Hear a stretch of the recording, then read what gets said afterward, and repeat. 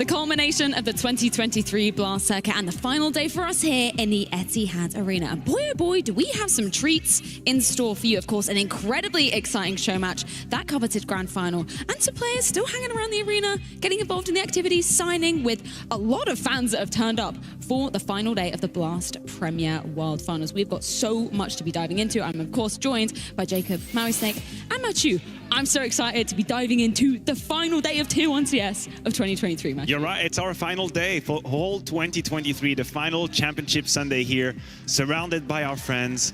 What can I ask for more? I mean, Jacob, I'll extend to you the courtesy for this. Yeah, thanks, man. I appreciate it. You say friends, I said a great colleague. Anyway, it's gonna be great. It's gonna be great to watch some Counter-Strike today. And as you said, it's not only the final time for us, but obviously also for the players to hoist one more trophy to the cabinet. But before that, we got a show match and some other fun stuff happening. Yeah, we do have some other fun stuff. As much as we have our disagreements, Jacob, we both love one thing. That's a bit of gossip, isn't it? Yeah, and actually, I came prepared for you. I brought some props. I got some popcorn that you guys can share over here. Me and Maui, of course, got some popcorn, and now we can chill a little bit and have a good time. Yeah, because there's been some news, some headlines, if you will, going on overnight with a lot of the rosters that we're going to be seeing heading into 2024. Maui, I think we start off with ENCE because, oh my lord, the tweets that have been going out, basically an implosion in that camp. What's been happening? They've been gutted. They have been stripped, torn asunder.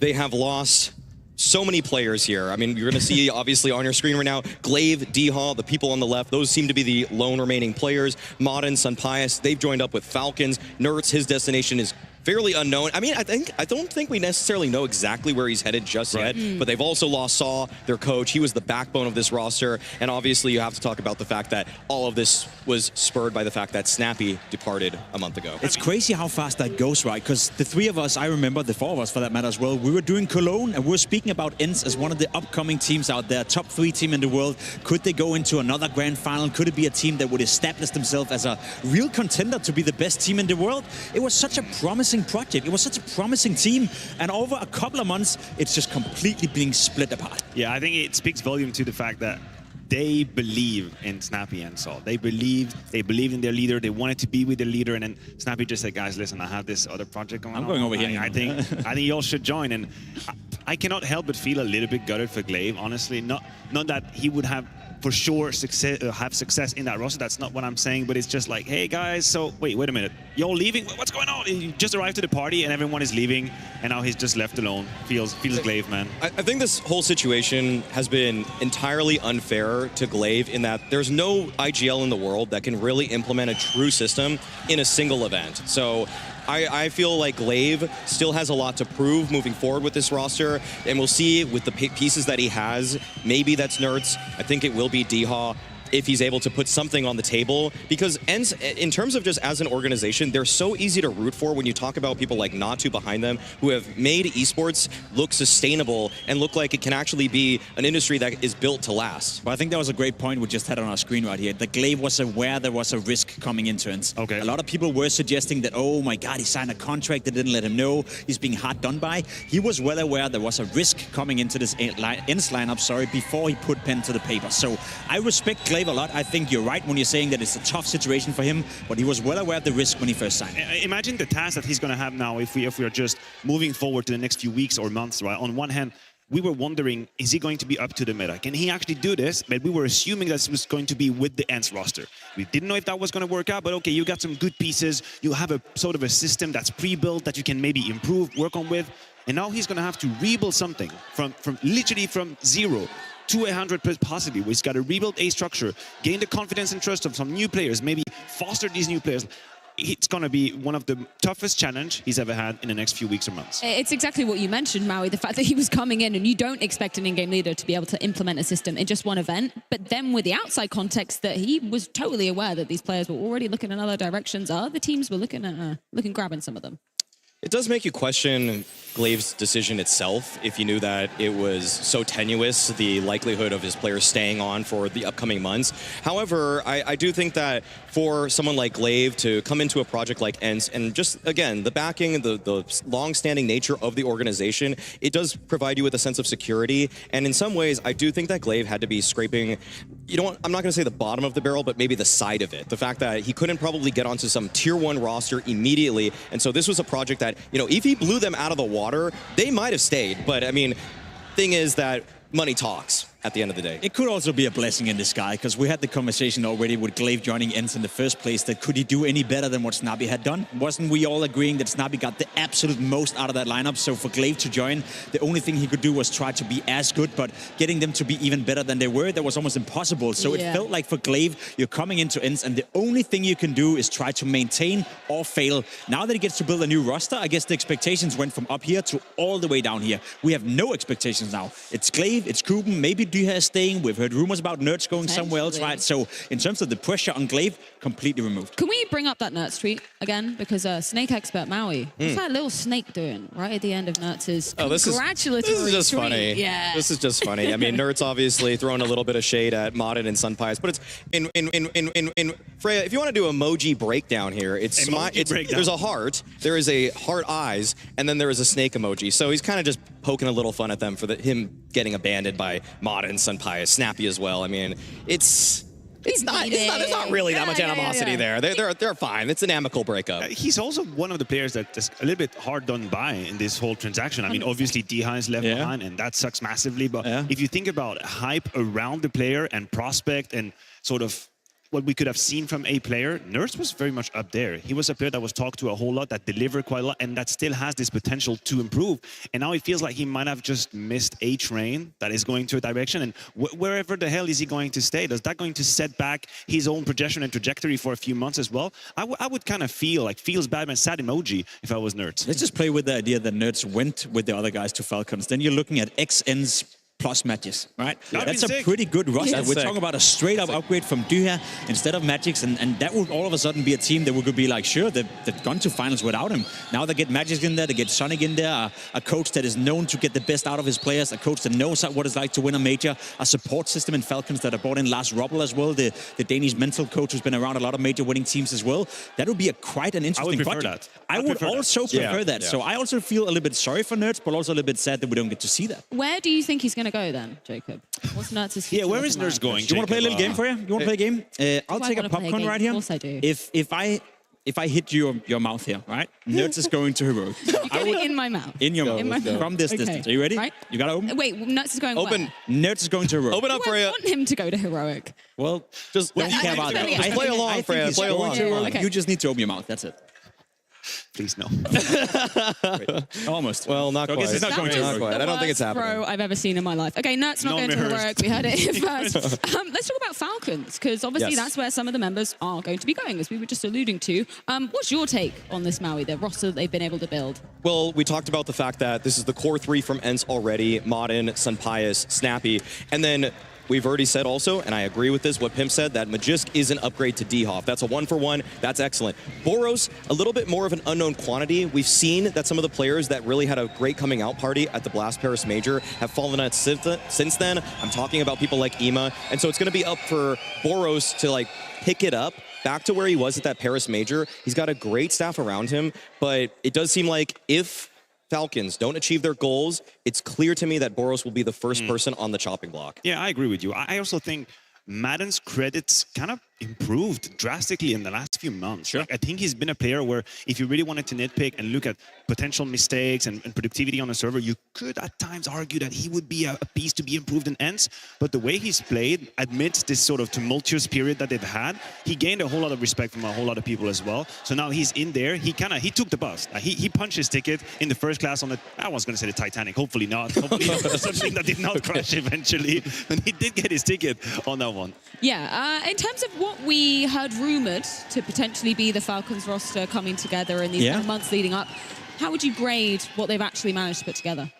I think given the circumstances of what's going on in the scene right now, it's a pretty good result for them, right? They got 3 of the core players from ENCE, a team that we spoke about already, has been into grand finals, that has a lot of potential. Just getting Snappy and Magix in the first place, that's I wouldn't call it a guaranteed success, but I guess it gives them attraction power, right? It's signaling to the world that we can and will build a good team over time. However, had they gone for Nico, had they gotten him into the lineup, that's when we speak, about that X factor. Would Monacy have joined them? That's when we speak about the X factor. So I'm a little bit lukewarm lukewarm on the idea, but I think in terms of the roster and how they're going to do early on, it's probably the best case scenario. I would have given them an A if they were able to secure the services of Nico, secure the services of Monesi, but getting what is essentially a rebuilt and retooled core of ENCE, I actually am more likely to give this a C+. It's just, it's passing. Sure, they got a decent roster, but when you were shooting for the stars and we knew how much backing this Falcons roster had, you should have been swinging for the fences, and you have a roster now that, in my eyes, has probably a 70% likelihood to qualify for the major, maybe 70 to 80%,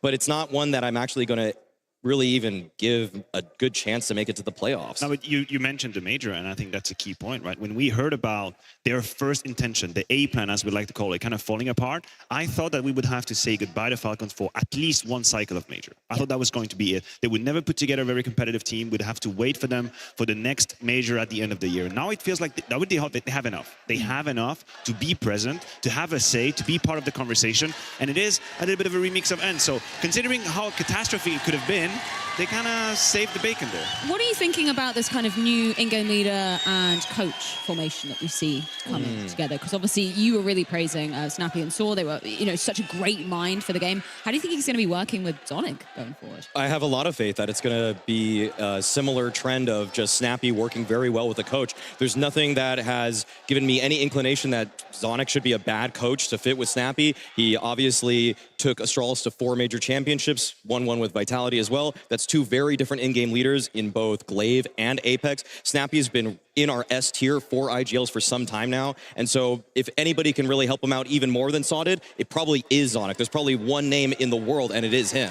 I think it's a good match in the sense that Snappy is the type of in-game leader that doesn't mind the coach having an impact on what's going on with the team in terms of scouting players, preparing for a game, etc. Look at a guy like Cadian. Sure, he wants to work with a great coach, but the reason why Exist was brought into Heroic in the first place, I almost felt was that Cadian is still the leading voice. No matter what, the coach will not be a voice that is stronger than Cadian being the in-game leader. Whereas for Snappy, he's controlling everything that's happening on the server, but he doesn't mind giving out responsibility or working in tandem with coach, with Sonic, with Saw outside of the server. So in terms of matching up and working together, I think that's a great fit. I think that's where the whole debate will be, and this is where we're going to make projections and hypotheses, right? Because if we're just thinking quality of both these parts, Snappy as an IGL, Zonic as a coach, of course, it's absolute golden material. But we mentioned the Vitality stint. It took a little bit of time for Zonic and Apex to work together. Yeah. They came from drastically different philosophies on how Counter-Strike was supposed to be played out, and at the very beginning, it was not pretty at all. So on paper, it looks great. Let's see if they actually do want to play the same CS and how long it takes them to be on the same wavelength. So talking about Snappy's former coach, what do you think of Saw's move to Heroic, Maui? It's tough to grade that one without knowing what the rest of the Heroic roster is. Yeah. I wouldn't necessarily think that it's a bad place to start going with somebody like Saw to try to build a roster. With Saw, he obviously also, before even joining ENCE, was working with Havu, who also were able to accomplish much more than you would have expected, given that they were a severely underpowered lineup. And so with ENCE, I think he kind of did the same thing again. He actually put a lineup on paper that wasn't really too strong and turned a couple of the pieces, like Nerds, for example, into bona fide stars. So if there's anybody that I want to be one of the foundation pillar pieces for a roster, I don't think Saw's a bad shot whatsoever. I agree with you, but where I'm a little bit disappointed is that this feels to me as a lateral move for him. And I feel like he had already earned his stripes. It done enough with what he was giving in ENCE to maybe give him the keys to something a little bit bigger, a bit more put together in place, a bit more prestigious. And now with Heroic, we don't even know what the hell lineup they're going to put together. We have no idea. It's going to take him so long, arguably, to put together a roster to once again showcase what he had. I mean, let's not beat around the bush. Like, people were talking about potentially G2 could be a name that you mentioned for Saul. Like, I thought this was the moment. I thought this was the moment for him to take a step further, and I feel like it's a little lateral. You say a lateral movement, I say a downgrade. It's a straight-up downgrade, having to build up a new team under Heroic. There's no doubt that with the new owners in Heroic, it's probably a different economy. You know, there's some financial stuff that's obviously going on in there as well, and that's why Heroic are able to attract a coach of his caliber. So if you're Heroic, I look at it and thinking that's a massive win, because I agree with you. If anyone could build up a team from the ground, it would be Saw. We've seen that happen before, but from Saw himself, I agree with you.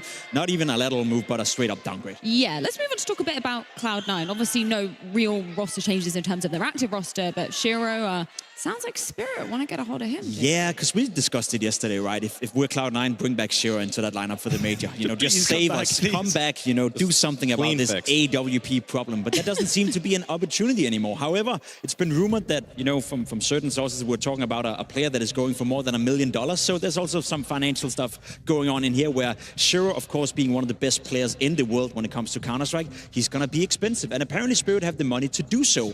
I think he's going to be missed in Cloud9. I still think Cloud9 is going to look back at this move thinking, why on earth did we allow Shiro to feel so uncomfortable within our team that he wanted to bench himself and move to Spirit? Because that's not an upgrade for Shiro either. That's a team he's going to where he has to try to elevate the team and not the team elevating him. When we think about the prospect, though, of Shiro alongside Dom, I love it. I get really excited. I do get really excited. I will say that Chopper has proven, though, time and time again, that he can also bring rosters like this. With you have Donk, you have Shiro. He's brought teams with Dexter, with worse pieces overall, to the playoffs of a major. That's why I'm also really excited about it, because I think Chopper has been perennially underrated in terms of the fact that he has consistently brought rosters into major playoff situations. And for my money, this is probably, on paper, one of the strongest rosters he's had, firepower-wise. Oh, that's going to be interesting, yeah. The Shiro Donk and that Spirit jersey. Shiro Donk, yeah. Shiro, that is a combination, but I do agree with you. I share your feeling. I just look at Cloud9 and I have so many names that come to my mind who could be there as a sniper. And to think that they had Shiro, they had his caliber, now he's gone as well, kind of pisses me off. I'll be honest. Kind of pisses me off. Jacob, do you want to play a game? Yeah. If I land this in your mouth, simple. We doing the mouth goes thing to again? Simple. Okay, goes you to better Cloud9. aim now and you better be okay. Is that as big as you can open your mouth? Throw it harder than you think. Okay. No simple to not even Cloud9, close. huh? I want it so Nice, badly. though. That would be nice, though. That'd be nice. I want you to have it. There, I couldn't do it. It's actually really not And happening, this is why we're not up on the stage, because we can't aim for shit. Let's talk about Cloud9's going forward then, because I think we all want something to change with the AWPing role in that. We're kind of, you know... I want to call you out a little bit, Matthew, right here, because you've entertained the idea for me on some of the desks together that you're not sure Exile is going to stay in Cloud9. Right. And in the beginning, I was like shaking my head thinking, you're wrong. You're wrong. You're absolutely wrong. However, I'm starting to entertain the idea. This tournament, though, Exile played okay Counter-Strike, but let's play the game of you need an AWP in Cloud9. Who do you remove? Is it going to be Exile or is it going to be Hobbit? Because I agree with you in that sense that it got to be one of the two. I think if you, to find the answer, you cannot just say, is Hobbit better than Exile, and then stop that question here. I think this is not going to give you the whole overview that you need. It's a matter of the positions that are to be filled, the roles that are to be filled, and how would players actually behave and perform in these roles. And I think it might sound like a backhand compliment, but it's not. I think Hobbit might be more comfortable in shit roles. Let's just not mince word. That's just how it is. Whereas I've seen Exile disappear completely from games where he's not being catered to and have a hard time. I don't know that Exile can be the guy that they need. If they bring in an AWP. He's strong as hell. Exile is strong. He's stronger than Hobbit. But Counter-Strike is not just 5 players being put together. There has to be some sort of synergy, and people have to be comfortable in certain roles. And I don't think... Exile is not a magist for that. No. He's just not. I'm sorry for taking your job fair right here, but Maui, just entertain the idea. We'll get back to you eventually. Entertain the idea that you let go of Shiro, you know, a top 5 player in 2022. Now we're also letting go of Exile. Oh my God. A top 5 player of 2022 as well. You're letting go of Exile and Shiro, 2 of the best players in the world of Counter-Strike, and you're telling me they can't fit in Cloud9 if they want to be the best version of themselves? What on earth is that? To me, that reads as poor upper management. It reads as a poor leadership situation too. I mean, I've actually thought that Exile was serviceable at this event. I would say that it was obvious that Electronic stole the show for this team, but I still wouldn't actually take Hobbit out. Or I mean, I would definitely take Hobbit out and leave Exile in. Like, I still have faith that Exile can be a really strong bomb side anchor. He doesn't need the most support. T side can be a little bit weird for him if they don't set him up in any way, but I do think that this team still, to me, just reads as like upset potential in a BO3, but never actually the consistency and system to actually make it deeper. But don't we all agree they need an AWP, right? They do. Someone's got to get out. Someone's got to change for it. Listen, I told you it's going to be, it's just going to be Navi again. I guess it's my responsibility. What about you, Freya? How do you feel about Cloud9? I want an AWPer. I want simple there. I didn't hit the shot, so you ruined that for everyone, so actually. Good for that, yeah, unfortunately. So what's your take? Have you been sold on any side of this equation? It's Exile Exile or Hobbit? Yeah, I'm undecided, to be completely honest, because I think it's a crazy conversation to have in the first place. The fact that we're talking about a Cloud9 without Shiro, without Exile. You know, a year ago that would be unimaginable. Like, we couldn't even entertain that discussion or that conversation. I do agree, though. I do feel Hobbit role-wise is maybe a bit better suited for it, and I think that's where Cloud9 is struggling, right? They also feel they need an Opera, but they also feel they can't get rid of Exile or Hobbit. So what do you do? I don't want to let him off the hook too easily. Perfecto was really bad at this event too. Ooh. Oh, So we removed Perfecto too. He was quite bad. There's a lot to think about So if you you're need two Cloud9 anchors. in Coming so out many of different left ways. field, man. Just saying. He was hard to watch. It was really hard to watch. Objectively correct, but maybe that's not what they're going to change. I don't know. We're going to have to wait till 2024 to see exactly what's going on with a hell of a lot of these rosters, but we're going to be throwing things to a quick break because when we are back, it is time for our show match. It's going to be Henry G and Anders guiding you through all the action.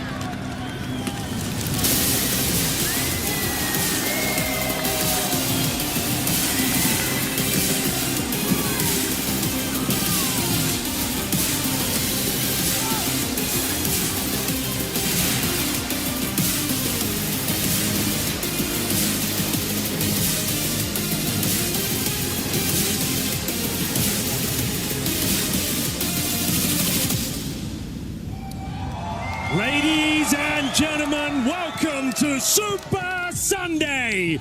Oh, the atmosphere is electric in the arena today. Of course, we've got Vitality taking on FaZe in a couple of hours. But first, Anders, we need to settle a historic rivalry. The show match is coming up, and we have Team India versus Team Pakistan taking each other on the big stage to decide it all. Are you excited for this one? I've never seen a crowd this excited for a show match. I'll be honest, Henry, anytime we get a new region into the space and put a little bit of spotlight on them, I am excited. I think it's what the game needs. Obviously, huge potential. I think it's a really great cause. I look forward to it. It is a great cause, and the whole idea of this, we're laying the foundation for South Asian Counter-Strike going forward. It's not just a show match. Going forward into 2024, there is an event happening called The Draft, which is going to be happening starting in January, going into February, ending in Atlanta in Malaysia, called the Super Six. The concept is simple. The idea is that we'll be taking legends from Counter-Strike in general, be from Europe or North America, joining teams from India and Pakistan, playing in the tournament in towards January, and the idea is we'll be actually bolstering the nations, actually showing they have amazing representation over there. It's a gaming nation, and they actually don't get much say in Counter-Strike right now, but we know they've got amazing players, and this will be a chance for them to show that they can keep up and actually have a chance going forward in tournaments. Yeah, there's plenty of FPS representation in India and Pakistan outside of Counter-Strike, right? But Counter-Strike's been overlooked a little bit. It's a real shame. Like, we got a new game coming out. We should be trying to pick up as many players as we can from that region. As we mentioned, it's called The Draft, and to show you a little bit more information, have a look at this.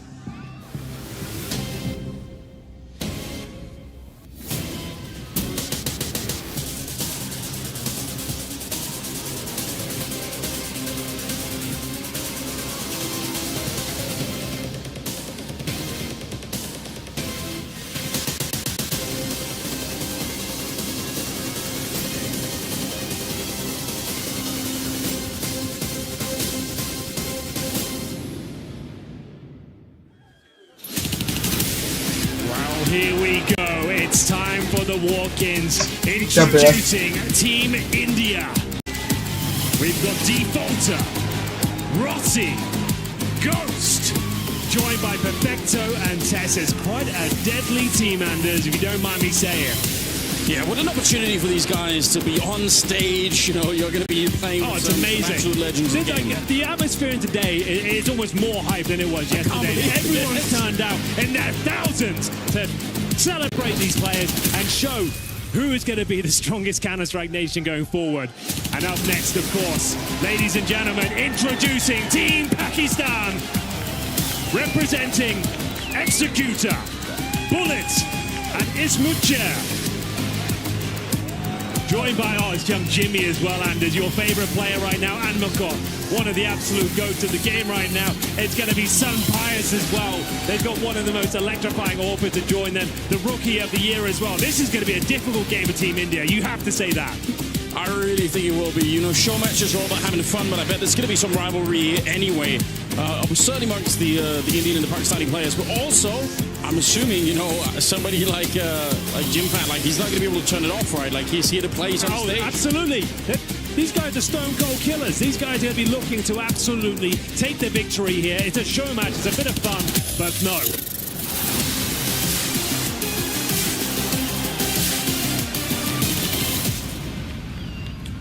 Wow. The stage has been set. The players take their position, and bear in mind, it's a traditional blast show match, Anders, and you know what that means. We might not have any chickens today. I'm going to warn everyone. There won't be any friendly chickens out on the stage, but the usual antics you've known to come and love. Maybe a few smoke bombs in the booth. Who knows? But time will tell. I can confirm, though, the map is going to be Anubis, Anders. Your favorite map at this point. It's fantastic. It's been great this tournament, and the players are in position. Sun Pius and Jimmy in the mix as well. I think Team Pakistan might have the edge here. I'm not sure. This is going to be real close. So, as we mentioned, this is the name we're going to struggle the most. Ismutcher, Bullets, Executor, Sun Pius, and young, you're slipping Jimmy at the end there. That's going to be Team Pakistan. That's going to be deadly. And I really think it looks stacked, doesn't it? Like, it looks hard players to play up against. Yeah, those guys, they're killers, man. They want to make sure they turn up and deliver. They're not going to be treating this like it's a fun game. Some Pius and Jimmy are going to be playing for pride out there for sure. And of course, Tessis and Perfecto joining Team India, which will be Rossi, Ghost, Defaulter, and of course, Tessis and Perfecto as well from Heroic and Cloud9 respectively. I guess, Anders, I need your prediction. What are you going to be going for here? Oh, you know, we do have a lone Dane up there that, you know, kind of, but I'm going to be honest, that's fair like the enough. combination. I think you have to be on Team India, then. Do I have to? I think so. All right, I'll give Tess a little bit of backup. I'll be on the Indian side for this one. He had some bad news this week as well, you know. Like, give him that, Anders. Let's give him that. All right, you all right. support the I'll young side Dane with out the there. Indian side. I'll take Team Pakistan then. Like, I think this could be a great game either way. Bear in mind, ladies and gentlemen, it's all about the future and shining a light on South Asian Counter-Strike going forward. A historic rivalry about to be settled on the stage right now. If we're talking cricket terms, India are the #1 nation in cricket right now, but are they the #1 nation in Counter-Strike? Abu Dhabi, make some noise! Oh, yes, indeed. We are ready to get underway. A best-of-1 on Anubis here. Team India starting the team side. T-side and Team Pakistan. And we're straight into guns, and there's no pistol rounds here. What is going on? They are fully equipped right off the bat. We don't want to waste any time. It's a team kill. No! Kill to start with. Rossi got the opening on Executor, but he went down straight afterwards. And then straight into a 4 versus 4 now. Some Pius here in the back with the AWP. Perfecto of all players is going to be able to out-AWP him. All right. We'll get a kill in the meantime, but still, it's a 2 versus 2. There's rotation happening, and there's a flank happening as well. It's actually Jimfat who's coming up from the T-spawn. Bear in mind, you can get involved in a show match. Get on Blast TV right now. You can vote what happens in the booth, who gets the punishment, and you can see raining nades or short fuse coming up next. So there will be raining nades and raining bullets from Jimfat as he finds the kill. 2 versus 1. He'll be joined by bullets as Defaulter fends them off. He does have 51 points of health. No utility. We'll see whether he can do anything about this. Should be a default plant. He's been engulfed by the flames here. First kill. He can't quite land the shot. The full defuse is coming in. Team Pakistan going to take his first round, and they absolutely will. Dominant victory there. Nothing he could do. Too many incendiaries, too much fire, and he's taken out of the equation. Double Molotov, Henry, to shut him down. He had an HE, and it almost got the kill on the guy defusing the bomb, but it wasn't quite enough. So, close call, to be honest, but yeah, it's a classic rush. No real setup for it. Just go hard at the bomb side. That kind of sets the tone now. We're not doing any nonsense with the pistols. And We're straight into the gun rounds here. Sam Pius is loving it. As it will be Team Pakistan to take that first round. So now it's raining nades. Hallelujah! the fans voted. It was overwhelming in the favor of the nades. You know what this means. I mean, if you didn't practice this, you could be left behind here. But just the infinite grenades that are going to be raining down. You can keep throwing each as much as you want. Cover the whole map in fire. If you buy the Molotovs, it doesn't end. Okay, that sounds like chaos to me, Anders. I'm not sure beautiful. CS2 can even handle it. Imagine like 10 smokes going down at once. They could crash the server. They might. Yeah, actually, we almost did this last time in Copenhagen. I think we almost did crash the server. So just to reiterate, there are infinite grenades. You can just keep bombarding. The airstrikes are coming through here. The HG grenades. Widow's going to be an absolute nightmare. Presumably the CTs have the advantage here, Anders, because they can just lock off those choke points time and time again. It's Pakistan looking to continue the streak here. Some Pius with 1 kill to his name. He's only got a P250, right? He's only got the pistol. Wait, he just didn't even want a gun, I guess. We're just going to be focused on just those grenades. As back and forth we go. It's like dodgeball out here. Keep no running, use the weapons. Keep running. They're coming for you with the nades. Executor gets 1 in return, but this is madness. This is closer to sort of Worms 3D than it is to Counter-Strike at this point in time. They're just all using the HEs. They don't even stop. Look at how low Executor and Jimfat are both. This is where I expect Team India to take the advantage. Bear in mind, like I said, the #1 cricketing nation. They've got some backspin on these grenades coming through as well. You're really poking at an open wound there, Henry, you know. It's a serious thing I've heard. Jimmy's blown himself up. He exploded himself. Why did he do that? It's unreal. For now, though, a 4 versus 3. They're actually running strats with the nades. I've never seen anything like it. Oh, here we go. Bullets showing up just in time. Going to drop more grenades. The bomb attempted to be planted here. The nades will blow up Ghost in the end. 2 versus 3 now. How do you defuse in front of these grenades? The smoke on top won't matter at all. Just throw 10 smokes around, I suppose. Just throw smoke after smoke. The grenade's coming in. You can see it's an excellent grenade from Bullet. It might be enough here. Perfecto had to deny the defuse. He's doing a good job. They can't get on it. You're right. How can they possibly fend him off? Someone needs to initiate the defuse. Is coming in, but Bullet will take him down. It was raining grenades the entire time, but once again, Team Pakistan came out on top. Oh, that is absurd. I thought he was going to be able to just stand there and just throw grenades on top of the bomb so no one could defuse it, but it didn't work out that way. Jim, look at this. He's flashed. He's got flashed, and as a result, he just threw it straight into the pillar and blew himself up. Well, that round took so long. They actually rotated mid-round with the nades. My God. My. Are we going back to business as usual? Is that the end of the madness? At least a respite? Yes. For a round at least. I can see some guns being brought out here. Sampaio, one of the deadliest snipers on the planet right now. He sees a player crossing over. Nice footwork there. Team India looking to breach open this A bomb site. His bullet to defend. See if he can deliver to his name. Oh, he delivers one right to the dome of Rossi there. Opening frag. As Team Pakistan hold off the A-bomb site admirably right now, but Ghost is fighting back with AWP, and the rotations are coming through. Tesses needs to be careful. Here he comes. Is Munche mowing them down with the M4A4. Grenades being deployed. Flashbang. Will he take the wide swing as the bomb's being planted? Double flash to set it up. Molotov behind. That's surely going to get the kill here. Nice work. He's going to get it with the rifle instead, but the counter grenade comes out. It really slows him down. Not easy for Muchi to come in and actually do anything here. Sampaio. Oh, he can't get the scope off in time. Perfecto will take him down. It's looking like a great round here for Team India. First on the board for them. Yeah, that's much more like it. It's a traditional round showing their prowess, a nice little A execution, and it works out for them. The opening frag went in favor of Pakistan as well, but they couldn't quite fend them off here. Nice entry there from Bullet, but unfortunately overwhelmed. Tesses showing some nice form here. Perfecto to close things out as well. Oh, he's loving it as well. That's what they needed. Team India on the board. I think this one's going to go the full distance, ladies and gentlemen. So let's have a little temperature check. If you're here for Team India, make some noise. Okay. And if you're here for Team Pakistan, let me hear you. Oh, I'd say the latter might have them there. Actually, you might be right. Yeah, okay. That's unexpected, but all right. Wow. We are getting into another wacky round, Henry. I hope you are ready. I missed it. Which one is it next? The monitors are off. Oh, God. They are playing in darkness. That iconic moment. Remember Moses cheated when this happened. It still keeps me up at night. I can't believe that. I thought I knew Jason. There's for a lot about his character, doesn't there? Cheated his way to victory in a show match. Not for the first time. Just tells you, no matter how much you know someone, Henry, you really don't know what's at the core of their person, So just to reiterate, they can't see a damn thing. Every player has a black screen but Tesses right now. knows. So the bomb plan is the ace in this round. He's got the bomb. So, he's actually doing a good job. He is actually working this one out. He's walking as well. He knows where he is. He's got a mind map of where he needs to make his way to in the A bomb site. Oh, they're hitting each other. Jimmy! Oh, yeah, Jimmy knows. Jimmy's aware. And the bomb, if he hears it, he'll get the sound cue. Oh, my God, the bomb's going down. That is absolutely massive. There's surely no way he can defuse this one. They have 5 defuse kits. He's got the bomb. That's so early. Yeah. You throw it right away. But how can they possibly find the bomb at this stage? How can they even navigate their way towards the bomb site itself? Look at Jimmy, the bat here. He can hear the bomb, right? He knows. He's thinking about it. So if he can just follow the sound cues. Has he got a kip? He has. They all have. He's trying, but flashes are coming out as well. There's a smoke on top now. Use the force, Jimmy.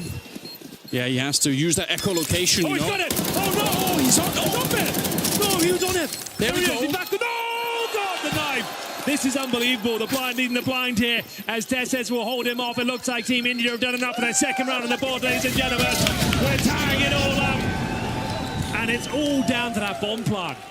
That might be the best round with no monitors we've ever had. Like, in terms of Tesses somehow just absolute nerd, learning the map with his eyes closed, finding the bomb. So I don't think many people could do that.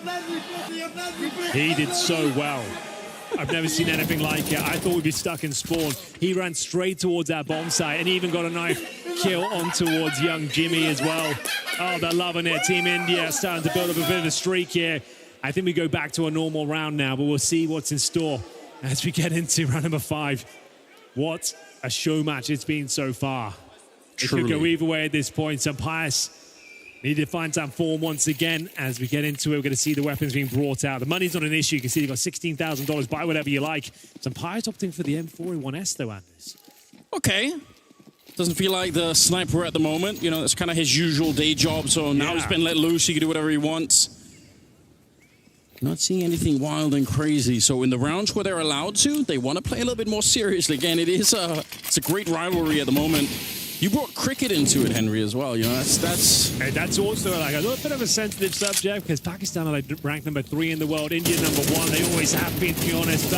It's Pakistan looking to fight back here, but it's Team India overwhelming this B bomb site. It's Butchie, gets one, but it's not quite enough. Rossi will answer back here. They've actually got a solid grip on the B side itself. Bullet will remain, and he's got himself in a very problematic scenario. tries to blow open the smoke. I've no idea what he can do at this point in time. They know exactly where he is. A little bit of a flashbang. He actually runs in front of it. It's not a bad move, but there's 3 people waiting on the other side. Another good round here. Team India starting to gain momentum there. They're packing together these rounds nicely at the moment. We'll see how this one keeps going. We've got more tricks up our sleeves, no doubt. Fans are voting over on Blasted TV, so we'll see what the next round can come up with. Keep the votes coming in. I want to see the smoke bomb encounters. We've got to see that. That's always a crowd pleaser. Gets everyone going. It does make people happy, doesn't it? You know. Pecto, you've been on the stage a few times. What could possibly be wrong? Come on now. Let's get on with it, shall we? Mine's not working. Got a little, little issue here or there. So the smoke round, that's one of your favorite ones. You enjoy that? Yeah, just to kind of like anything that makes the players uncomfortable in the booth, I think is the most exciting. I feel like I'm curious to see what people are going to buy with the hyperspeed round. I feel like people always end up on the P90. Nobody ever buys the Negev. I'd love to see a Negev in hyperspeed, you know? Maybe the XM could also be good in hyperspeed, like fast reloading with a shotgun. A lot of people are saying that shotgun's overpowered now. It's overpowered. Yeah, I've heard it's too much. It's not true. I saw it on Reddit. I don't know how much the chat really means, but, you know, some guy said it. Well, if you're just joining us, ladies and gentlemen, welcome to yet another Blast Show match here. It's Team India versus Team Pakistan, a historic rivalry. And, what's coming up here next, Anders? I don't like the look of the main screen. Oh, this could get a really wacky. I don't like the look of this at all. Maybe that's why Perfecto's confused.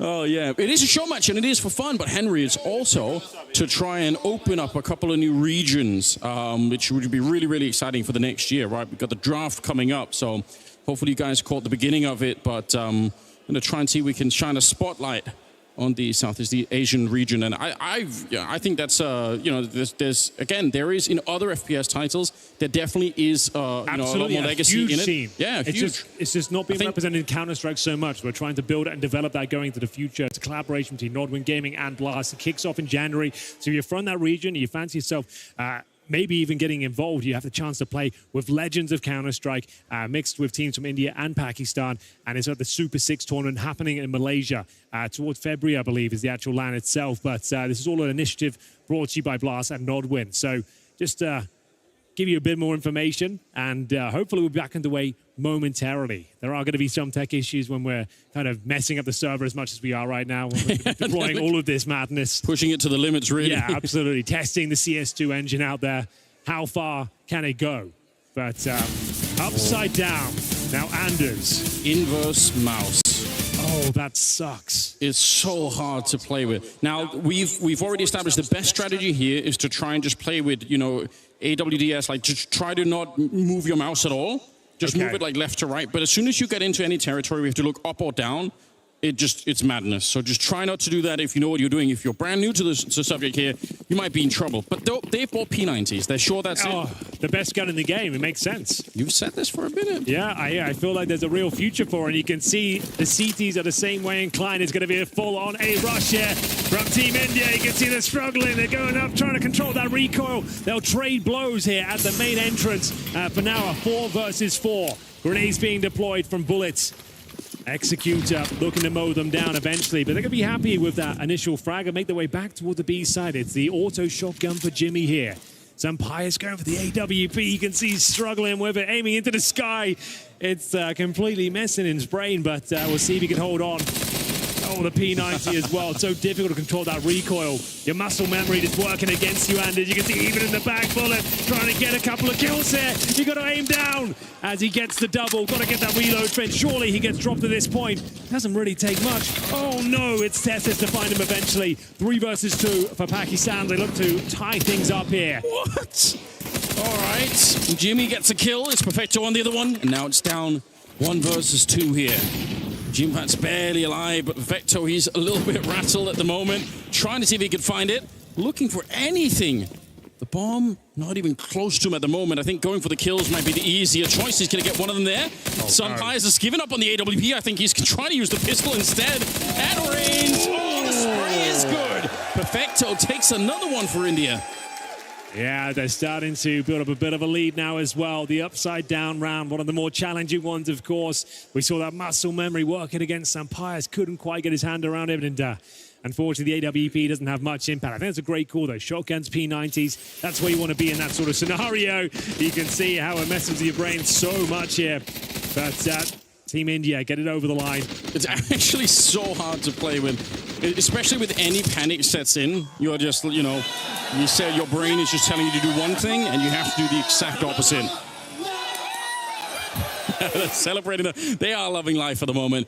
They've got a 2-round lead, Henry. It's not bad. Not bad at all. Indian team are running away with it. It's a T-sided map, but yeah, Team India put the best foot forward.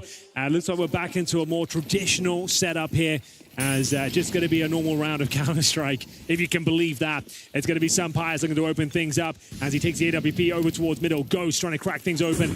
He has to be bomb side, but it's Munche! Oh my goodness, he does get a lovely spray down here. Team India on the back foot, 4 versus 2. Perfecto and Tesses. Wow, quite the combo. Difficult going to be shut this one down. They have got Jimmy alive as well, but surely this is where Pakistan can close the gap. Tesses on the hundo, looking down towards those canals. Yeah, he heard the bullet land on the wall behind him, so he knows that someone is in there.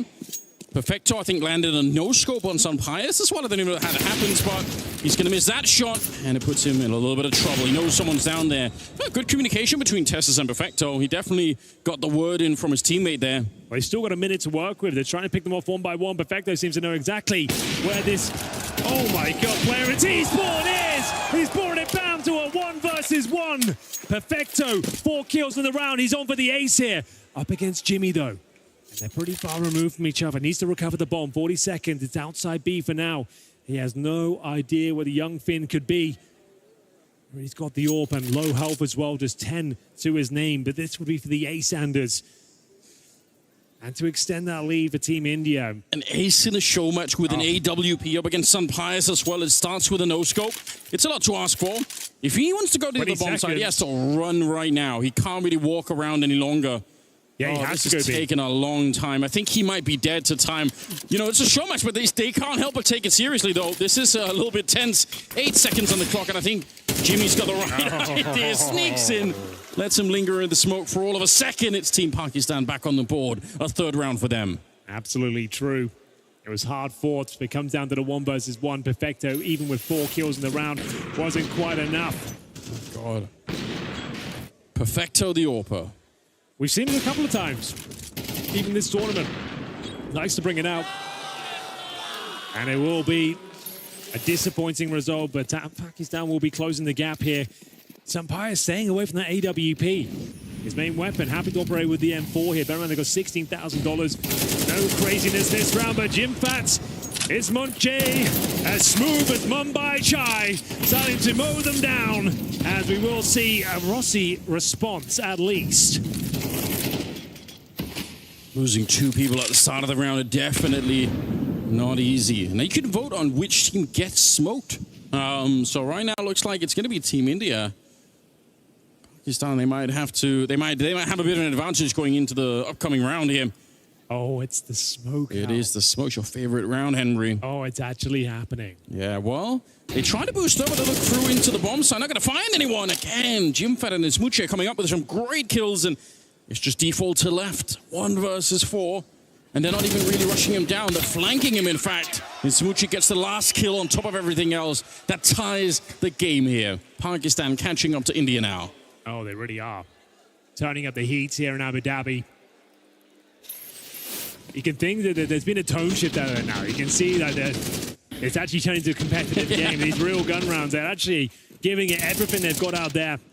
This one falls in favor of Pakistan. We tie things up. And what have we got next, Sanders? What could possibly be in store for us going forward here? We've seen absolutely everything so far. Oh dear, is it smoky in here? As we'll see, one of these teams suffered the fate of a very difficult round.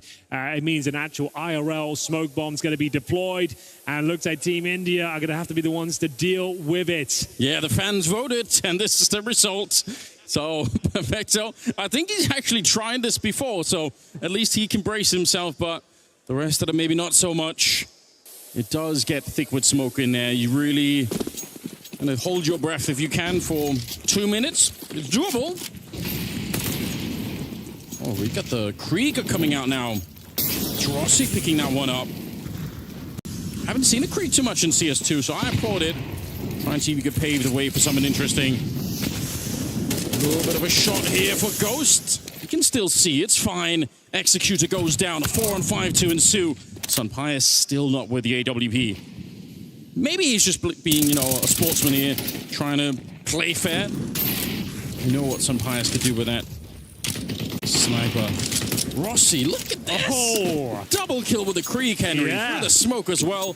They've opened up the bomb site. They should be able to get the bomb plant here. Yeah, fancies himself Sachin Tendulkar of Counter-Strike, it seems. As we will see Perfecto answering the call with the AWP. Finds himself a couple of kills towards the end. Team India back on the board. Beautiful work there. Rossi mowing them down, making that Krieg work as at range as well. Yeah, he's actually perfected the scope spray. That's rare, you know, you don't normally get to see that, but good job. And Perfecto trying to land a job as a future AWPer somewhere. You know, the whole conversation on Cloud9 is that they need an AWPer. So maybe Perfecto saying, you know what, I'm it. He could be the guy. Let's not make any changes. Well, it's Sunpius. He's had enough here. You can feel this game slipping away. We're getting to round number 10. Rossi opening the fragging once again. He's looking red hot out there.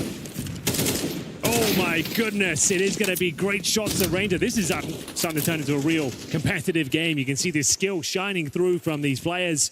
3 versus 2. Perfecto and Tesses left once again to pick up the pieces here. Sunpius, the bomb is. Where is it? Dropped towards the A bomb site. So one way or another, they're going to have to rotate this way. Team Pakistan seem to know they are already grouped up, practically standing on top of the bomb. That could be a bit of a problem, but we'll see. Look at who they're up against. Bullet. Oh, he takes down Tessus. Great work. And Smooche just catching the perfect timing and taking down Perfecto. That is a bit of a comeback in the making here, as Team Pakistan start to climb back up, tied up 5-5 as we head into the next round. It's neck and neck. And no one's getting away with anything here. Oh, and it's the gravity, Henry. Okay. This is where things get really on Anubis wild. Especially, I think the skybox is now in CS2 being fully open. You can actually go anywhere. You could actually just jump over the map entirely, get yourself into a bomb site, and we'll see how high they can go. Auto shotguns. I believe you are super accurate in the air. So, yeah, you can just fly up. Off they go. Are they ever coming down? No way. Let's see how accurate the Deagle is. He's certainly trying. But Henry, you're also exposed up there. You obviously can't really find any cover in the middle of the air. So he's trying. Tess is looking up on top of the bomb site with a shotgun. Raining down hell from above. Even throwing Molotovs from up there. It's defaulted to get the killer return. Look at Rossi. He's not firing the gun. Look at how sneaky he is. The Indian space program is coming to get you. Watch out, Sunpius. Here he comes, Rossi. Oh, in the back. Sunpius didn't see it coming. Get the face full of lead. As Jimfap holds on for dear life. You can see the grenades are affected as well. They're floating through the air. And Tess says, oh, he's actually got some sort of stuck insane position here. He can't move. Can he fire any bullets? I think he might be there forever. He's clipped inside of the brush. There we go. All right. He found a way out. Unbelievably sneaky. He gets the kill, spins around, has to reload now. Yeah, he used the Glock instead. He's trying to maneuver, trying to stay active so to not get shot down. Almost got Executor here, but Executor's now falling into the map. What level of madness is this, Henry? I've never seen anything like it. Who comes out on top? Executor's gone for the rifle. You can see it's not really working out for him. He's getting chipped away at that shotgun. Will eventually get him. The bullets aren't landing though. The Glock doesn't have the range, Anders. It doesn't seem to be landing. 15 seconds remaining. Who comes out on top? It's a big round. It's 5-5 right now. 10 seconds remaining. Testis doesn't have the bomb. Needs to find the kill right here, right now. Few more pop shots. 5 seconds to go. One more will do it. Testis, no! He hits it! And the shotgun prevails. India takes the lead. One more round to go as you see 6-5 come through. He really squeezed the last seconds out of that round, and he really tried to make sure. What on earth is happening? Hiding inside of the walls. Where are you, Tessa? Yeah, Perfecto's asking, where are you, Tessus? Nobody knows. Unbelievable. The last round of the half is coming up now. India with a 1-round lead. See if they can make it 2 at the end of it here. We got normal rifles coming out once again. Some pious going down, but he did take Rossi with him. Nice shot from Executor at range. That's Ghost being dropped in the middle. Pakistan looking to tie things up here. Bear in mind, this game's important for them. India undefeated against Pakistan in the Cricket World Cup, Anders. Just want to put it out there. So this would be massive for Pakistan to pick this one up in Counter-Strike and show they are the stronger nation here. As Perfecto fighting for his life here outside the B bomb site. It's going to be a 3 versus 2. It's Tessus and Perfecto once again, this deadly potent duo. Looking to answer back, but I don't think they've got enough. I think Pakistan might have actually found the winning round here in the very final moments. 3 players remaining. Perfecto would have to do something unthinkable with the Desert Eagle. Simfap waiting towards A main. Ladies and gentlemen, it's been an excellent first half, and it will be Teams Pakistan answering back here, tying things up. We're just turning up the heat here in the arena. It's like a nice Indian Vindaloo, Anders, as we get ready for the halftime break. We'll see you after this. Hey guys, Flames and Messi here from Team Vitality. This is Team Heroic, this is Siphon, and this is Salazar, and we're doing Guess the Rank. What? Oh, it's his teammates. Okay. This is low rank for sure. Look at his teammate. He's just walking into every single angle, and no good player would ever do that. No, but he has solid aim. But he doesn't look at him, he keeps pulling out the bomb. Flash, the flash is plant the bomb. We need to plant. 10 seconds. Okay. Rating? I think it's more 15 or something. If I saw just the last one, I would think he's a pro player because he's holding like a. Yeah, but then you go back to his teammate who's running out full blind. Yeah, his teammate made me think it's like 5k, 12k. Oh my god. Yeah, I said 12 in the beginning, and I said 13. What's his name? Fish Puncher, boy. If we knew this. Mr. Fish Puncher. 12 games. I don't want to bully too much, but Fish Puncher is not a name for 12k. So this guy has very good pre-aim, and he's not walking into every angle, he's peeking them. Okay, but he has cool roster placement. You see how he moves? Yep. It's Xantares. Insta one tap. Okay. Okay. Oh, it's like Zywo. Probably like 22 maybe? Yeah, let's say 22. But look, because this is good, 2 shots, and then the third guy is just a mess. Why is he running like a... Yeah, but look at his last guys. Look at the reactions as well. Yeah, he doesn't react. He doesn't to the react. enemy. Look. Yeah. The enemy just stands in the middle of the floor as well. Yeah, I'm going with you. So I'm gonna come 20, and if it's 14, I'm a genius. But I believe in 20. This guy's 14,000. What? Okay. Well, then he shouldn't be there. Yeah.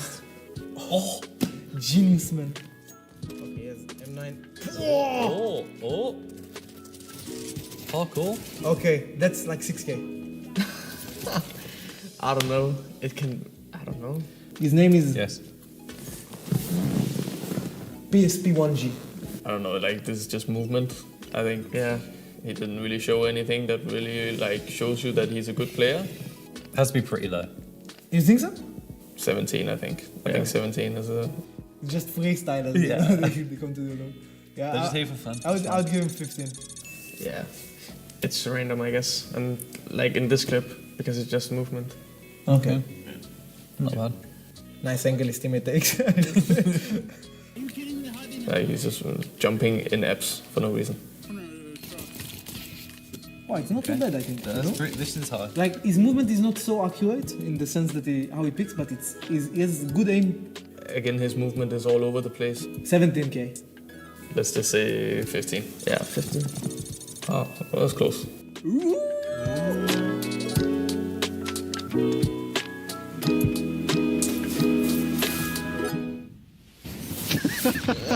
let's bait him. Oh, no. I flash mid. Go mid. I flash mid. Go. What the fuck is happening? I think they are going towards middle. Yeah, middle. Oh my god. Mid. Nice. I'm netting the smokes. I'm dead. I net myself. What the fuck? Bro, plant the bomb, you win. Oh my god, you just want to Let's go. No!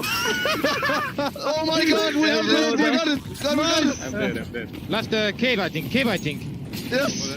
No. Smoke.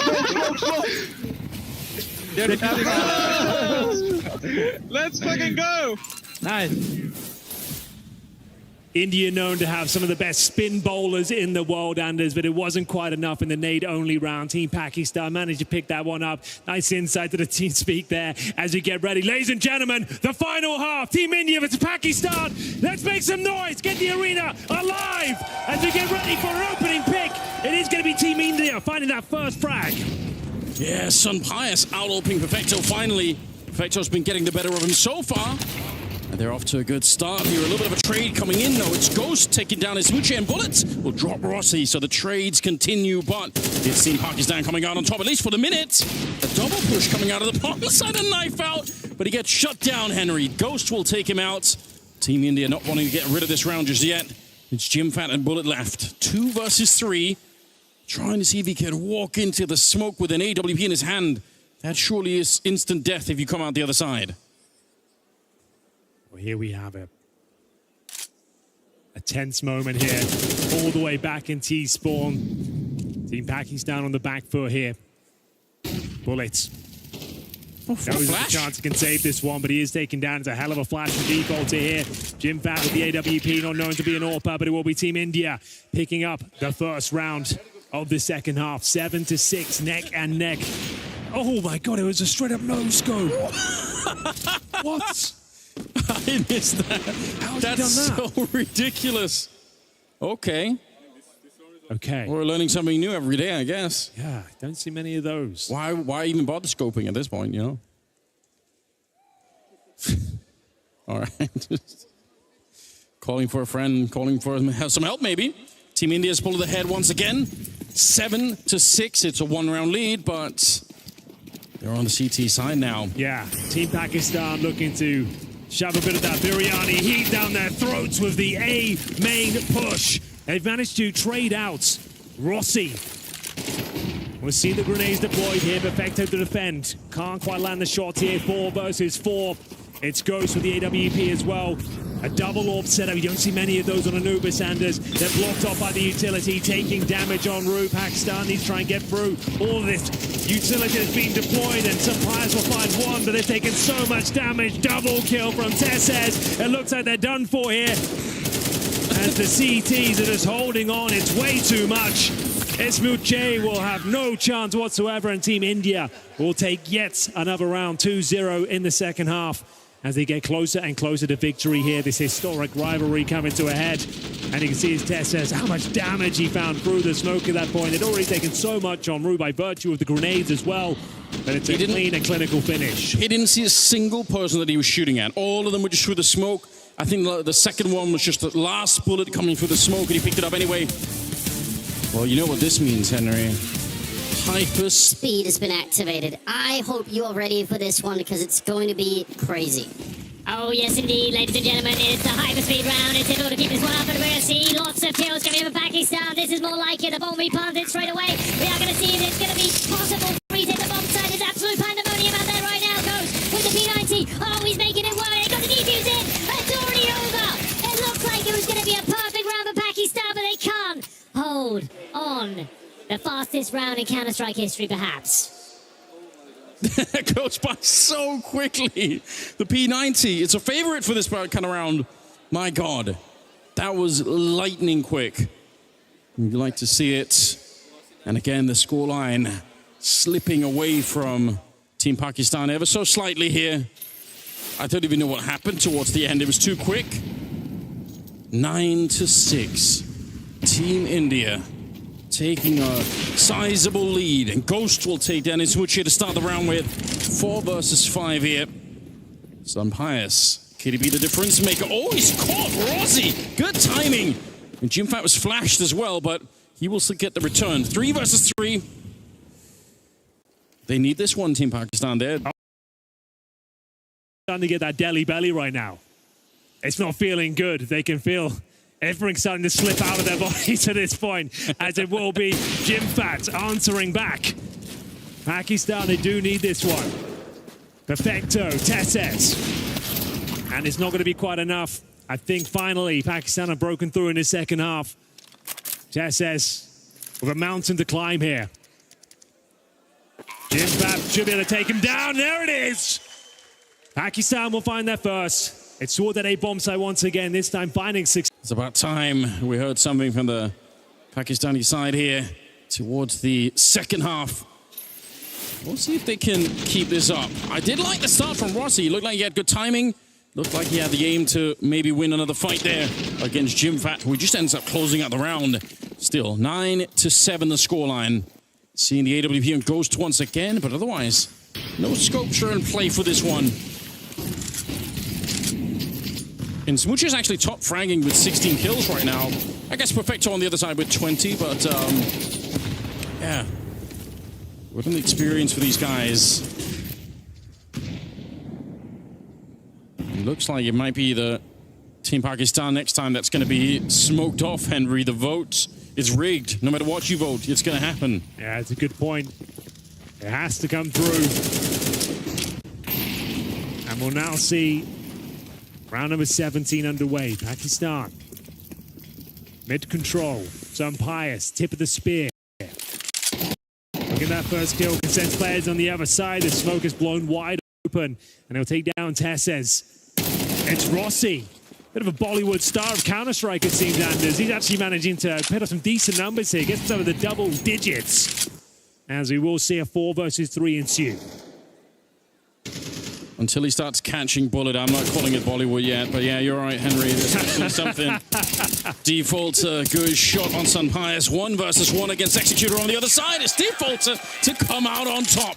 India to 10. Things are looking real good for them at the moment. Oh, yes, indeed. Couple more rounds, we'll find the map point. Bear in mind, it is a best of 1. We know the smoke bomb's coming once again. And it is going to be happening right here, right now, ladies and gentlemen. The best part of the show. And now it'll be down to Team Pakistan to deal with this one. They're already trailing behind, Anders. Yeah, now this is the last thing they need at this stage. They're playing with this. I swear they've got more smoke as well on the side, you know. Let's see if they can play through it anyway. Again, just have to hold your breath for about 2 minutes to be done. With a little bit of practice. Try and see if you can make it through without getting too distracted. You know, gets in your eyes, that smoke. Like, you're going to have to blink a lot more. It's just not a comfortable sensation at all. Jim Fat locked in, clearing all the angles. Playing like it was any other game at the moment. They are setting up for an attack towards the A bomb site. Looks like they're going to get flashed out, but they're pushing in front. Oh, this is going to be a... Looks like it should be an opening. Rossi, I can't believe that he's still alive back there. Finally, he will get finished off, but still, Tesses is on the site. And he's good for at least the 1. They keep it going. They're over on the bomb site. There might be a bomb plant to follow it here. Perfecto shows up, and before the bomb can even go down, they pick up another round. They get it to 11, Henry. It's really started. The Team India, they're pulling ahead in a massive way.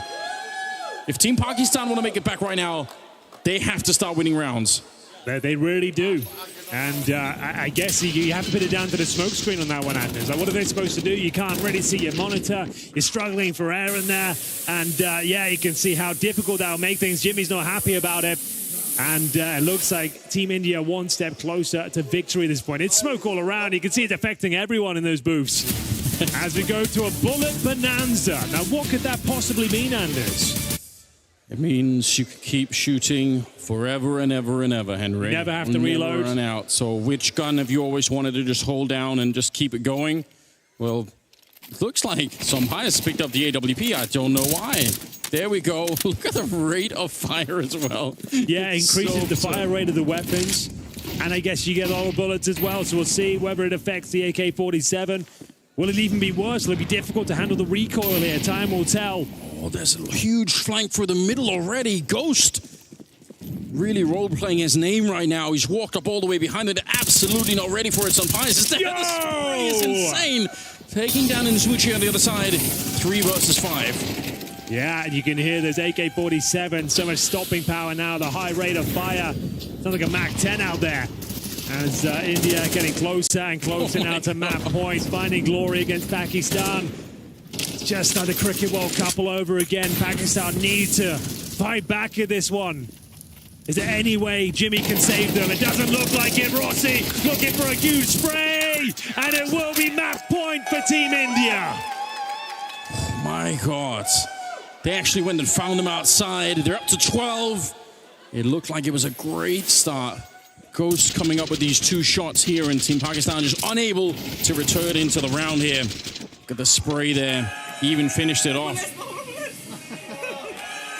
Glad they're enjoying themselves. Ghost, I think, ending up with a triple in that one. They just need 1 more round. They do indeed. Best Pakistan can do now is tie the game, and they can walk away. Well, that's the whole thing. But we're going into slow motion territory, and there was absolute pandemonium when we went hyperspeed, but now it's going to be a much more subdued affair. How do you feel about this? Well, you know how I feel about this. This is the Counter-Strike ASMR, Henry. This is where it just gets nice and chill. To be fair, this is how my voice sounds most of the time. This is my default voice. I don't think people would even know the difference. But we'll see if this is going to assist Pakistan. We're going bullet time here, Matrix mode. And we'll see if there's anything left to be said. 1 more round would do it for India. Bear in mind, this is all about the draft. Check it out. We will have more information on the Blast TV website. And it's kicking off in January. It's a chance to give South Asian Counter-Strike representation to play with Counter-Strike legends. There's a LAN happening in January in Malaysia. But it looks like India might have done enough here. Sunpias answering back. It's like a frag movie out there. It really is. It's dangerous. Any jump, any grenades thrown, you don't want to be doing that because it takes such a long time to get the gun back out. Oh, bullets. Some beautiful headshots keeping the dream alive for Pakistan right now. Sunpias gets a shot. They're actually turning this around. It's just Perfecto, 1 versus 2. Perfecto. What have you got for us? They're coming in his direction. First kill will almost certainly be his, but Sunpias trying to bait out the shots. He nails it, and Perfecto needs 1 more kill. Are we all said and done, ladies and gentlemen? This could be it, but Bullet, he says no! Absolutely terrifying, Henry. But you know what? It's worked out. Bullet, he was the man to save the team. They get to play on. They need another 4 rounds behind this one, but my God, he was accurate in this round. Beautiful. Just when you thought it was all over, Red Rover, we do see Pakistan with a fighting chance here now. It will take 4 rounds in a row just to tie the game up. We've gone for a triple AWP setup for Team India. Led by Perfecto. He's got 23 kills right now. And it will be Defaulter. He's had a interesting second half as well. Rossi's been fantastic. Start for the future of India. They're actually doing great work at the moment. They really are. And that might be it. Yeah, getting rid of Jim 20 HP. What a massive player to take down. A shot onto Executor as well.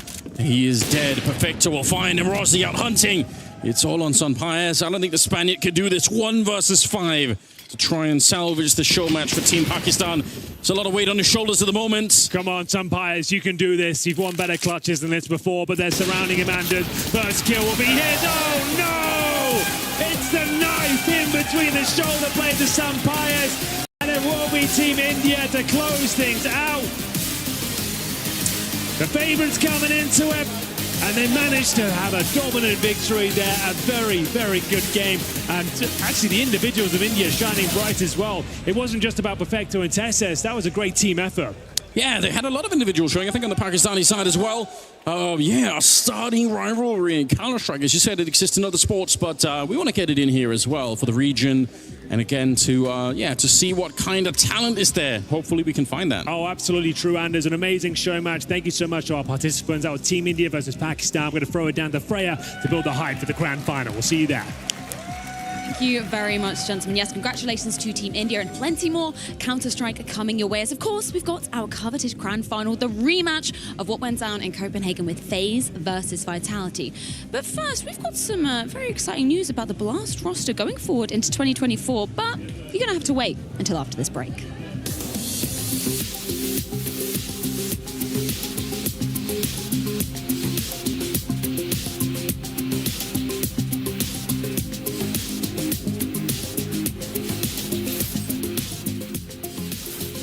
Blast Premier Worlds Finals, where alongside some of the top teams in the world competing on stage, we also have the Blast Zone, where gaming fans can unite over a variety of different games. We've got mobile gaming, VR, racing simulators, arcade games, and of course, console gaming. It's about uniting the gaming community here in Abu Dhabi. And today, I've got some very special guests ready to join. We've got a sports star and an esports legend. So guys, if you'd like to come on. Thank you. Hello, Freya. Hello, guys. How are you doing today? Good. Do you guys want to introduce yourselves? Yeah, what's up? I'm Aldana. Nice to meet you. So I play sports. I do go outside and touch grass, unfortunately. Yeah, I'm 19. What else can I say? I guess I touch grass. That's the most important thing. The most important thing. Yep. We don't. We stay inside. Occasionally we do, right? Yes, but most of the time you're through. Yeah, I'm Dupree. I'm a long-time Counter-Strike player. 5-time major champion. Nice. Obviously, we're coming here and talking a lot about gaming. So, how were you first exposed to gaming? What makes you love it so much? I live in a gaming family, literally. My aunts, my uncles, everyone plays games or played at some point. Okay, so can I get your tier list? So, Counter-Strike is obviously on top. No. No Wait, offense. what? No offense. No. Okay. Sell us to why. What's at the top? Obviously, Zelda Breath of the Wild. Ooh, okay. I have never played, but I've heard really good things. It's great. It's great. Yeah? You have to. You're missing out on an entire another world. Are you much of a single-player game kind of man? I mean, outside of Counter-Strike, I'm sure. Yeah, I actually am. For me, it's like reading a book.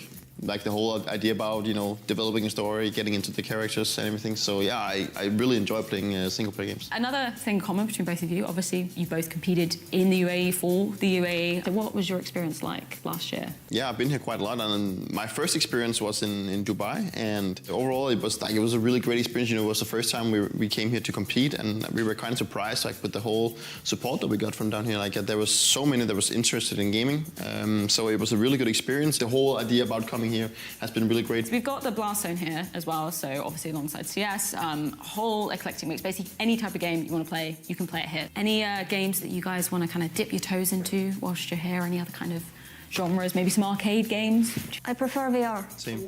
Yeah, same. There is this game I just downloaded actually on my laptop. It's basically slow-mo. When you're like a red guy, slow-mo. I know what you're talking about, yes. I bought all 3. It's a good like decompression tool, yes. I find. Gaming for me, honestly, it's my therapy. I don't even go to therapy. Gaming is my therapy. Yeah. Well, there you have it. That's exactly why we love games. From whatever country you're from and whatever field you compete in, it truly unites us.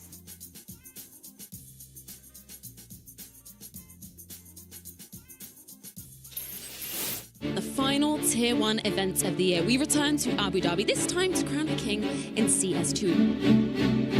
A banger of a series here. Ends take on Na'Vi in the lower bracket. Na'Vi will be posting 8 rounds in a row, kicking Ents out of the tournament. This game is set up to be another banger. Cloud9 taking on Vitality. Vitality to pick it up and make it straight to the semi-finals.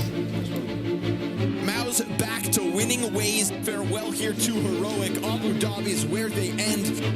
It is time for our winners, Matt. It's FaZe Clan. Against them is G2. FaZe Clan going the distance into OT to take themselves to semi-finals. What a game. What a performance. Mouse have done it. This team are looking deadly across the board. One more opportunity to make it towards the playoffs. Semi-finals on the line. The yellow and black strike gold in Abu Dhabi. Take a bow. Semi-final Saturday has arrived here in Abu Dhabi, and only 4 remaining to potentially lift the final trophy of the year. Broky, he gets a shot. Did they They didn't get the bomb pod. FaZe instead to the grand final in Abu Dhabi. 5 frags on the approach, and the Flash is great, but it's only one kill out from Ema, and the pressure on CT's too much. Pinned in, and Vitality to the grand finals. 1 year in the making, and today we will be crowning the champion of the Blast Premier World Final. So many monumental moments going down here in the Etihad Arena over the course of the last 5 days. And of course, I've got Mathieu and Pim to be breaking down every second of the action. Because by Lord Mathieu, we have been treated to some absolute bangers this weekend. I agree with you. I think the Counter-Strike has been stellar, and I also don't think we could have wished for a better grand final. We're talking about Vitality, obviously touted as the best team of the year, or at least a very good candidate, and FaZe, who took the storm, or the world rather, by storm with CS2 dominating, and they clash to close 2023. There's been a decent amount of upsets throughout the tournament, but not enough upsets to make sure that we didn't get the final that we wanted. As you said, Vitality taking on FaZe in that grand final. Honestly speaking, coming into the tournament, I think that's what most Counter-Strike fans were hoping for, to end the year in a cool fashion. Yeah, I feel like the initial playoffs matches at quarterfinals that we saw was where the crazy stuff went down. G2 and Cloud9 being eliminated, obviously set up Na'Vi and Mouse just yesterday. They were the two teams that did get eliminated in those semi-finals. So let's start off by talking a little bit about Na'Vi, because I think we weren't totally sure where to be placing them coming into this event, because obviously with Simple's departure, massive hole that they're going to be needing to fill. What's your take on how they kind of ended the year here? Well, I think this is probably the first event, barring EPL, obviously that was on CSGO, but ever since, it's the first event where I feel like they punched upwards. I think they got Ws that we might have not expected. The G2 one is a very good example. It was a strong showcase of resilience as well, a complicated game where Na'Vi actually fight back. We got a couple of positive signs. We saw Ema, or rather what used to be Ema in Gamer Legion. We had a couple of glimpses here and there, but I think the main takeaways we had from the desk as well is that the word is potential. We're not looking at an Na'Vi team that today is going to lift a trophy, but we're having ideas, sort of pathways that we can follow to get most or more out of these players. Yeah, it's sort of like a new era for Na'Vi, right? Because we've been used to them being a team that always would contest for the trophies. When Simple was in the lineup, when Electronic was in the lineup back in the days, Na'Vi would be a team that we would always go into a tournament thinking they can win if they're, getting things right. That's not really the case with this new iteration of Na'Vi. They went the international round, they went in going with Alexa B, and we have to manage the expectations in a little bit. However, I do want to say that they're trending upwards. They're getting slowly, surely better, game by game, tournament by tournament, and as you said, the potential is definitely there. It's just whether or not Blade can relieve it and make it happen before the Copenhagen Major. There's definitely a load on the shoulders of the experienced models and figures in that team, and that I'm talking about Blade and I'm talking about XCB, of course, because beyond that, you have to realize, arguably, your second most experienced player is Bit. He used to be a rookie in 2021. That's we used to talk about his first LAN events and how he won everything in that Na'Vi jersey and how he took everybody by surprise. And he's your second most experienced players. JL, Ema, wonderful. These are not even, I'm not even going to do the Sprout joke, but these are Sprouts. Like, this is just the very beginning of what could be a long career. It's far from being finished product. And I think we have to be reasonable as well. We knew that when Na'Vi decided to go international and when we were presented with that roster, even with Simple, we knew it was going to take time. We knew success wasn't guaranteed. That's exactly what Blade was echoing in the exit interview, Games James Banks, which there was so much to be dissecting there. He was talking about, he knew that they weren't going to be lifting trophies this year. It's such a long-term project for him, right? Yeah, it is. It is a long-time project. It's a new world for Blade. It's a new world for Bit. It's a new world for the Na'Vi organization as well. And sometimes you got to bite the apple and be like, yeah, it may be not going to taste good now, but in 6 months' time, 12 months' time, as Blade was talking about, that's when we're going to see the team come to fruition. Again, as long as they keep trending upwards, as long as we're not going into tournament thinking what on earth is going on, or Na'Vi starting to perform worse off time by time and game by game, I'm okay with it. I think the potential is definitely there, but I also say that I don't anticipate and I don't expect Na'Vi to be a team that's going to make any grand finals next year. I don't see that happening with the current roster they have. Okay, that's a take. You want them to make a roster change? Not necessarily now, but I think down the line they'll figure it out. We're going to see what piece is going to stick. We're going to see if Emma can come back to that level consistently or not. We're going to see whether or not Bit can find full comfort within that lineup. We're going to see whether or not Alexa B and JL can continue the upwards trajectory. I do think, however, if Na'Vi want to be a team that contests for trophies, a roster change down the line maybe will be needed. I think the consistency of Ema is something that we need to see, soon, right? Because obviously he looked incredible back at the Paris Major, really hyped everybody up. I feel like it's been slowly but surely getting better. He wasn't, falling off the face of the earth in that series versus Vitality yesterday. No, you're right, but I do have a problem with how we're looking at Ema and how we're framing it as he has to come back to what he is. We don't know what he is. We witnessed a very good final run, major run rather, with Gamer Legion. There's nothing to take away. You put it aptly, he was an MVP candidate in Paris. I'm never going to touch that. It was an incredible performance amidst a very specific context. One tier 1 competition with a roster with which he was feeling comfortable, and he got the most out of him. This was one event. We don't know who Ime is. He still has to prove a whole lot. He has to prove that he can do it in a different context, with different teammates, a different philosophy, more pressure, different jersey. Why do we say come back to?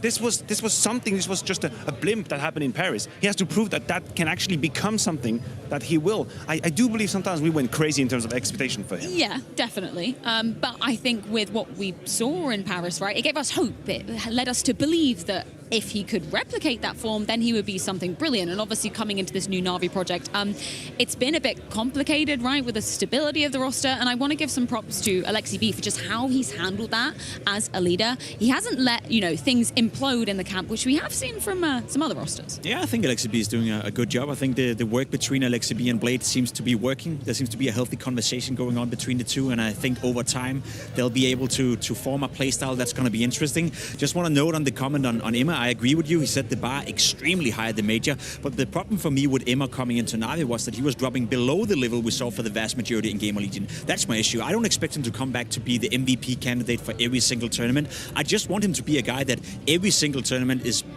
popping up with a 1.10, 1.15 rating, and that hasn't been the case apart from this one-off event right here that he's had in Na'Vi. So I do think that, again, and that's why I'm saying, I think Na'Vi is an interesting team. It's a great prospect. There's a great potential win the camp, but a roster change may be needed with a star player coming in if they want to contest for the trophies. Those are some really emotive shots that we just saw. Obviously heartbreaking for them to lose out in that fashion. Just to round off that conversation, obviously going up against Vitality, we were questioning them picking Anubis again. Obviously the context of that was it was a rematch from the group stage. Vitality are just one of the best teams in the world on this map, so it's unfortunate that kind of map pool crossover happened for Na'Vi yesterday. Yeah, you mentioned map pool crossover, and I think you were absolutely on the money. And this is where it gets complicated for a team like Na'Vi, who isn't anywhere near a 6-strong map situation or 5-strong map situation. They're still very limited and kind of clustered in what maps they can play. Blade touched on it on interviews, the amount of time they have to spend on a map to kind of catch up with the very, very top level.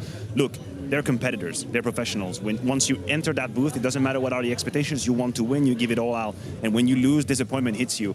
But I don't think there is anything to be shy or disappointed about in that Vitality game. It's okay to lose to Vitality right now if you're Na'Vi. This is not a result that should make you hit your head against the wall. I don't see it this way. They weren't supposed to be in the semifinal, right? It was supposed to be G2 coming into that semifinal, and I do think that, as you said, they shouldn't be shy, they shouldn't be ashamed. No, they did a decent job. It was okay for Na'Vi, and again, we're talking about them trending upwards. So, fair play to Na'Vi for doing a good job. And same story for Mouse on the other side of the equation. I love that we got to see that grudge match going down, because obviously Frozen departing, joining the FaZe camp, but fair play to Mouse for really holding their money and making FaZe sweat in moments that I didn't think they would. No, I think there was many ways yesterday that Mouse could have won a map at the very least. There's also a world where they could have won 2-0, to be completely honest. We brought up the point yesterday, Matthew, that FaZe were winning a lot of the pistol rounds. They were converting on a lot of the pistol rounds, and one can only imagine what would have happened if FaZe weren't able to do that, let alone the fact that Mouse came into this tournament with a stand-in. They came in with Brolin, limited practice. We don't even know if he's going to stick around with Mouse, that they're going to scout somewhere else. So the core and the foundation, the blueprint that Cyclone has built up with this young Mouse Riot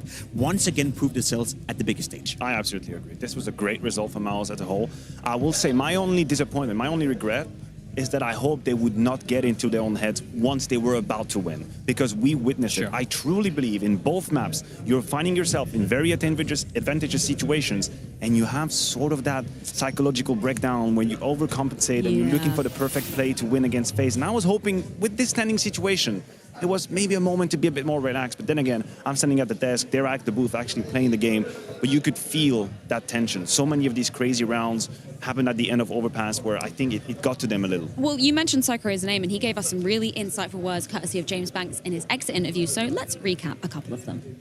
But it's still a good showing with a standing coming into this. So what's the plan going into next year for you guys? Because it seems like even if you can slot in a player like Brolan, you have a good blueprint here with your core, right? So realistically, find someone as quick as possible and get back to training? Definitely it's key that we sort out the 5th position and that we can move forward. Nothing is settled yet in this regard. We're still looking. I think Luden made a good impression here, or Brolan. If it's not going to be our team, maybe somewhere else. But yeah, that's next for us. And as you said, and thank you as well, that even with a stand-in, different tournaments, this one at Sydney also, we make things happen. And I'm proud to show that we can play even without Frozen on the team. And clearly we will need to figure out who should step up when he's not there, because we are going to miss some of that. Also that experienced presence.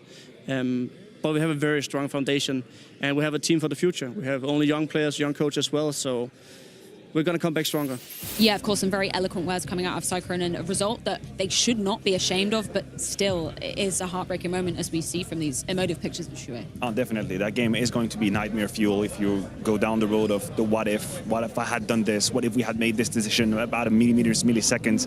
But I think the key word from Synchron is what is future. For my money, in this Mouse jersey currently, you have 3 players who are going to remain at the very top of Counter-Strike for as long as they want to. Shuhei, Xerxen, Yimpat, as far as I'm concerned, are already extremely strong in their respective roles.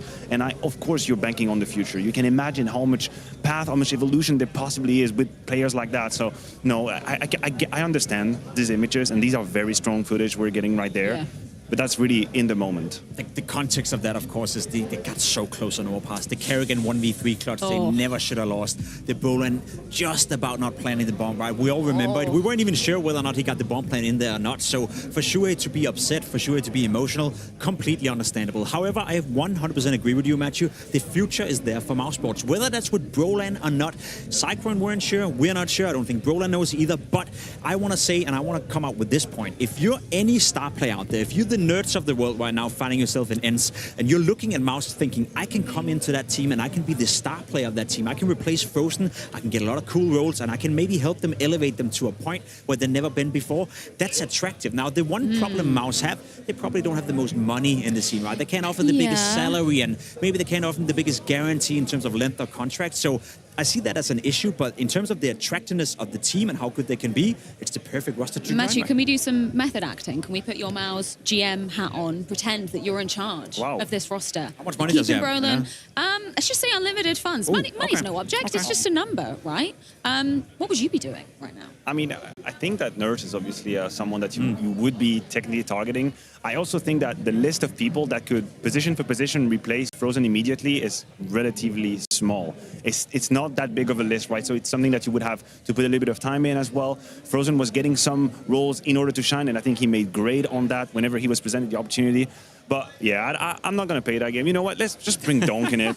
Bring Donk, just get it over with. Get Simple as well whilst we're at it. Yeah, actually, all the free agent, well, Donk isn't even a free agent, but yeah, you know what we mean. Let's round out our conversation with our CS Money Play of the Day. You guys have been voting on the Blast Premier Instagram because we had some very, very exciting plays going down yesterday. So, Jacob, who was awarded the bronze medal yesterday? Well, we're starting off with Kerrigan ruining the dreams of Mouse. We just spoke about it, a 1v3 that, unfortunately for Mouse, they misplayed a lot, and fortunately for Kerrigan, you know, it was a case of not wanting to win the round for either of the two players. What you're seeing right here is a real round. It's not a joke. It's not something we found out with. That's Torsi not wanting to win, unfortunately. I don't ever want to see that clutch ever again in my life. Second coming up is Messi, of course, from Vitality, and the 1v3 that sent them to the grand final as far as I'm concerned. Great utility usage, small pop flash, isolating the 1v1, and then here with only 25 HP playing the headshot angle, perfection from Messi. Up until this point, Brolin was struggling a lot in the semi-final yesterday, but this play right here gave him confidence. He ended up being the highest fragger for Mouse in the game against FaZe Clan, and look at the spray transfer you're about to see right here, right now. It's absolutely dirty, absolutely fantastic from Brolin, and he did get to show us that he's still a great counter. Yeah, such a disgusting play coming out of Brolin. Unfortunately, it does mark the end of the line for Mouse in the semi-finals yesterday, but that does mean we have some very, very exciting CS coming your way. Let's check in with the schedule for today. Of course, we have to round out the year with an absolute banger of a grand final. We're talking about a rematch of Copenhagen where Vitality actually managed to make it quite quick, but I don't think it's going to be as speedy this time around. We're going to head things to a quick break. When we're back, edging ever closer to that grand final.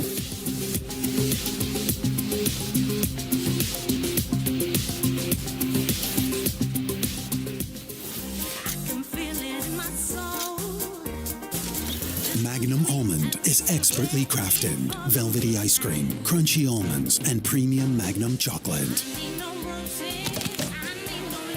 A timeless classic. Magnum, for pleasure seekers. Are you ready to kick things up a notch and push play on some epic gaming action? Step into the ring with Arena Esports, powered by Etisalat by EM. Play, watch, engage, compete in some of the top leagues and tournaments within FPS, Battle Royale, sports, MOBA, fighting games, and so much more. Watch live stream games from the pros to learn and up your skill level, or connect with some of the region's top players in our online gaming community while sharing your achievements and connecting with fellow players. The time is now. Jump online to register today and let the games begin.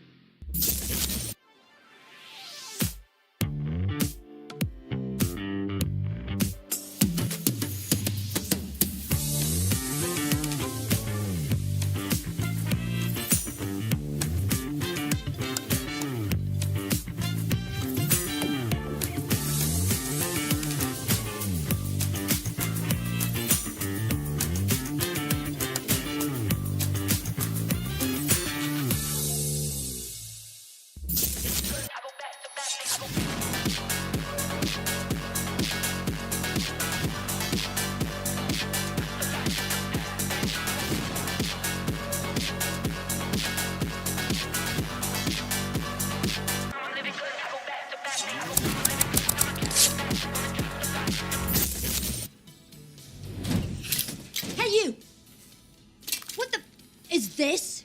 Brain adapt? Really? Look at me. I'm an NPC, a mob, already at a disadvantage. And now you're creating headsets with some new technologies that helps humans listen better? Hands off that button. I want to speak to your manager.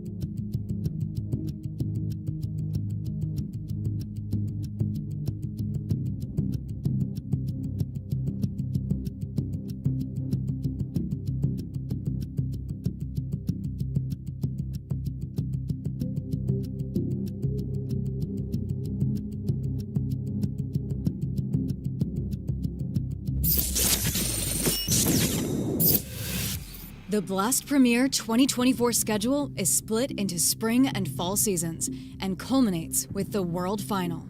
Here's how it works. 12 Blast Premier teams will begin their quest for victory in groups. Teams are seeded, creating 3 groups of 4. These teams play out a double elimination best-of-3 group stage. The 3 group winners go straight to the season final. The remaining 9 teams will fight it out for 3 season final spots in the cross-group gauntlet. The 6 teams that fail to qualify from the gauntlet will be cast into the showdown. There, they must fight to survive in a merciless single elimination format. They will compete against 3 invited teams and 7 teams from global qualifiers. This year, each showdown is no longer split into regions, but is a single tournament played in Europe. 2 teams from the showdown will secure their place in the season final to join the 6 teams from the groups. At each season final, the 8 teams will face off in a GSL format, leading into a single elimination playoff bracket with quarters, semifinals, and grand final. The champions of the season finals will be joined by teams who qualify based on their performance in tournaments throughout the year, including the winners of the Copenhagen Major, winners of IEM Katowice and Cologne, and top-ranking teams on the leaderboard. These 8 champion teams will come together for one last clash as they battle it out for a prize pool of $1 million.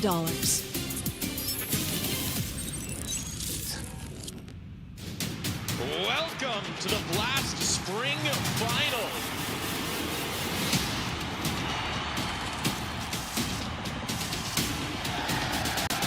Hell yeah. I'm ready. I'm excited. The stage is set. Who's going to lift that trophy? Oh! What is that? It all comes down to the next 3 maps of Counter-Strike. All right. Okay. And he can't believe it. Oh my god.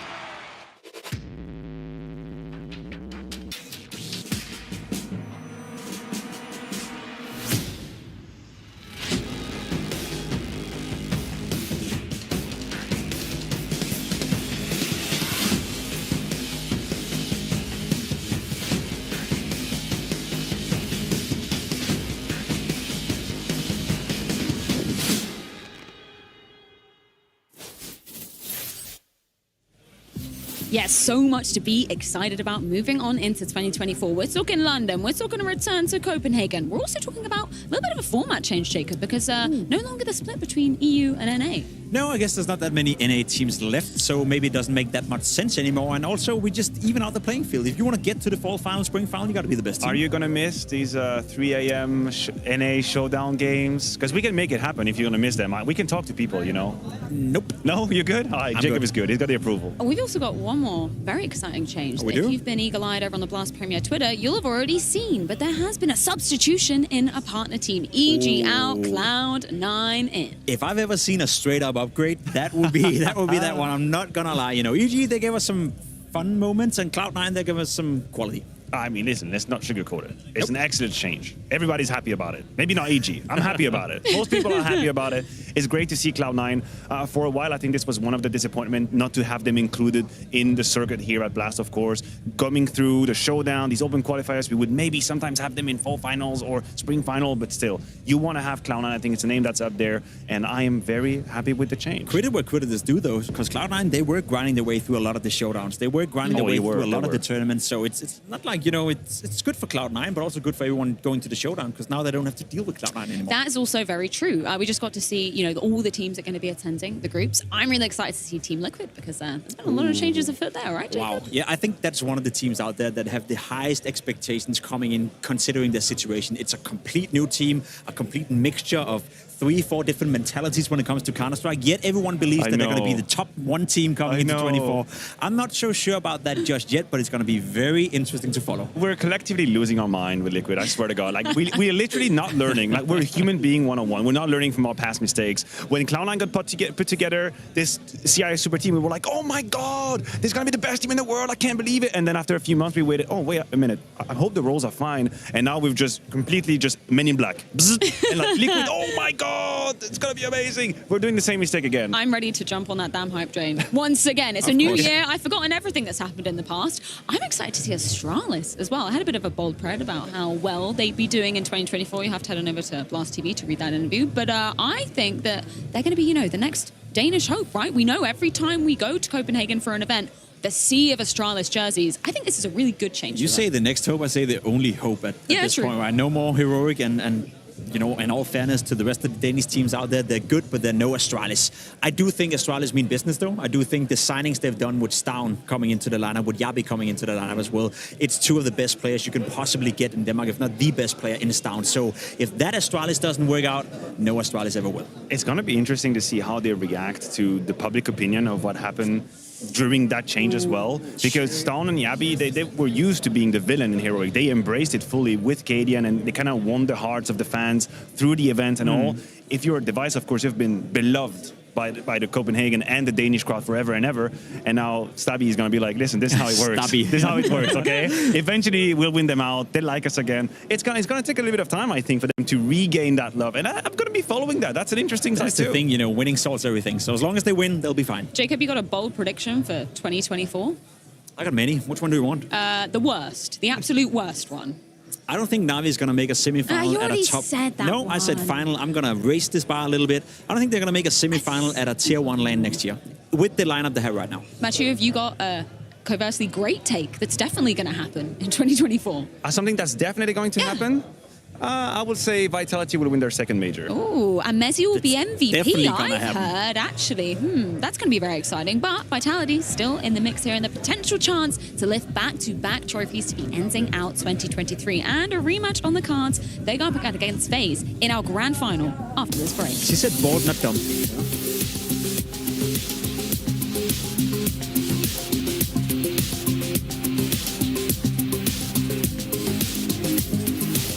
I actually know.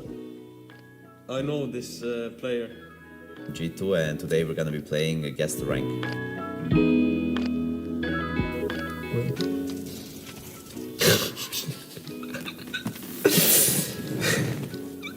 He's shooting good.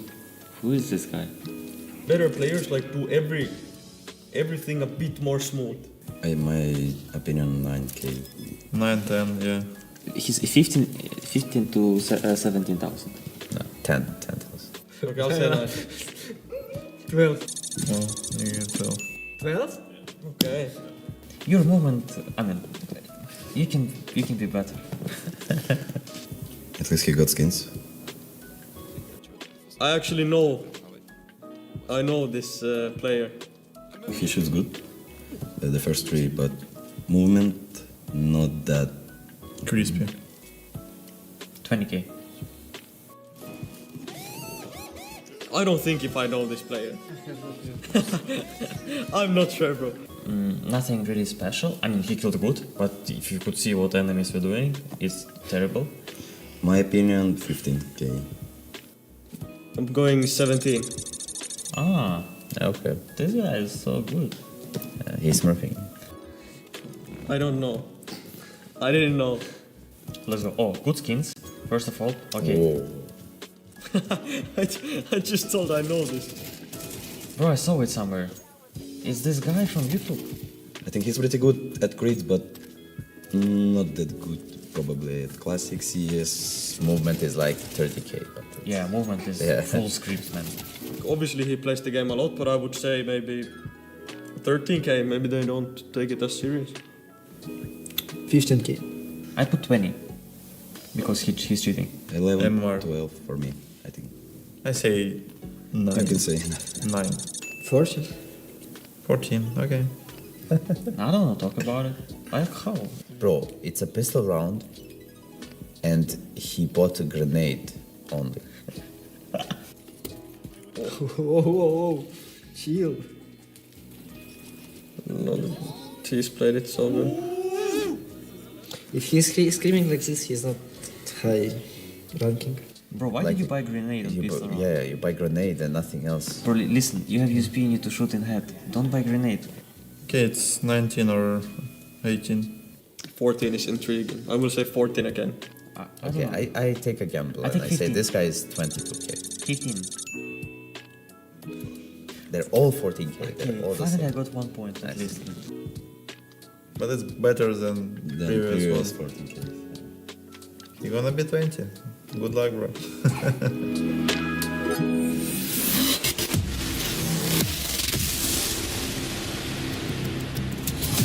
FaZe versus Vitality. One final trophy to round out 2023 and one more series to decide who will be taking home the gold. The top two teams in the world ready to lock horns once again because these two teams quite familiar with each other. We're talking about Vitality, who somehow managed to be so explosive in the server back in Copenhagen. They took that grand final in just 2 maps. When we look at FaZe, on the other hand, this has been a story of a team who started off CS2 so damn strong and not content with their roster moving forward. They've made changes coming into this very event and have looked so solid.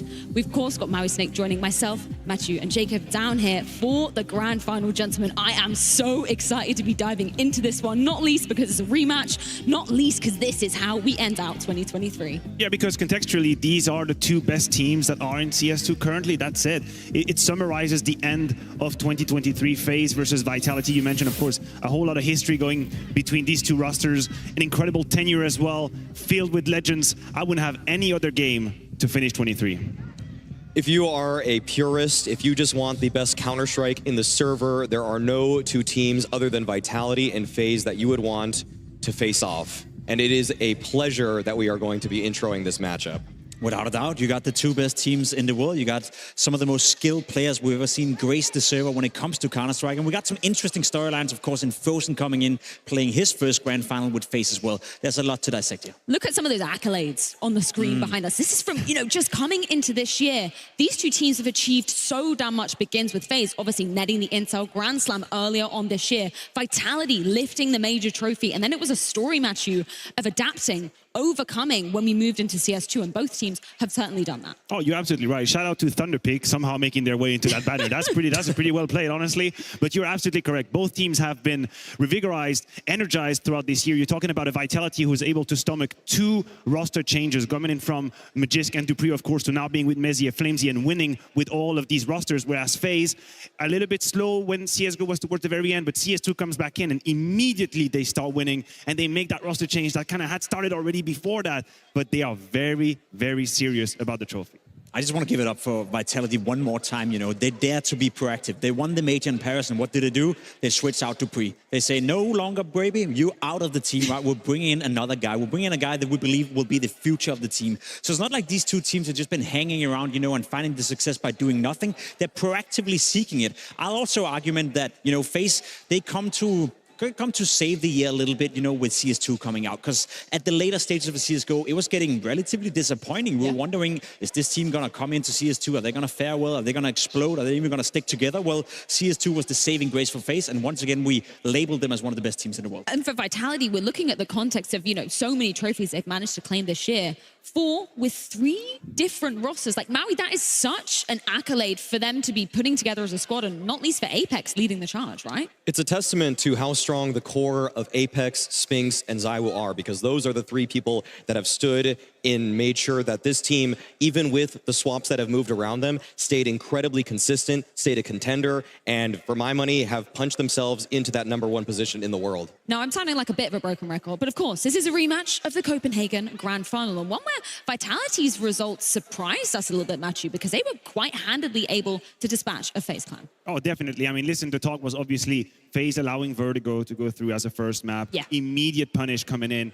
Flamesy flying in one of the best grand finals I've ever seen him, period. And then you move on to Nuke, and it's actually, I'll just put it out there, this grand final deserved 3. This grand final deserved 3 maps. 100%. I think for my money, FaZe was the better team on Nuke. If you just look at the depth of the gun rounds, FaZe was better than Vitality, but they managed to win some of these rounds that are part of the legend. Yeah, should we roll one of them from a throwback to that Nuke game? Because this is where stuff just got so crazy. How did Vitality get away with this? That is the context that we have to keep an eye on. Round 23, FaZe 11-11 on the CT side.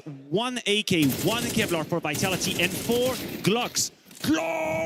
And that works out. Anywho, this is a round that Vitality is going to win based on a couple of mistakes as well. Brokey overstaying his welcome here. I still cannot believe to this day that this is the round that had them net that trophy. No, of course not. You're coming into the round with 4 Glocks and just a single AK. I do, however, want to say that we don't often criticize Robs because we can't, because he's just Mr. Perfect Counter-Strike. He should never have stuck around on ramp for that long. He kind of bailed his team in a sense right there. Brokey did the same mistake, and of course, it's not one man's fault that you're ending up losing, but it was such a pivotal moment in that game, and I 100% agree with you. That final deserved 3 maps, no doubt. I hope we get, you know, the payback. We get the full 3 this time around. But it's an interesting question when we're talking about the map vetoes, because as you perfectly preface, Matthew, the Vertigo allow from FaZe, that was kind of crazy. Are we going to see that again?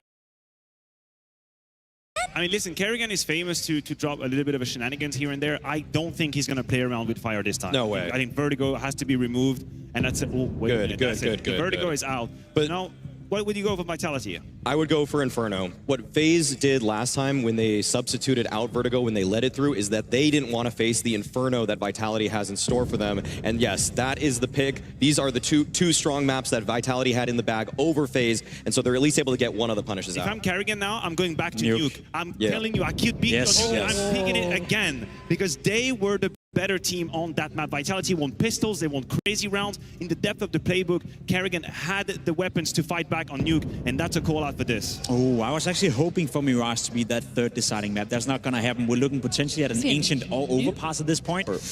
Overpass or Anubis. Yeah, Anubis, sorry. Yeah, at that point, you know, we get some Overpass. A map that we've seen them play, but I am not necessarily comfortable in it. It's an uncomfortable position to be in if you're Kerrigan, because Anubis is one of the maps where you have a 100% win rate for FaZe. Yes. But the problem is, against any other team in the world but Vitality, you would pull it out. You have to respect the Anubis from Vitality, and you go to an Overpass where we have seen the limitations against Mouse as well in gun rounds. If it goes to 3, against Mouse rather. Yeah, FaZe should have lost on Overpass yesterday. Yes. I think we all agreed with that. They went up 4-0 in the first half, 3-0 in the second half. It took Kerrigan to win a ridiculous 1v3 and Brolan not to plant the bomb for them to win. So I agree. If you're Vitality, you're looking at that video, I'd crown them as the winners. They should at least walk into this final feeling comfortable with the playing field. You're nodding, you're agreeing with that statement, Maui? I would say that you look at all 3 maps, and Inferno, I would say solid favorites for Vitality. You look at the second map in Nuke, and it's pretty much a coin flip for me. And yeah, map 3, I think Overpass. I just feel like Vitality's a little bit more settled in the roles. I haven't always loved what Rain has looked like now that he's had to change positions,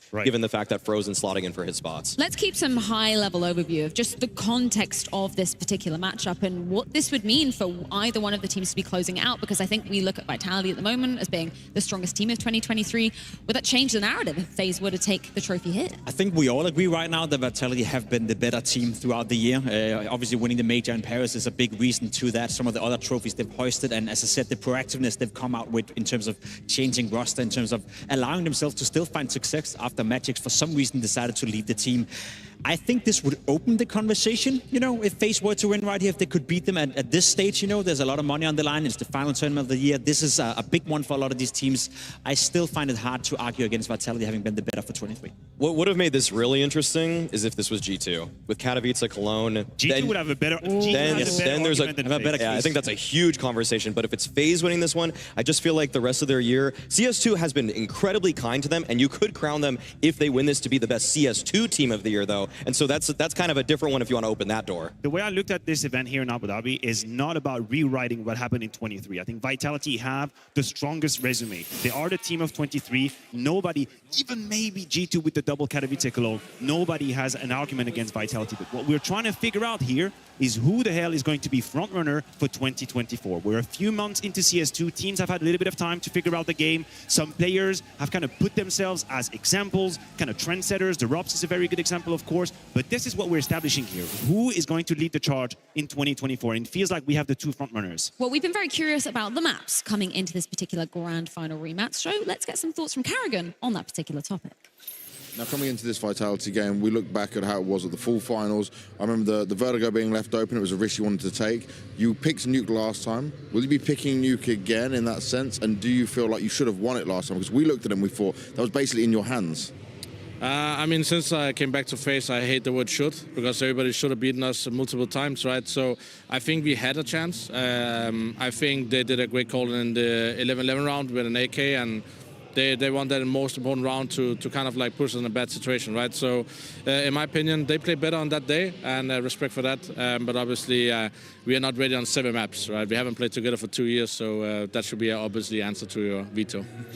I love the honesty from Karrigan there. Yeah, there's plenty of shoulda, woulda, coulda. We didn't, unfortunately. And I love that, as you said, Matthew, they bring that Nuke back into the pool and go, hey, we should have won that last time around. I think they had a strong argument to win Nuke against Vitality, and we're going to have to see it. Of course, we're going to talk about it as we move on to map 2, but in the depth of the game, the yard play mostly with Rain and the Rain Apex fight is something that went so heavily in the favor of FaZe. They have so many strong arguments to create the map control. On the T side, they had like 6 or 7 rounds in a row once the guns came out. This is a very strong map for FaZe, but as you said, I agree with you in the coin flip side, because Vitality is a client. It's not like you're punishing someone. They know they can play them, and they have been tested many times already with Mezzi. And when you do that roster change, I feel like there is such a steep learning curve where you play the map 1, 2, 3, 4 times with a new roster, you figure out all your mistakes.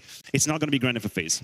Obviously, differences in the map pool coming into this, and another obvious difference right in the middle of our screens. Frozen now on the side of FaZe and looking pretty damn good in terms of the eye test so far. I think the debut has been great for Frozen so far. We couldn't really expect him to go in and dominate from the get-go. Obviously, he has to slide into the team. We were questioning certain positions, certain roles. We learned a little bit throughout the tournament. We haven't seen all the maps being played out for FaZe just yet. And as Karrigan said, maybe they do have a 7-map pool up their sleeve at some point. But for Frozen to come in to this lineup and not be a liability at all at any point in this tournament, to me, is just great for him. He's going to grow within this team. We know his qualities. We know his capabilities. I would argue the past 2 years, he's made a strong case for himself to be a top 5 rifler in the world. So if he can just be somewhere close to that level in FaZe, they got an upgrade for Twist. Oh, yeah. I see this as an upgrade already, actually. I feel like the positions that he's taken over from Twist, he's actually exceeded some of the performances that Twist would have had in those spots. And when he actually takes over Rain spots, well, there's a good damn reason. It's because he's also really good at those spots, too. So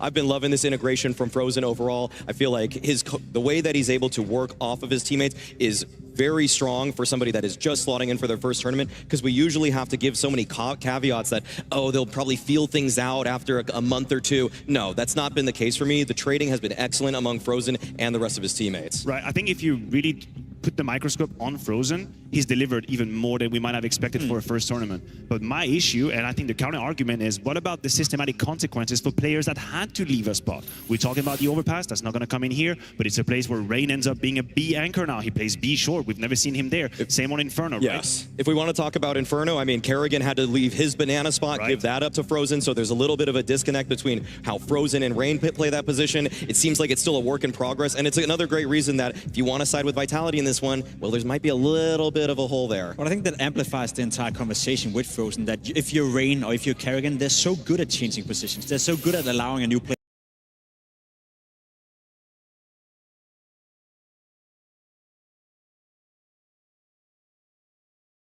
to come in, slot in, feel comfortable. So as much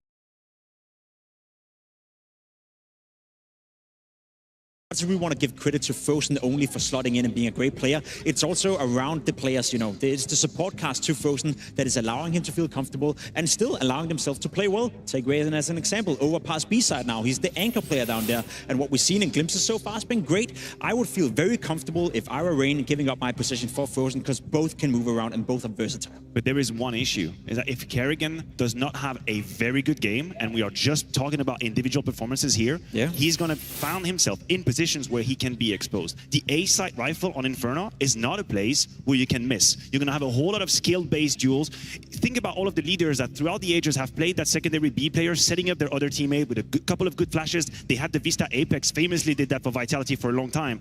And now, buddy, if you're playing long or short, when they come at you on the A-side, it's you're M4 in a dream. And you better shoot in the head. Everything you said is true. Everything you said is right. But I also have seen Kerrigan in this tournament go 1-10 in the first half with 12 ADR, and the team still ended up winning, right? So that's the crazy part about it. That is pretty cool. Kerrigan is surrounded by some of the best players in the world, and the face mentality, the face DNA, we haven't even mentioned it yet. You just know that if they're down 11-7 or 11-3 for that matter, they will find a way to come back. Rain even said it in an issue. Whenever it goes into overtime, whenever it gets close, that's when he's going into the second gear. And that's when face wakes up, I'd almost say. Yeah, you coined the term the great procrastinators, and I think that has actually continued somehow for FaZe coming into CS2. I want to get your take though, Maui, on another member of the FaZe squad, Robs. How would you rank him in terms of where maybe he's going to end out the year of 2023, maybe in player rankings? If we want to go back to the beginning and talk about the entirety of the year, I would say that Rops is safely a top 10 player. I don't think there's any question about that. It's just how far up is he. But in CS2, if we want to talk about this game now, I think he's top 3. So I think that he's elevated his performance in the latter stage of this year. And for me right now, if it's just CS2, he'd probably be second behind ZywOo. I think it's I agree with you in the sense of like he has discovered ways to play CS2, and he'd been the first one to do that. And there was a moment in the game where you would literally discover things about the game while just watching his POV. But I don't know if he slowed down slightly or if it's just that people have taken notice to hold up a second, like this is what Robs is doing. Like watch his goddamn POV, watch how he's playing. And I do wonder if we are not playing catch up right now. And he's gonna, I mean, I know he's got quality. He's an extraordinary player, but it becomes complicated when you have to fight back against people targeting you and exactly what you're doing. And this is the next step for him. If you ask a lot of players out there, they would 100% have felt inspired by Robs. They would look at Robs, they would look at his demos, and they would learn from him. I agree with you. People are catching up right now, and we're seeing, I wouldn't say the limitations of Robs, because he has no limitations. He is, as you said, a top 10 player in the world, but he's not a Nico. He's not a top 3 player that's consistently year after year going to be up there in that conversation. He's just below that category. The one thing that I think is slightly hurt Robs is that people have adjusted to CS2, and everybody has now realized that pushing is good. Rushing is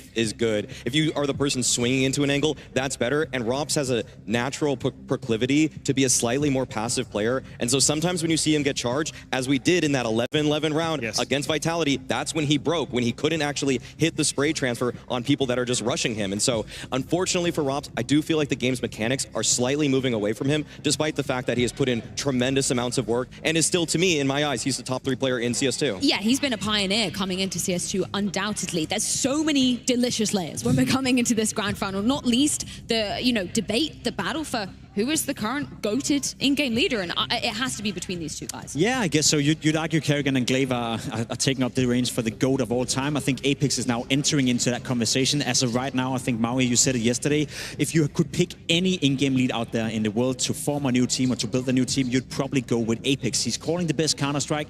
I will also argue he has the best tools at his disposal. It must be nice sitting next to Saivu, knowing that if shit hits the fan, you can always look towards that guy and he will make something happen. So there's always, you know, this connection between the in-game leader and his players, and the coach for that matter. But one argument I'll put in favor of Apex in that regard is he's done it with different lineups. He's integrated Sphinx now to be a world-class player. He integrated FlameC to come into the team to win trophies, and now he's doing it with Messi again, losing Sonic as a coach, losing Magic as a player as well. It's phenomenal what Apex has been able to do. And it's a transformation of a character. And I think this is something that, of course, Counter-Strike being such an interesting discipline, we're getting new audience now, we're not really familiar with the history. Apex used to be an extremely emotional, crazy-ass entry fragger. That's who he was. That's who he is. He's always got that flame, that passion for the game. And in order to be an IGL, he needed not only to be able to maintain that level of passion, but to control himself a little bit more, to become a leader of man. And when Apex ascended to that role in Vitality, I was the first one to say, what? Dan? Like, Dan Madesclair is going to be the IGL of Vitality? There's no way it works. And he proved me wrong the best of way. He has become a leader. He has become someone you can refer to not only tactically as finding a solution, but inspiring for his teammate, being the one that is the example to follow. And for that, I tip my hat. Yeah, the emotional angle, you know, can be a benefit. It can also be a cost when you're kind of weighing things up. And you noticed something very interesting yesterday, Matthew, when we were listening in to the game. So let's recap it in this mic'd up moment. Oh, but boys, I'm talking, just listen and stop talking, please. 3 times I said, I repeat what I'm talking about. No way we lose this because I keep repeating because you talk above me. Guys, listen to me, guys. I'm sorry, listen. Oh, I said 3 times Joker, 3 guys dying before me. Oh. That second one is what I want to focus on. That was around day 1, Matthew. And that's very, very, very important because this is one of the side of being a captain that we don't like to talk about. We'd like to think everything is always great and you just have inspiring words for a teammate. There are moments where you feel your team is kind of losing track of how they're supposed to behave and you have to hit your fist on the table and make sure you regather everyone, you recenter everyone. But there used to be a time where Apex, in that very situation, would disappear from the server because he would let his emotion get the better of him. He would become very agitated in a server and it would be the end. Here, it's measured. He knows that at this very moment, he has to regather his teammates because what the hell are you guys doing? We're all going to stop right there and we're going to look towards a better way to play the game. And this to me is very important that he's able to do that and remain positive in the next few rounds coming up. He's staying centered. Even though that may look like an extreme amount of frustration, he's saying something that is very practical and pragmatic, that people need to listen, they need to focus back up, as opposed to just letting it wash over him. I've seen other in-game leaders at this event just kind of laugh those kinds of errors off, but no, Apex means business, and I think that actually is, again, a testament to what the support staff provided.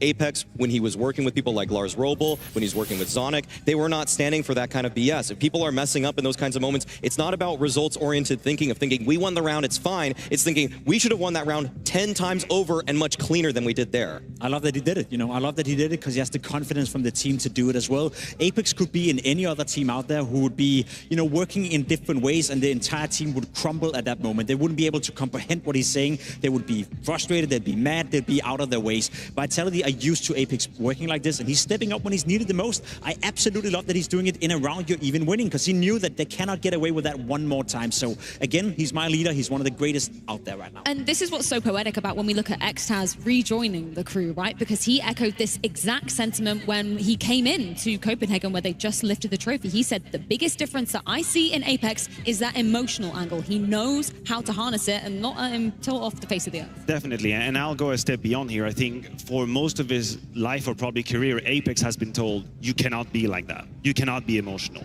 You cannot let it get the best of you. It's impossible. And I think now he's moved into a way to look at it in Vitality, which is, let's embrace who I am, but it has to be, as you said, it has to be centered. I cannot just waffle around. I have to know what it is I'm telling to my teammate. When the emotion comes in, there's a moment where it's healthy, there's a moment where it's not. You need to be able to stop that and not let it spill over rounds. And I think Apex has learned how to make the most of who he is instead of trying to suppress that passion that he's got. And he's been an incredible leader of integrating new players into the squad, not least with Mezzi, who's been looking so solid coming into Abu Dhabi. So let's get a few words courtesy of a new gun in the squad.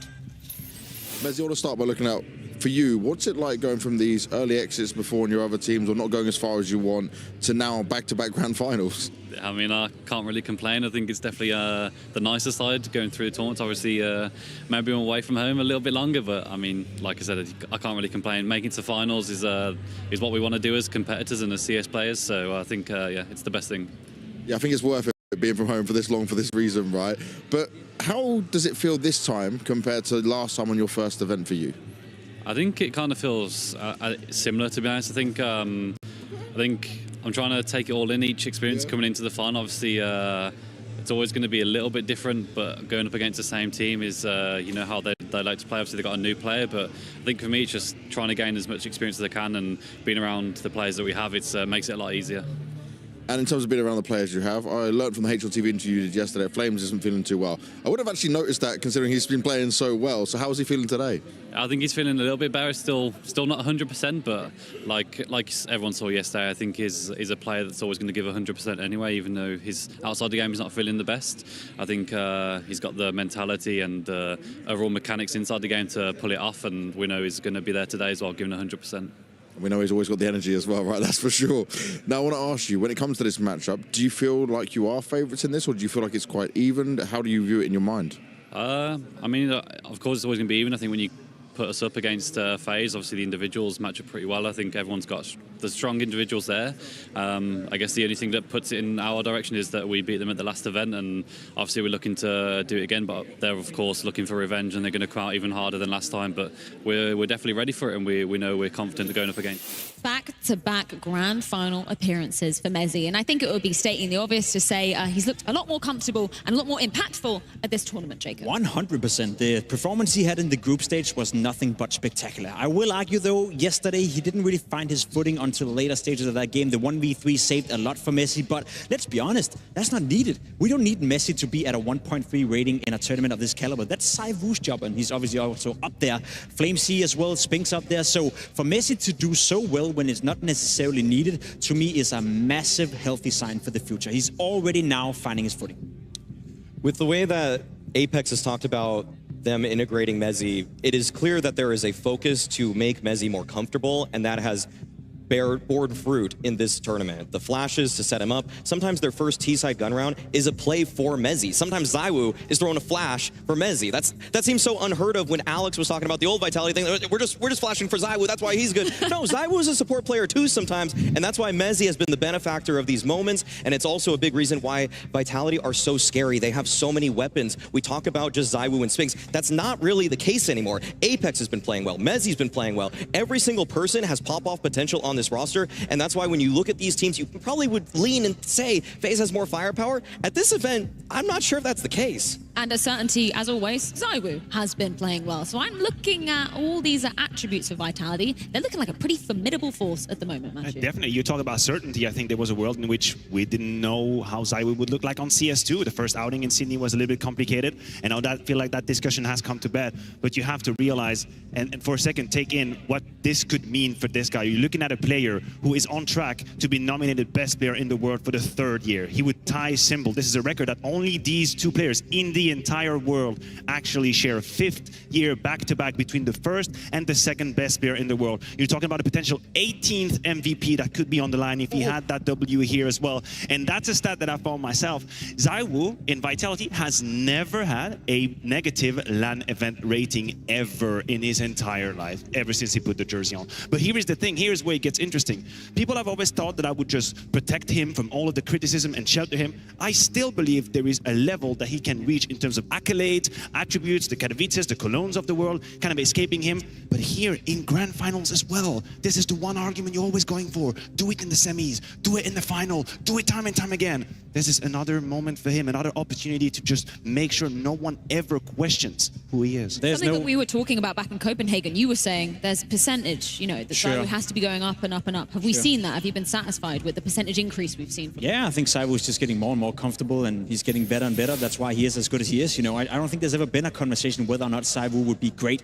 He is, you know, in my book, you know, the greatest of all time in the sense that he would have been that if it had not been for Symbol being born 10 years before him. It's not ZywOo's fault fault that he wasn't popped off before and his parents didn't really do this up before he could come out. ZywOo, for 5 years of professional play, have been nothing worse than the second best player in the world. Simple doesn't even come close to that, right? So if that continues for the next many years, we're not going to have a conversation whether or not ZywOo or Simple is the greatest of all time. It's that man right there. ZywOo have done nothing but being impressive in Counter-Strike from whenever he started to touch that game. To me, it's a ridiculous conversation to even have. Would you agree with that sentiment, Maui? Is he the GOATed to end all GOATs in CS? Not current. I mean, CSGO is owned by Simple. Yeah, true. Yeah, I'm still He keeping wasn't with born that. before that. Too bad for him, huh? Yeah, I mean, CSGO is still owned by Simple. I think CS2 is going to be ZywOo's game. I think he's already shown that. Yeah. To me, he's already the best player in the game right now. I think there was that conversation. Twist put it out there that Rops was the best player. I think that's over. I don't think that's even a conversation anymore. ZywOo is the best player right now. Even if he didn't always have the cultural impact, he's starting to find it. There has been more ego plays. He has been more aggressive. He's going for more aggressive openers than I have seen before. And I do think that when we talk about what ZywOo has actually said himself at that fall finals, he was talking about the fact that he's trying to show that ego. He's trying to have more pop-off moments. He's imposing himself more. And frequently in these games, he is just taking around and just throwing out the playbook entirely and just going for fights, and he's winning all of them. And I also think he's got a healthier environment to do what he's the best at, right? Because if you look back at Vitality 18, 19, 20, it's a story of either ZywOo's going to drop 60 kills in a best of 3 or might as well not even look at the game because that's not going to work out. And then this was an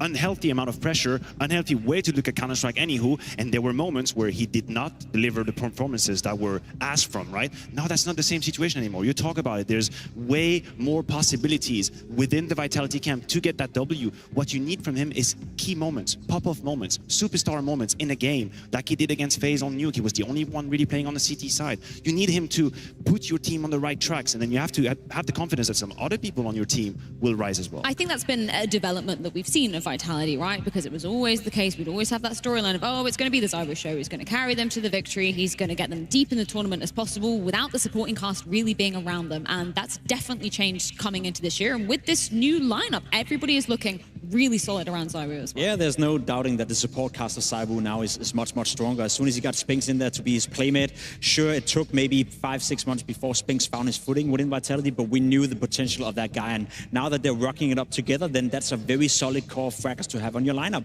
I almost see ZywOo as a device just much better, because I don't necessarily think he's the simple player that is going to pop off and have these ridiculous moments. Of course, the clutches we see from ZywOo and the intuition for the game is unmatched, you know. He's fantastic at that. But he's just a player that is regularly getting the right kills, the right timings, and doing the right thing almost round after round after round. You never really see ZywOo chime out of an entire game. He's always going to have moments in the game where he doesn't necessarily pop off, but he does what he's supposed to do, which is win the rounds for his team. So for me, it's just the consistency, it's the understanding of the game. And you know what?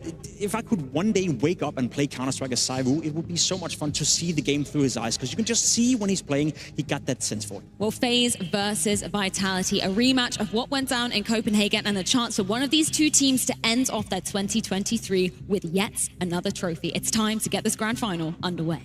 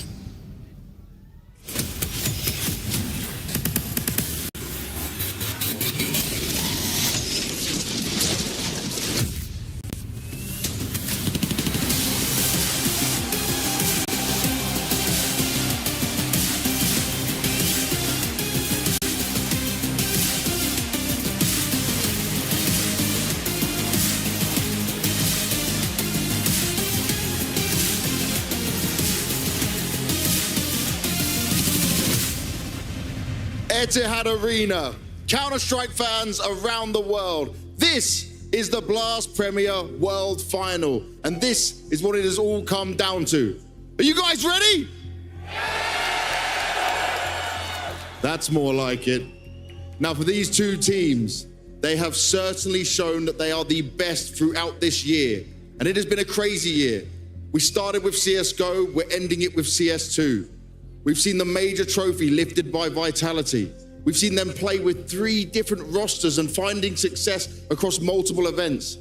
Then CS2, FaZe came up and they started to dominate once again, but now they've made a change of their own. And now it all comes down to this match to end the year on a big, big high. Now let me check with you guys. We got some Vitality fans in the house? And what about FaZe? And are you guys just ready for a great game? No, that's too quiet. Let me hear you! This matchup is going to be special. This is the perfect grand final, and it's exactly what we wanted. So let's get into it. There is no secret to success. Success is the result of meticulous preparation, hard work, and learning from your past mistakes. And for FaZe, they have embodied success throughout their Blast World Final journey. But it's FaZe to take themselves to semi-finals. The road has been long and hard fought, but amidst the chaos of battle emerged these chosen few. Carrigan, Rain, Frozen, Robs, Brokey. All three. 2 banana, 1 long. Banana, long. 16, bro. Fucking animal. Brothers in arms, ready to take to the stage for one final fight. One final crusade stands between them and ultimate glory. This is the Blast World Final. FaZe make their way to the grand final in Abu Dhabi. This is FaZe Clan.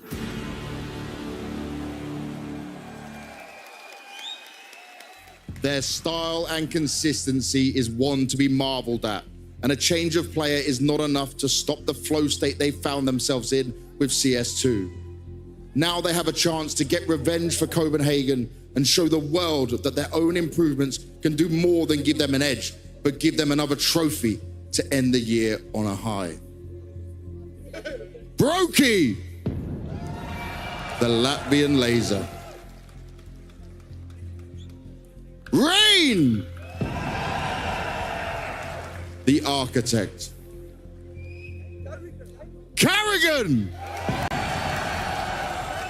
the fearless leader.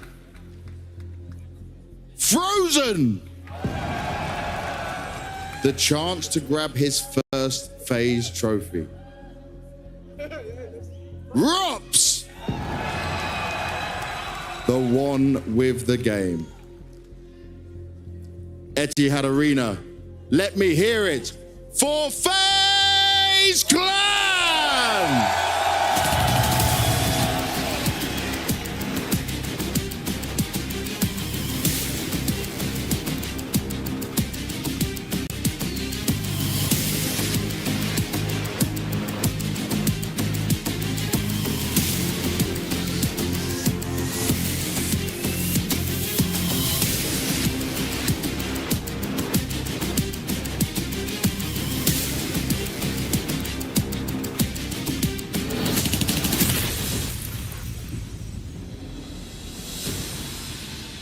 Where all others have fallen,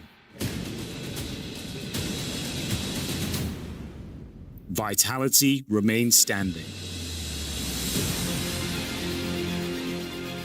Their every move throughout this journey has been a masterclass of consistency. Their strategy and camaraderie, a marvel to behold. All eyes are on them as they take to the stage for one last time this year. Messi. As they stand on the precipice of greatness, Apex, Zywoo, Flames, Mezzy, Spinks, have all shown unyielding grit and determination. Together, they stride into the final challenge, intent on becoming Blast World Final champions. These bees are going from strength to strength, looking seemingly unstoppable since they made the change. The first success was found in Copenhagen, and now here from Glory. This could be the toughest test yet, but one this squad has proven ready for. Spinks! The Ferocious. Zaiwu! The Chosen One. Apex! The adaptive and accomplished captain. Flames! The fiery one. Mezzy! The king, British royalty. V is for victory! V is for vitality!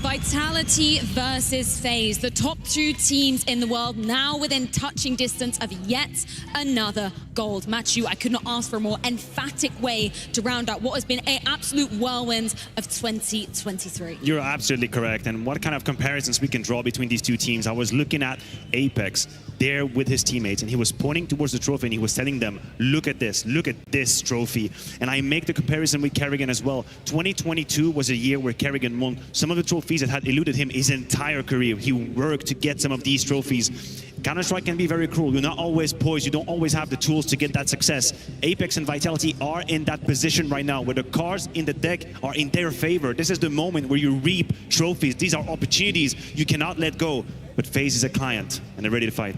It's going to be a great matchup. Some of the best players we have in Counter-Strike is ready to take on the server. We had the discussion with Rubs perhaps being the best player in CS2. We know Zaiwu have been one of the best players in Counter-Strike and to ever touch the game.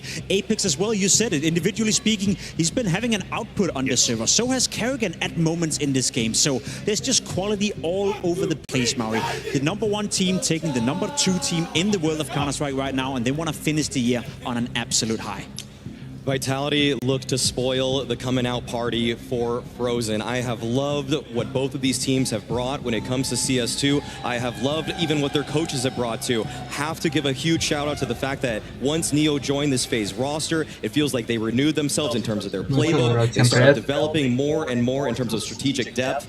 But Vitality, they are a well-oiled machine. They look unstoppable. They look like no individual can ever actually take them down. It has to be a team effort from FaZe, and I am sure that they're going to bring their absolute best to this matchup. Let's get some thoughts on the first map of this series. Inferno brought into the mix by Vitality, starting on the CT side. Matthew, what should we be looking for in this first battleground? Did you just say they started on the CT side? I've got confirmation they're starting on the CT side. Like, that in itself is quite interesting. I would have imagined they would start T, but they are being given the defense, and that to me means that Kerrigan has already some sort of idea on what kind of game plan they want to do.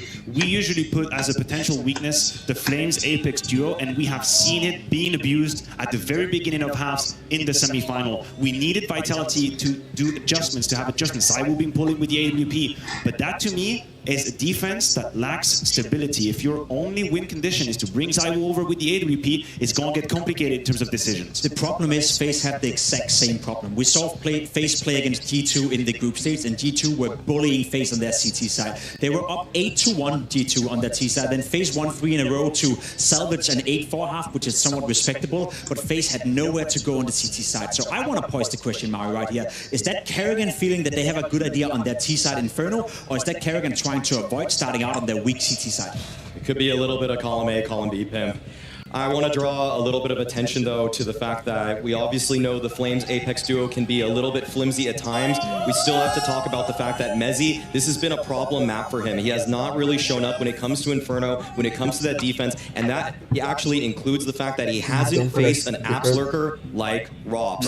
Man like Robs. Having that against you when you are trying to take space, because Mezzi hasn't been comfortable in pit. He wants to press up a little bit forward, but that's where Robs will have his number. That is a key matchup in the default I will be keeping my eye on. And it's directly connected to this whole idea, this theme that Mezzi needs a little bit of the game plan to be around him to allow him to have the best performance. He's not quite yet to that point where a Magist-esque player, we can just basically let him play his position, he's going to do fine. No, he has to be set up a little bit. But Inferno, and because of some of the weaknesses we're putting forth, is not a map where he's going to get a whole lot of it. At times, he might have Zaiwu by his side in Apps. At times, they might do a double rifle situation. But at the end of the day, there's going to be moments where he is in his pit, he's getting executed on, and his only thing he's got is his own rifle. Where are we looking at on the FaZe camp then in terms of Frozen? How has he been slotting into this one, Jacob? I think he struggled a little bit in that first game against G2. It was hard for him to find the impact on Banana. Again, Banana is probably the place on the CT side that requires the most synergy in order to find a comfort level where you can perform. He was going for a lot of duels and he was taken down by Nico. However, Nico on the G2 side is probably one of the best Banana players, so the quality that Frozen is up against, of course, is very, very high in Vitality, but I would argue no one is as good as Nico on that T side. So maybe the work conditions is slightly more healthy now for Frozen. A player we haven't mentioned at all in this segment coming into this game is Brokey. Brokey on the AWP, the most expensive gun you have in the game. Of course, he needs to show up as well. And the way Brokey is playing, especially on Inferno, close combat Counter-Strike. He wants to be on the side. He wants to be in the smoke. He wants to be affected by a flash so he can do some sort of ridiculous flick that makes him feel comfortable. He needs to step up and he needs to be annoying towards Vitality. No Brokey, no win for FaZe Clan.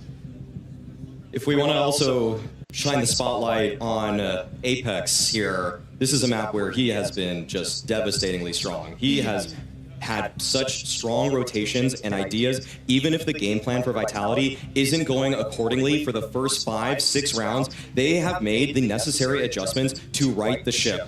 On top of that, his individual performances, when he has changed up his spots, when he has realized, I'm not holding down this B site with Flames, he slots in a different player, be it Zaiwu, be it even just taking over another player on top of that, another rifler, and still Apex has done so well in reading what the opponents are doing and rotating to the proper spot in order to make sure that he finds value, and he has been keeping himself alive. That is such a welcome sight for Apex, that he is not just throwing his life away needlessly, which was such a problem for him before with the switch to CS2. Gentlemen, just a couple of minutes before we're kicking off this grand final, and that means one thing only, predictions time. Is this going to be back-to-back gold to Vitality, or are FaZe going to claim sweet revenge? I'm going to start off with you, Jacob. How do you think this is going down? I think it's incredibly tough to call this matchup. I see it as a 50-50 game in reality. It was so close in Copenhagen. I know Vitality ended up winning that game 2-0, but we all agreed it probably should and could have been a 3-mapper. I expect the same today. I expect all 3 maps. I have an inkling feeling that Frozen want to do a lot in his power in order to get that trophy. I also haven't seen the best of Messi on a stage just yet, apart from that 1v3 clutch. So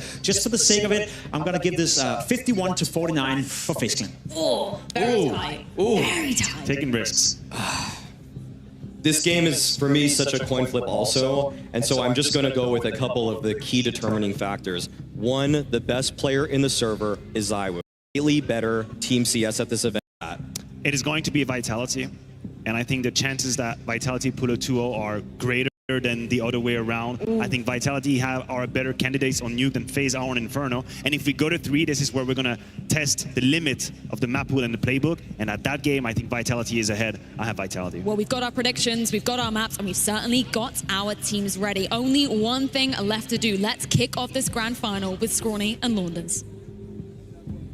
What's up, Abu Dhabi? Thank you so much for having us, and welcome to the World Final Grand Finals. Yeah, the #1 ranked team versus the #2 ranked team one last time in 2023. It feels like the stage has been set wonderfully. It feels like all roads at the start of CS2 have led us here to the Etihad Arena to just crown the final champions of this year. And the fact that FaZe come out of the gate in this version of the game as dominant as they were, only to meet their maker. Kerrigan on home soil couldn't get it done. He'll have one final chance, and it is you who sets the stage with us. Abu Dhabi, make some noise! Let's go! We got Inferno up first in the rematch. We saw what Vitality did on Inferno yesterday. They look leagues ahead of everyone else. If there's one contender, it's got to be FaZe. They're looking for their best game of the event. That's the only way they're going to win this matchup. Yes, they got to this point, but they didn't play Vitality. Not in this form. We saved it to the very end, right? Best for last. Kerrigan taking it to the T side on his opponent's map pick. Battle of the minds between Apex and Kerrigan. And Apex, just on an individual level, looking sharper than we could have ever expected to round out 2023. They get a little bit of brackets control off the flash. Nothing too rowdy so far from this T side. They're waiting for the flash lane retake. It's not coming yet, just now. Exec will be, however. Defense is calcified completely. Full passive setup, sitting and waiting. Apex smoked out of library. Suddenly Zywu is going to feel like he is too exposed, so understandably dropping towards pit. Coolies, they go down with nothing. Flamesy from inside of the site dropped out. We do get Apex with a wonderful peek out from library with a player breathing down his back and Brokey. He gets out and ahead of the hits. Looking for timing on the smoke. It could be his head. It is. He gets domed by Brokey. Oh, good trade back from Spinks, though. Frozen into the clutch in the first round of the grand finals. He tucks it in. They've lost track of him, but there's two of them. And they're both fully health, and they both hit hard so far in this event. Nice push! Glock up close! Oh, to the hands of Spinks. It's Vitality with CT Pistol. Yeah, there's the number 2 on Vitality. Okay, we got Zywu, who's won every single MVP for this organization since he's joined the roster. But when Spinks started playing well, that's when they started winning more than one tournament a year. That's this year. That's Paris. That's Gamers 8. That's the Blast Ball Finals. That's Rio. That's them looking for now the Blast World Final at the end. On either side of the FaZe victories here in CS2, it has been Spinks, the number 2. Frozen coming into this squad, obviously looking to, I think, touch a trophy as soon as he gets to put on the black and red of FaZe Clan. He looks so right in that jersey. He really does. Speaking to Kerrigan at the start of the event, he says any single time FaZe takes to a stage, any single time they're at an event, it's for the win. It's for the trophy. You don't play for FaZe to get a top 8. So expectations on Frozen out of the gate have to be massive. The best North American player to ever do it is who he replaces.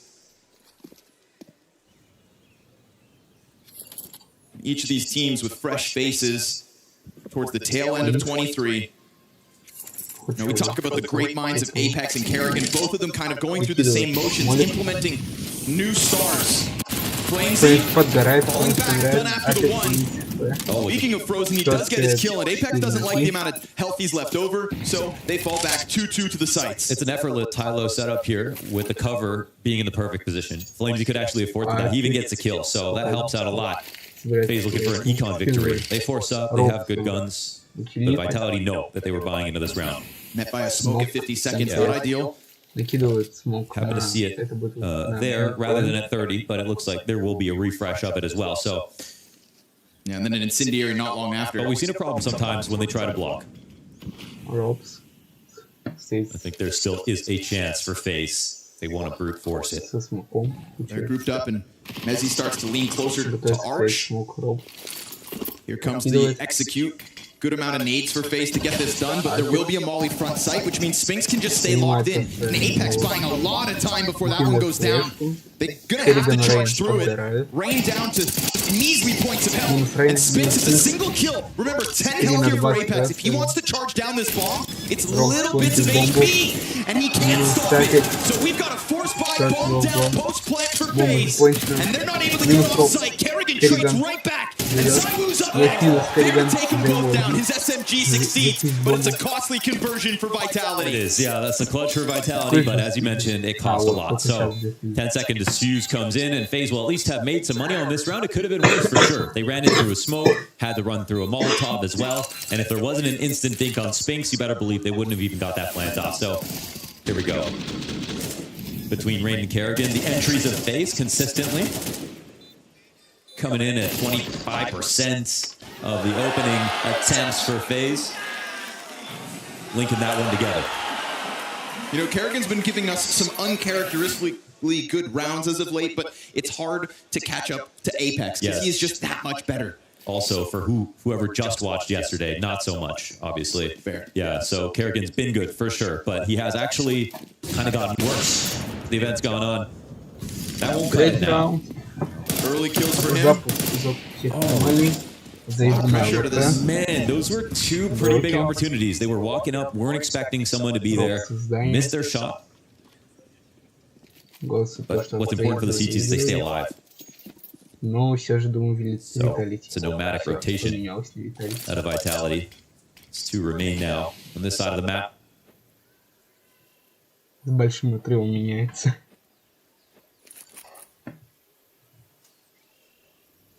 Что-то обсуждают. Закидывают смог. We've almost got a Na'Vi-esque setup out of Vitality with the amount of passive angles being held with low information. Let's see if the read is correct. We're going to follow that bomb.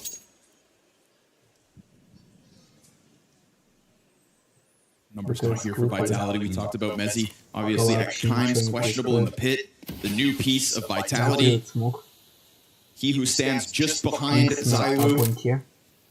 The one who casts the greatest shadow for this squad. And now he's just tucked down behind blocks. They get really deep before any CT starts to try and pull them back. Beautiful delay here. And one player gets caught, but they do clear 2 and 3. Frozen's double, but the smoke comes up.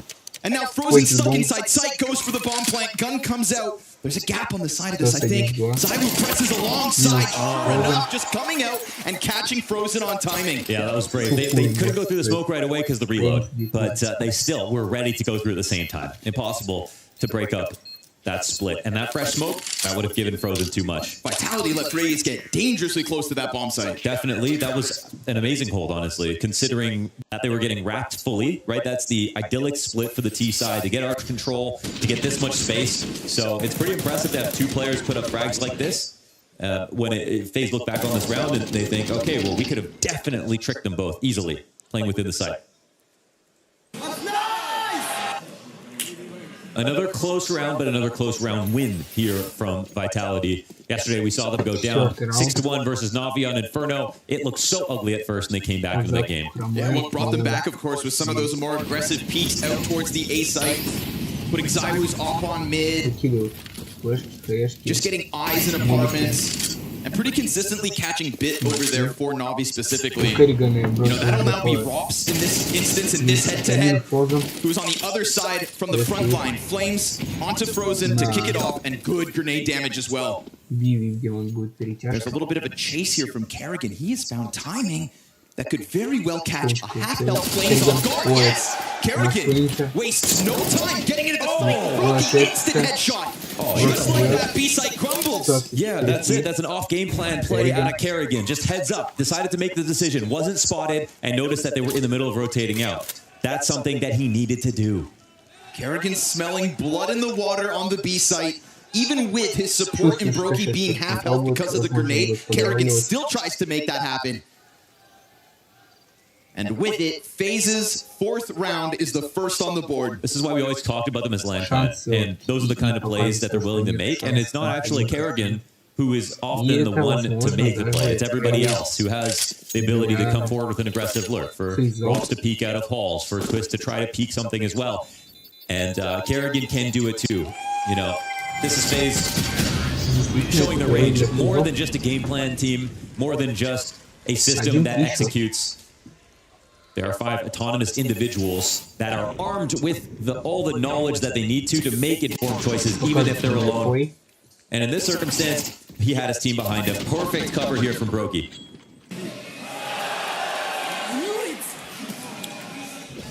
He felt the punish coming.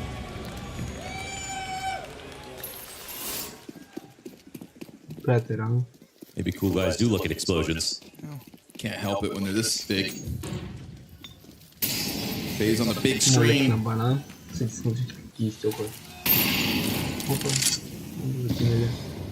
That's nice. Just be their first and the fourth, but man, there were openings in each of these rounds. Yeah. So that was actually the most unlikely one that they won. They were so close to closing out the other rounds, yeah. 4 tight rounds of Counter-Strike. Really all we can ask for between these two teams, ranked number 1 and 2 in the last match of the year. Flames. Flames had sort of an off game on CT side Inferno yesterday. Looking for a slightly better day, but they survived anyway. Opening here for ZywOo, but it's not on Rops. Right? That's the important thing. It's not on Rops inside of mid as the lurk. It's just on Rain. So their plan's still under guys. Exec coming, 2v4 in the site. Apex again looking to support Flames in the back site, but dies to the smoke spam. Flames looking to carve a player off the top, but it's just the pit push first. Kerrigan on smoke, gets the second. I mean, he's off to the races. 6-3 start. That's something really smart that FaZe do. Everybody is playing off the coffin smoke in the exact same way right now. We saw what ZywOo did from that position. This is so key, that FaZe. They jumped up for a second, but they didn't commit over like you would in CSGO. Now, is there a chance to go for this retake? It looks like they're intent on punishing exits. It's 3v3, lots of time left on the clock, but they're walking away from this one. So again, if we compare this to previous rounds, CSGO, you jump up oranges, you clear it as your teammates go all the way across to the grill, and then you start to clear the back of the site. You punish the left side peak from the top of oranges from quad, you punish the right side peak from grill, and then you take the site. But in CS2, that smoke is so poofy from coffins, it's working out very well for the CTs to push out. And if they committed, Flames would have definitely got a pick off, if not 2. Oh, you can see him staring at oranges. Hell, the first player almost climbed all the way up. Yeah. Decided not, went pit. 2 of them did that, yeah. They're breaking habits right there. And this is 4v5. And ZywOo, obviously, just so clean, snaps back, right? You try to get a flash on him, get him off his angle, but ZywOo mechanically just the best. Kerrigan doing great things at the start of map 1 here. You know, feels like very much so. Vitality's floor has risen thanks to Apex, 3rd highest rated player behind Mezzi and ZywOo coming into the last match of the year. Kerrigan hoping to go tit for tat tonight.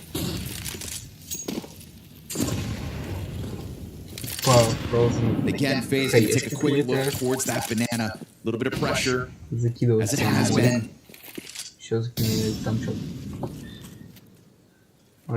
Yeah, these are 2 inspiring rounds.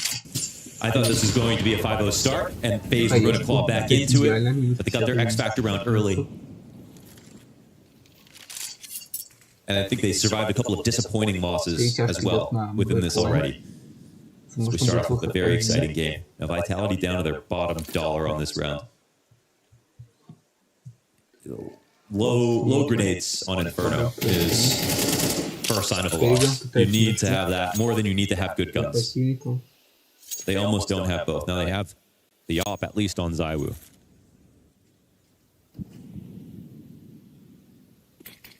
And he has been swinging it lately. Yeah, but nobody...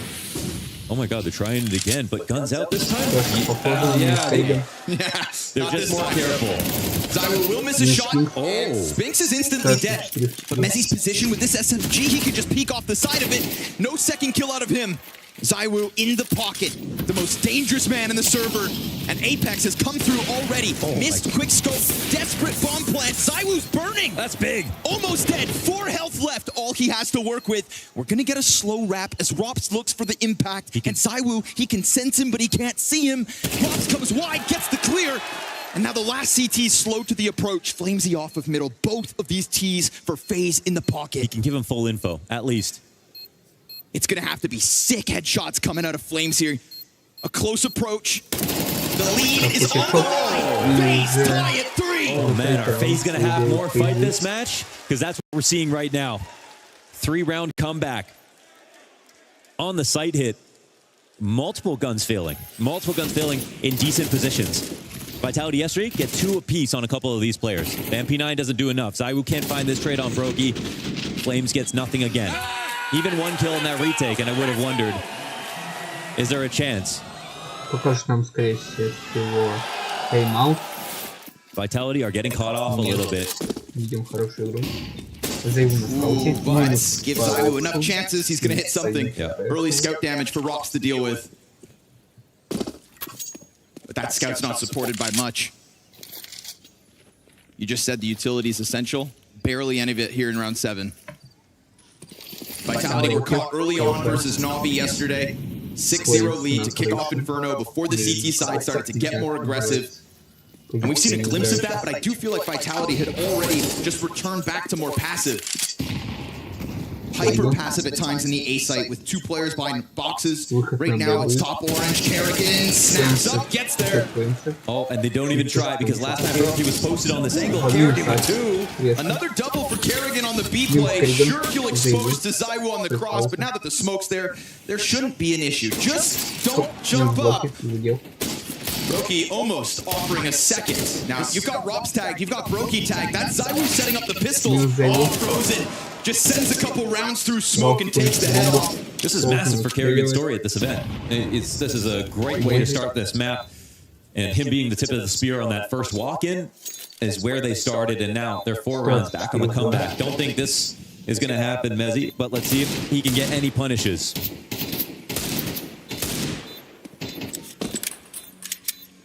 Dancing with death right now, but I think there is an incentive here for the CTs to try to get a kill because almost every round so far has been 2 or less alive for FaZe. This will be the first where they have 4. So not only Spinks failing a little bit. Yes, sir. Messi not getting 2 on that pit round. Flamesy struggling with his spray. FaZe are mad about the fall final.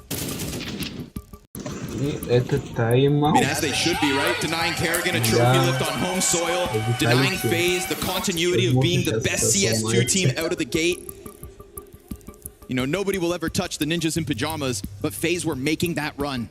That's what they were trying to be at the beginning of the new game, essentially. And their streak soured by Vitality. Big time. And it was well earned. It was well earned from Vitality. I mean, their strugglesome event was Sydney, where Zaiwu only got like the 1.10, which is human. And for Vitality, they had to let sort of FaZe take over from that point. But they came back right in at the end, at the fall final, to end the streak.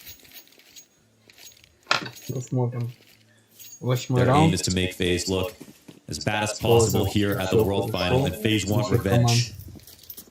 No денег. 8 rounds deep, full buy.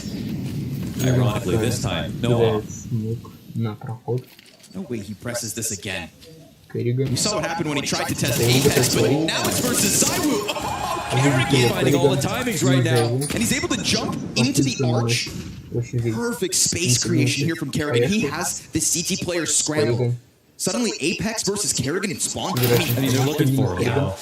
His team wasn't ready to exec, but he's broken apart the structure a little bit. He was so fast, but as is Spinks getting back into his slot towards this A site, if they think they can just overwhelm, the numbers are here for the defense. Mezzi pulling Rain off of the approach. Now, half of the pack still stays back, but Rops will hold the front line.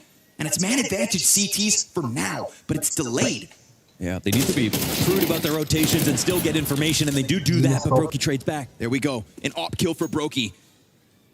We've been waiting to see it, and now he finds his mark. And you can see Flames, he's looking for the arch timing. They don't know if the lurk is coming in, but 45 seconds, and time is limited here for FaZe. The lane retake is massive for Vitality's information. Frozen looking for the headshot.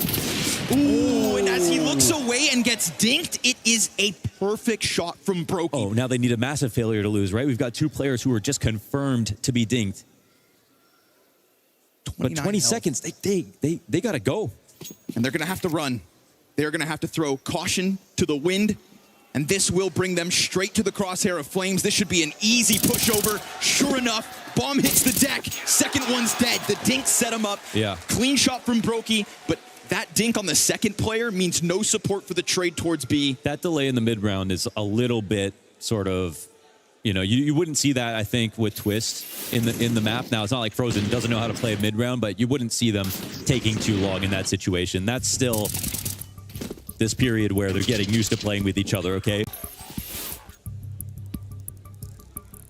An instant trade right there would have spelled disaster, but I mean, Flamesy, that was a layup for him. Those low HP players.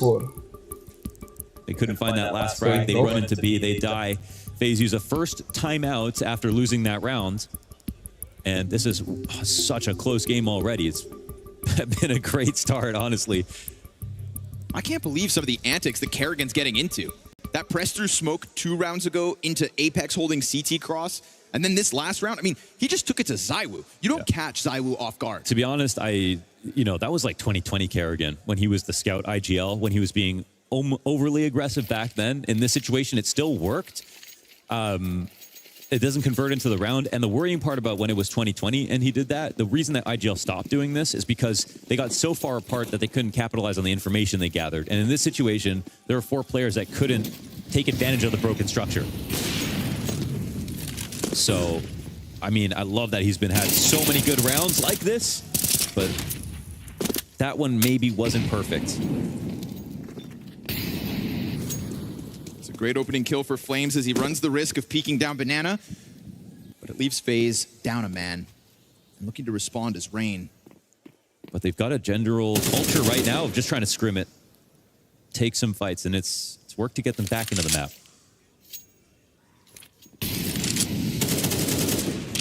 Eyes fall on Rain here in round 9. One of the few pieces of FaZe that isn't online at the moment.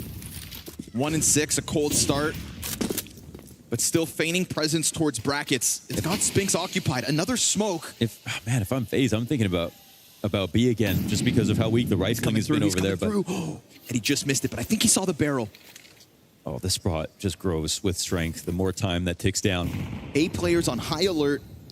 And a question that still remains above Mezzi's head in terms of his ability to anchor and hold pit. They have arch info. They have pit control right now. This feels like it's FaZe walking into the meat grinder.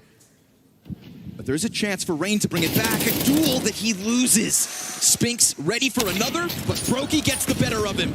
It's a single-man advantage, but it's 20 seconds. Dire straits. And Apex remains in sight. As Mezzi looks to hold the line, Brokey's fixated on him. He hit him through the wall. Mezzi's damaged. Again? Brokey, 2 shots through the wall and another on the site. Just like that, the Opper makes the difference. But the round's not over. We've got Vitality nearby. Vitality press through, spotted out. Brokey's in the open. Down he goes to his counterpart. No way Kerrigan can do this again. He shoots, and ZywOo closes. Another clutch. ZywOo just doesn't go down. He has countered all the explosive moments so far at this event when it took taking the wind out of Imma's sails yesterday on Inferno into Same today. site. He is the clutch denier right now. Same situation. Just one more thing that he can do. Beautiful shots coming out of Brokey here. This double. Dude. And then into the site. Yeah. But ZywOo is forever. A round is not won until he goes down. Yep. Relief on Apex. Yeah. They brought it up on the desk. He's the best player in the server. That's a boon to Vitality. That's just, that's a persistent feature. It's not something. 9 rounds of Counter-Strike, and we got the fireworks we were promised. Yeah. Yeah. It just couldn't ask for a better start to the World Final right now. Half buy coming out of FaZe. See if they group up and push. Spinks ready with support behind him. The smoke does section them off, but it's only the single. It's only the single. That's a consistent thing here for Vitality. FaZe getting the X Factor frags. It's a great trade back. Of responsibility for ZywOo right now. Solo banana hold. And a whole pack of FaZe clan coming his way, but show him a shoulder and he'll take your soul. It's frozen down and everybody else on the chase. A fast rotation back from Flames. ZywOo hits that. Spam goes through. You cannot move this guy. You cannot best him. Your pistols mean nothing in the face of the best. The wide left side peek. Not a single shot missed in that sequence.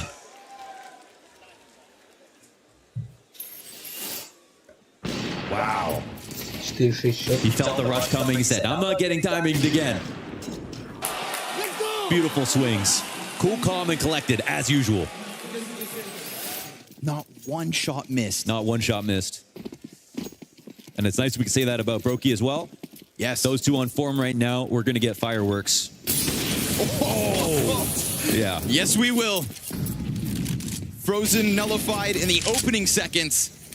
And some pretty consistent 5v4s now coming out of Vitality towards the tail end of the CT half, much like versus Na'Vi.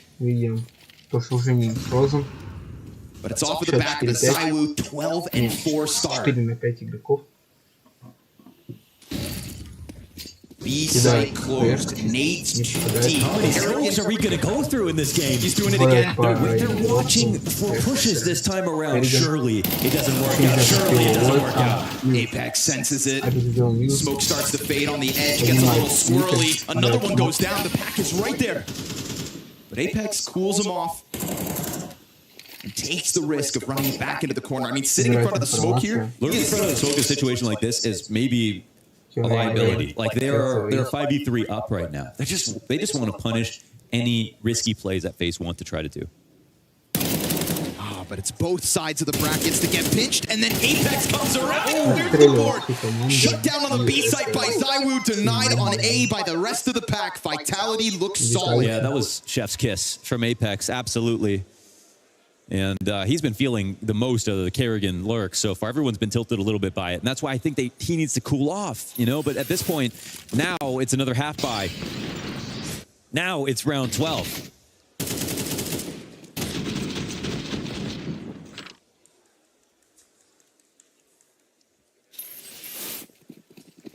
Damn.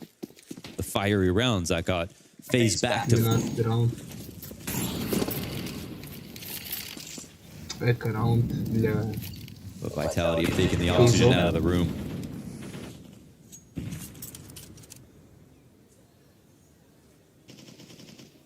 Seems there might not be anything more to feed off of. One last attempt here in half one for FaZe. Blind as a bat, ZywOo survives it. Oh God, they're just gonna keep pushing forward, and Mezzi, easy pickings for the double. Now he's starting to miss, and with those first misses, at least Frozen gets in. He left the door open for the FaZe push. Brokey and Frozen again in a 2vx. Final round of the half, and the nades are fantastic. Brokey blown to smithereens, and the new kid on the block. Waited a long time to put on this jersey. Mac 10 in hand, softened up by Apex. He can sense him. And he has certainly softened him up. You can see the desperation of Frozen as he hides into the back of the bomb site now. Only 10 HP. Nice things coming through from the Mac 10, but it is indeed a resurgence from Vitality in this defensive half to get double the round count. FaZe post 4.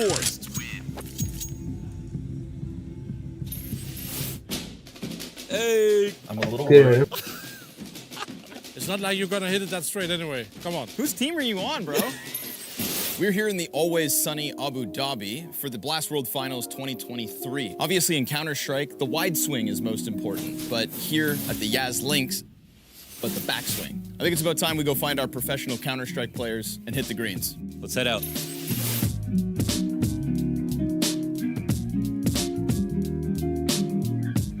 Well, hello. Hello, hello. What's up, brother? How you doing? Good on you.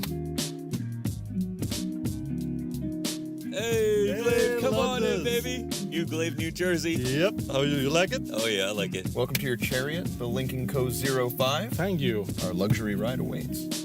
Obviously, here we are, Abu Dhabi Grand Finals. A great way to end the year. We're mixing luxury with Counter-Strike. Some people go on walks. Some people go on drives to think. You ever go on a drive to think about your career? I do sometimes drive. I love to drive. First of all, are you a petrol head? For me, it doesn't matter. It's more about how the car feels when you're driving it. And so when I get home for a tournament and I go for a drive, obviously it's an important, good feeling to be home. Of course, you can drive in every car, but there is a special feeling to driving in a good car, right? Yeah, absolutely. So we're going to the golf course. We're going to go play against Kerrigan and Scrawny right now. I'm a little worried that Glaive might be a golf player. I've got a hunch, man. Ready to go? I'm ready to go. Let's get out there, baby. Let's do it.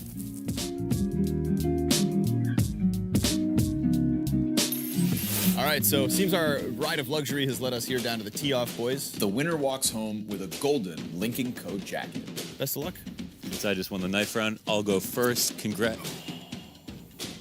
You can go first. Good luck, then. Good luck. We'll take All right? I'll remember that. Good luck. What is the tactic? Hit it hard. I just got to check the wind. You got this. Dream big, Connor. Yes, sir. Hey, you guys mind? I'm going to go find my ball. Yes, please do. Your third ball. Yo, I got it. This doesn't feel like a punishment. I feel like the grass harder. Good job. It was a warm-up. It was a warm-up. Yeah, okay, bro. It's not like you're going to hit it that straight anyway. Come on. Whose team are you on, bro? It's just another major, baby. Last shot before we went to the sandbank. Oh, my God. Oh.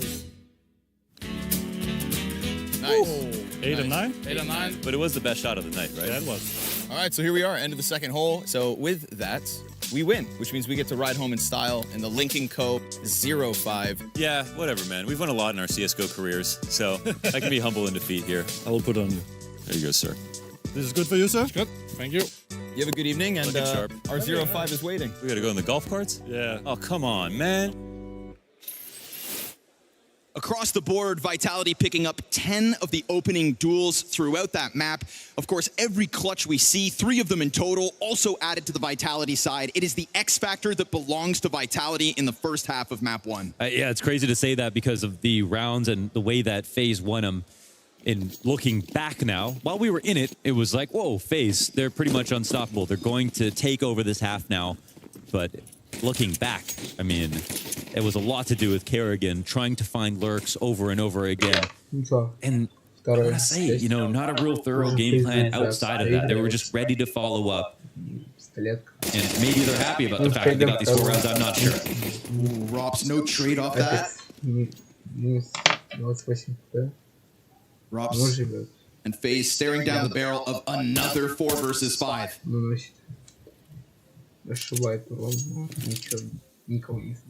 You simply cannot be playing catch-up versus the likes of Vitality right now. This is a team that's just playing such clean Counter-Strike. 45 is going to catch up with you sooner than later.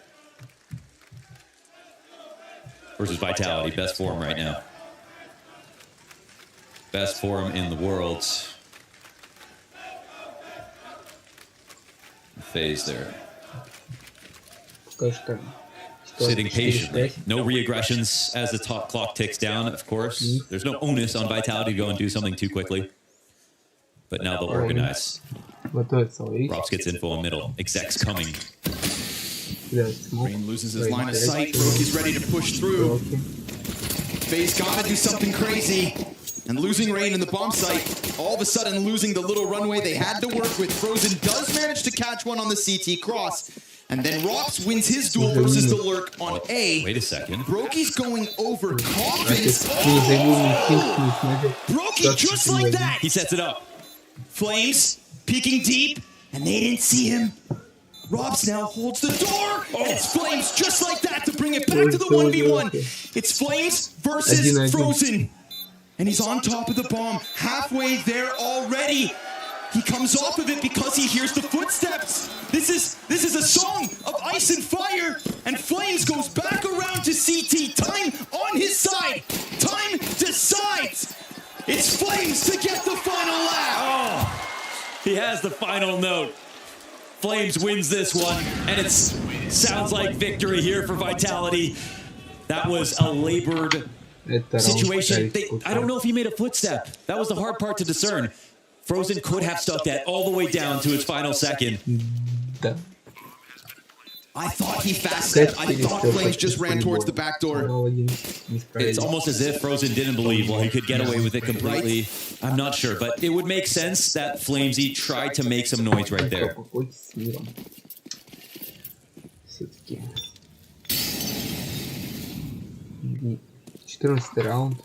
All that matters right now is Vitality get a pistol round in this situation. FaZe still on pistols here. Ooh, what could have been for Rops is also what could have been for Vitality. Another 5v4 on the brink of it. 8 HP. He'll get back with that deagle, but I mean, he's alone here. You've got 8 health between Vitality, their 10th round win, and this A-bomb site.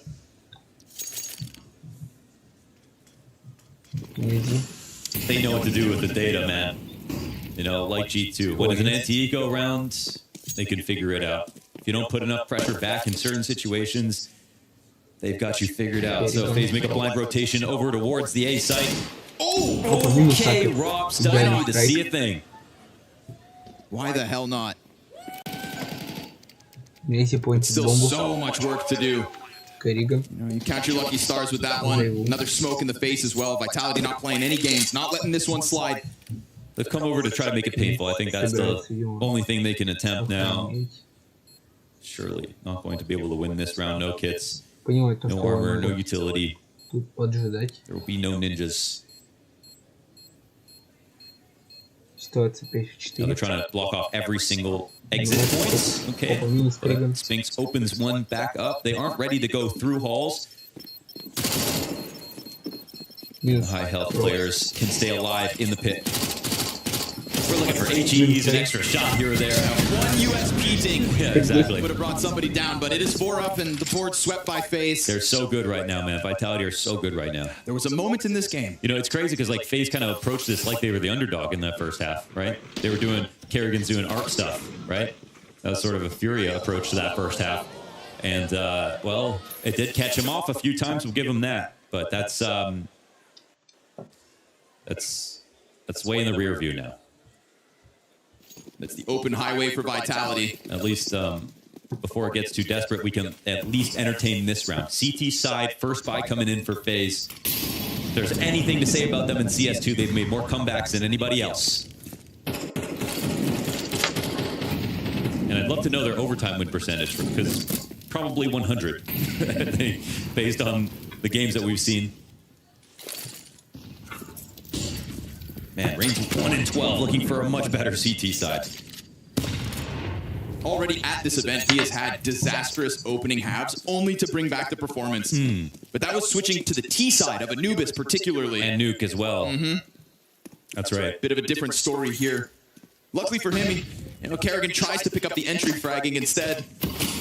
And while it did have its moments of glory, Rain will be looking back on this opening map with nothing but frustration.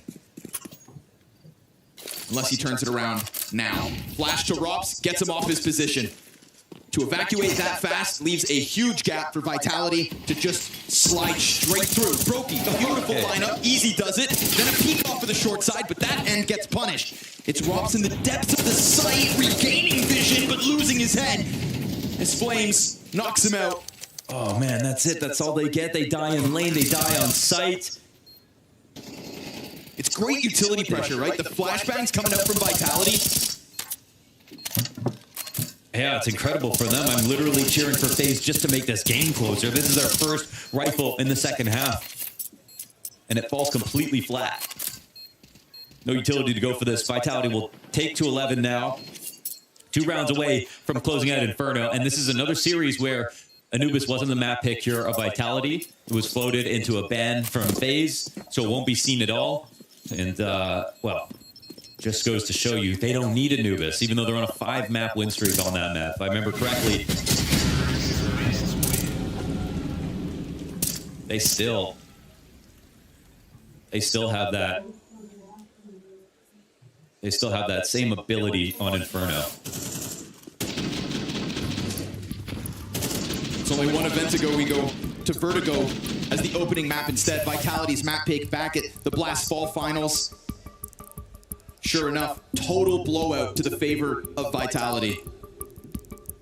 FaZe try to wiggle away from it by a similar situation. I was wondering when production was going to do that. Yeah, felt like a matter of time. Yeah.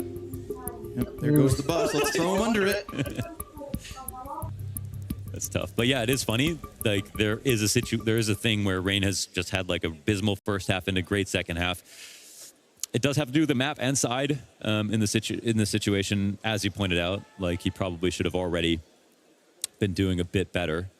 And that's why, I mean, it was so disjointed between him and Kerrigan, who should have been the guys going for entries. Like when we saw, you know, the dink on Spinks at quad, it was Rain into Kerrigan trading it out. But there was less of a tag team in this match overall.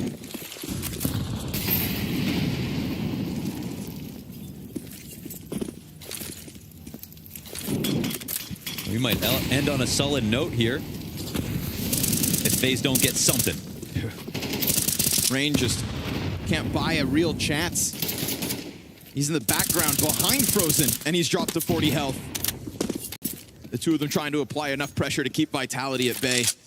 What's amazing about these two IGLs, of course, that the conversation around them is they're unmatched right now. These two this year, there are people who are somewhat close, but, you know, Cadian and Snappy don't stand to their accomplishments and their consistency. Oh, okay. This is the last thing you need. Oh, come on!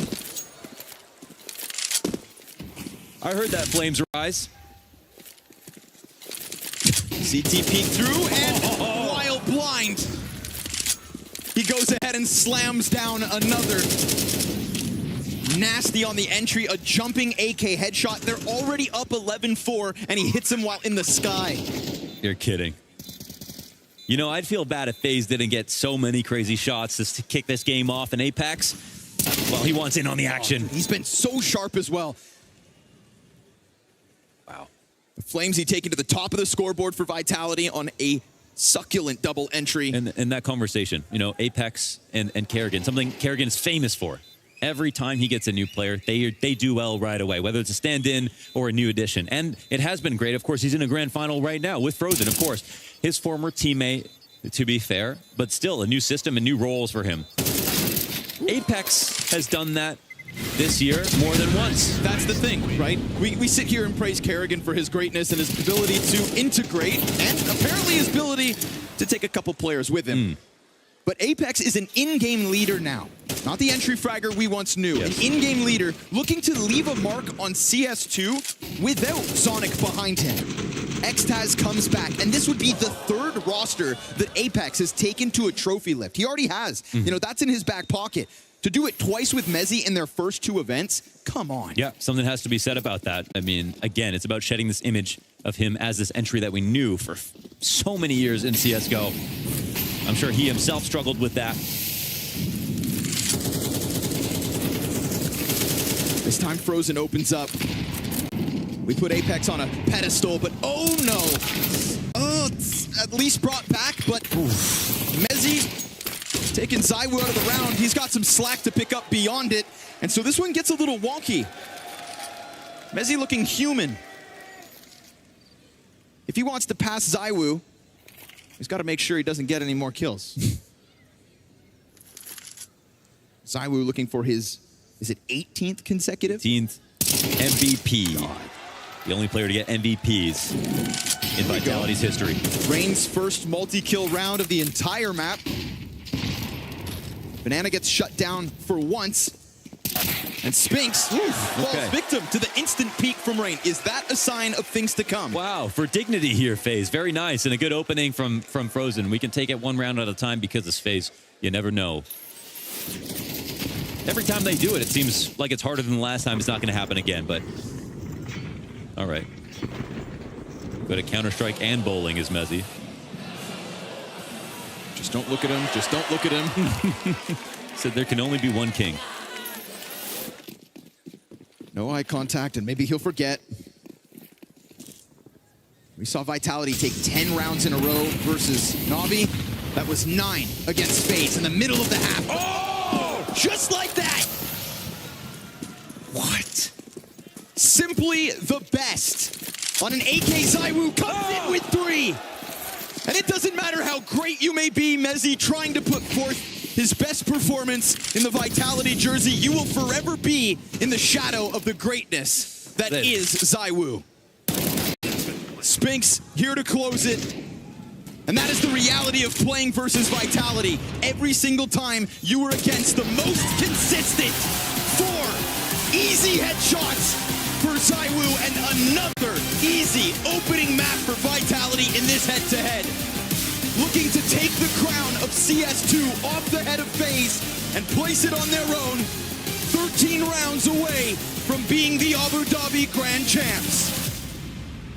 V for victory on Vitality's map pick as the black and yellow squad look to speedrun yet another grand final. That was a commanding start to this grand final here in Abu Dhabi, and it's only poetic poetic, it's only perfect that it ends out on the final round, Matthew, with a ZywOo 4K, because this man was such a beast on this map of Inferno. It feels like every year we get to find some of these ZywOo banana plays where he just bulldozers his way through, double entry with the AK, adds a third one, closes it. Listen, this was a team effort on the Vitality side. There were way more than just one player on the server, but I will put it out there. Every single time it looked like FaZe were on the brink of breaking Vitality or winning that round, it's ZywOo who stepped up. The anti-clutch, 1v3 in the post-buy, 1v2 against Kerrigan as well, triple kill with the AWP. He played exactly the way he was supposed to. Beyond that, this was a game of adaptations for Vitality. We saw that the game plan was obvious from FaZe early on, that they wanted to hammer that B site. That's why they picked that T side. And lo and behold, as always, Vitality come up with the solution just a few rounds in. It doesn't take them long to realize, hey, there's a problem with us right now on the map. So they switch up some of the positions. They play a little bit different towards A, towards B, and that's all they need to do. I'm not gonna lie, it wasn't the most, close game. It wasn't the most entertaining game in terms of scoreline, but the game in the beginning was quite interesting. And I think we should go back to watch some of the rounds in the beginning of that game, because FaZe didn't win the pistol, but they kept on forcing and trying to push the issue. They wanted to make sure that Vitality could never rest on their laurels. They could not get off to a good start. You see them running out of spawn here in the second round. Of course, a full force buy coming in. Not too big of a surprise for FaZe Clan right here. We then move on to the following round. They lost that one again, coming out of T-spawn, a full force buy. They have the money to do it. Again, at the score 3-0, they do it. And this is the round where it finally worked out for FaZe Clan. And that was some of the only rounds they were able to get. They succeeded winning this round. And as you can see on the score distribution right here, they banged off 4 rounds in a row based on that. And I thought, okay, at 4-3 for FaZe Clan, we have a game on our hands. Because as you said, Maui, they were hammering on that B bomb side. They didn't allow they didn't allow Vitality to get off to a good start. But apart from those 4 rounds in a row, they got nothing to offer. It's a story of adapting and overcoming, and it's exactly what we saw from Vitality just yesterday versus Na'Vi. They made them sweat. They can obviously see holes in Vitality's defense, but it's how they overcome them and how they adapt their game plan to be suiting what FaZe is throwing at them, right? Yeah, definitely. It's twofold. One fold is obviously strategically you have to find a solution. That's what Maui's talking about. Hey, when we play back defensively to both of us, Flames and Apex, it's not working. We're being abused. What can we do? We can be a little bit more aggressive. We can ask for a third player to be up there. We can bring ZywOo sometimes. But it's also a story of just warming up individually. If you look at the cross replacement and the shots that Flamesy was firing at the very beginning, this was a rough entry, a rough start to the grand final. He missed a couple of shots. The 50-50 duels were not going his favor. He was very much wide swinging outside of the cross, and then he steps up, and then suddenly the setup makes more sense. Flames has, I guess, I don't even know if it's been on record, but we know that he's been sick. He's been sick at this event. He hasn't, I don't know whether it's cold or whatever, but either way, it does seem like he's been slow to start. This isn't the first time I've seen it, but boy, did he warm up into it, man. The T-side entries that he was finding were just disgusting, and the way that actually, once he started to find himself on the CT side too, he started to put down some better defenses, his utility protocols look better, and also he started just calling his own number outright. That way that he just jumped over half wall, killing the player on the other side of it, like, what is that? Like, that seems like a play you're supposed to be making if you're on FaZe Clan, not on Vitality, but he makes it work. 2 grand finals in a row. We praised him against Vitality in Copenhagen on Vertigo for having a monstrous performance at the very first map in the grand final. He's doing it one more time right here. I'm not saying Flamesy is a player that steps up in the grand finals, but we're now seeing it 2 times in a row that he's coming in, he's finding impact despite having a strugglesome start. And that's exactly why I like that we saw Spinks hot from the very beginning, because that is one criticism that we have.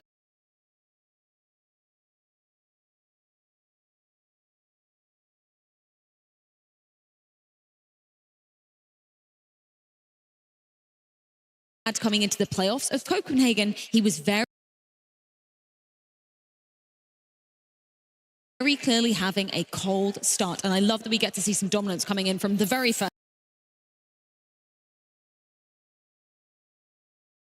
rounds of this. You're absolutely correct. And there is this notion of a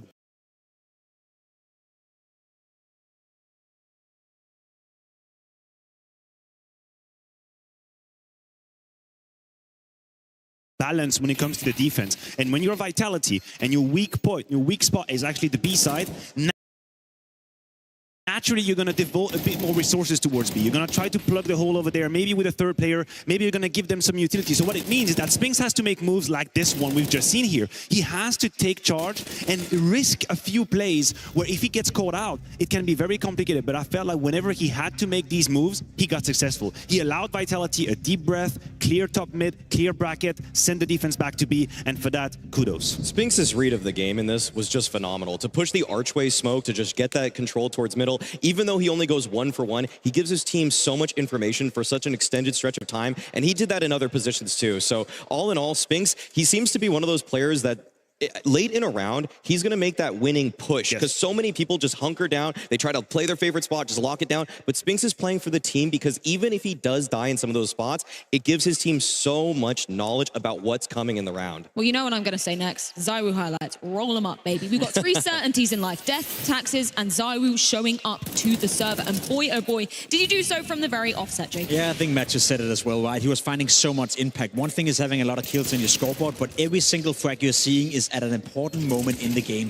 Every single frag you're seeing from ZywOo is dictating the round or dictating the outcome of the round. We didn't see him show up, you know, and hunt a lot of eco frags or get a lot of easy kills. All these are hard-fought kills. You see the entry right here. You saw the AWP action as well. You see the entering on Banana with the AK-47. It is absolutely ridiculous how good this man is at Counter-Strike. And as I said, coming into this game, in my mind, there's no doubt he's the best Counter-Strike player we've seen the past 3 years, and it's not even a discussion. Well, we do have to flip the script just for a moment and talk a bit about, you know, the deficiencies of FaZe Clan. It doesn't come down to just one person, but I am going to put the spotlight on Rain. He was very, very slow to be starting into this this series, Maui. Rain had a tough time. I didn't see also on top of that Rops imposing himself in any fashion whatsoever. Yeah. Is this going to be one of those Fort Minor highlight reels where it's just Rain and a few kills? Like, is this even necessary? Trying, this feels a little rude, actually. I think that's it. I think that's his last kill, right? Okay, one more. That is all right. Four kills. Yeah, not the start you obviously wanted from Rain. I think that the reason though that he definitely had so much trouble with this one is just that the Vitality defenses kept shifting so much. If he's the focal point, if he's supposed to be in an entry position in these rounds, ZywOo was meeting him with the op. Spinks was in an advanced position they didn't expect. There were so many times when he just had to try to barrel into a bomb site, and there's just a crossfire between Vitality players. And that's the difference, right? Rain actually ended up with more ADR than Messi in this game, surprisingly enough. 44, Messi 41, but there was no one to bail Rain out of the issues, right? You had ZywOo, you had Spinks, you had Apex, all the players on Vitality firing on all cylinders. As you said, Brokey came alive at a certain moment in the beginning of the game, but apart from that was nowhere to be found. Same could be said for Rups, same could be said for Kerrigan, who had a couple of good moments when it was 4-4 or 4-3, and at that point it was just like the entirety of the FaZe were just missing from the circle. It's obviously never down to one player, but it is very problematic that I have more images in mind of Kerrigan catching ZywOo off guard towards long than actually Rain. And Rain should be this guy. He should be the tip of the spear, going out, either fighting Spinks with a rifle or ZywOo with an AWP. It's not a great position to be in, but anywho, he never really had these moments, and FaZe rely on it. And I think, of course, we're going to talk about the second map, but it is going to be a defining factor. If you have to find strength for FaZe when it comes to Nuke, Rain is the name top of the list. Yeah, potential silver linings for FaZe. Obviously, their map pick lays in wait, and it's a map where we know they want to be claiming some sweet, sweet revenge over Vitality. That map is going to be Nuke, and it's going down after this.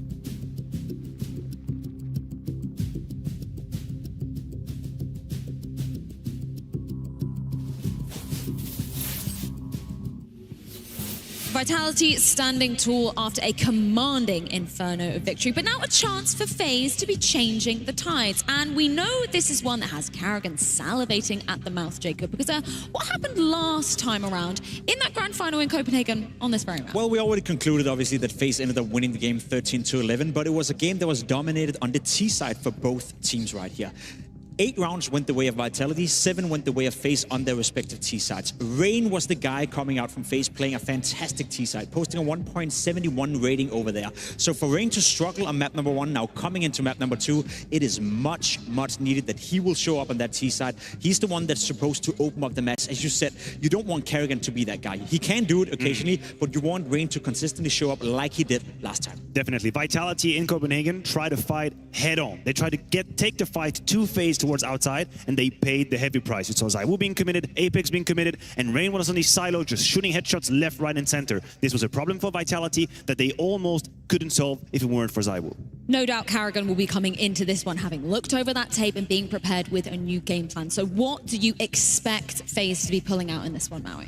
Well, obviously, given that they've had a personnel change, Frozen is going to be coming in instead of Twist, and so that could tip the scales in the favor of FaZe. He's taken up, Frozen that is, the spots of Twist. He hasn't actually gotten any of his old spots. He's now, because Rob's got his T-side spot that Frozen used to play, and Rain's still playing that outside yard defensive side. So this is a map for Frozen where he needs to just play in that pack and make sure that he trades off his teammates. We've talked about the teamwork and how it seems pretty good. Well, it needs to be airtight if FaZe want to have a chance to change the story. Speaking of some of the individuals, you guys at home can have your say in our Mersk MVP vote. Follow the link down below and you can select one of these 6 fine gentlemen to be taking home that title. No bias here, you know who I'm going to be voting for, but yeah, make sure you have that say before this map does conclude. Jacob, you want to jump in and say maybe some other adaptations that you're hoping FaZe might have brought to this one? I just hope I hope Vitality are paying attention, because you're right, test Frozen. Test Frozen if he's comfortable in that position. He's playing that inner bomb side, CT side, and that can be hella hard when there's flashes, smokes,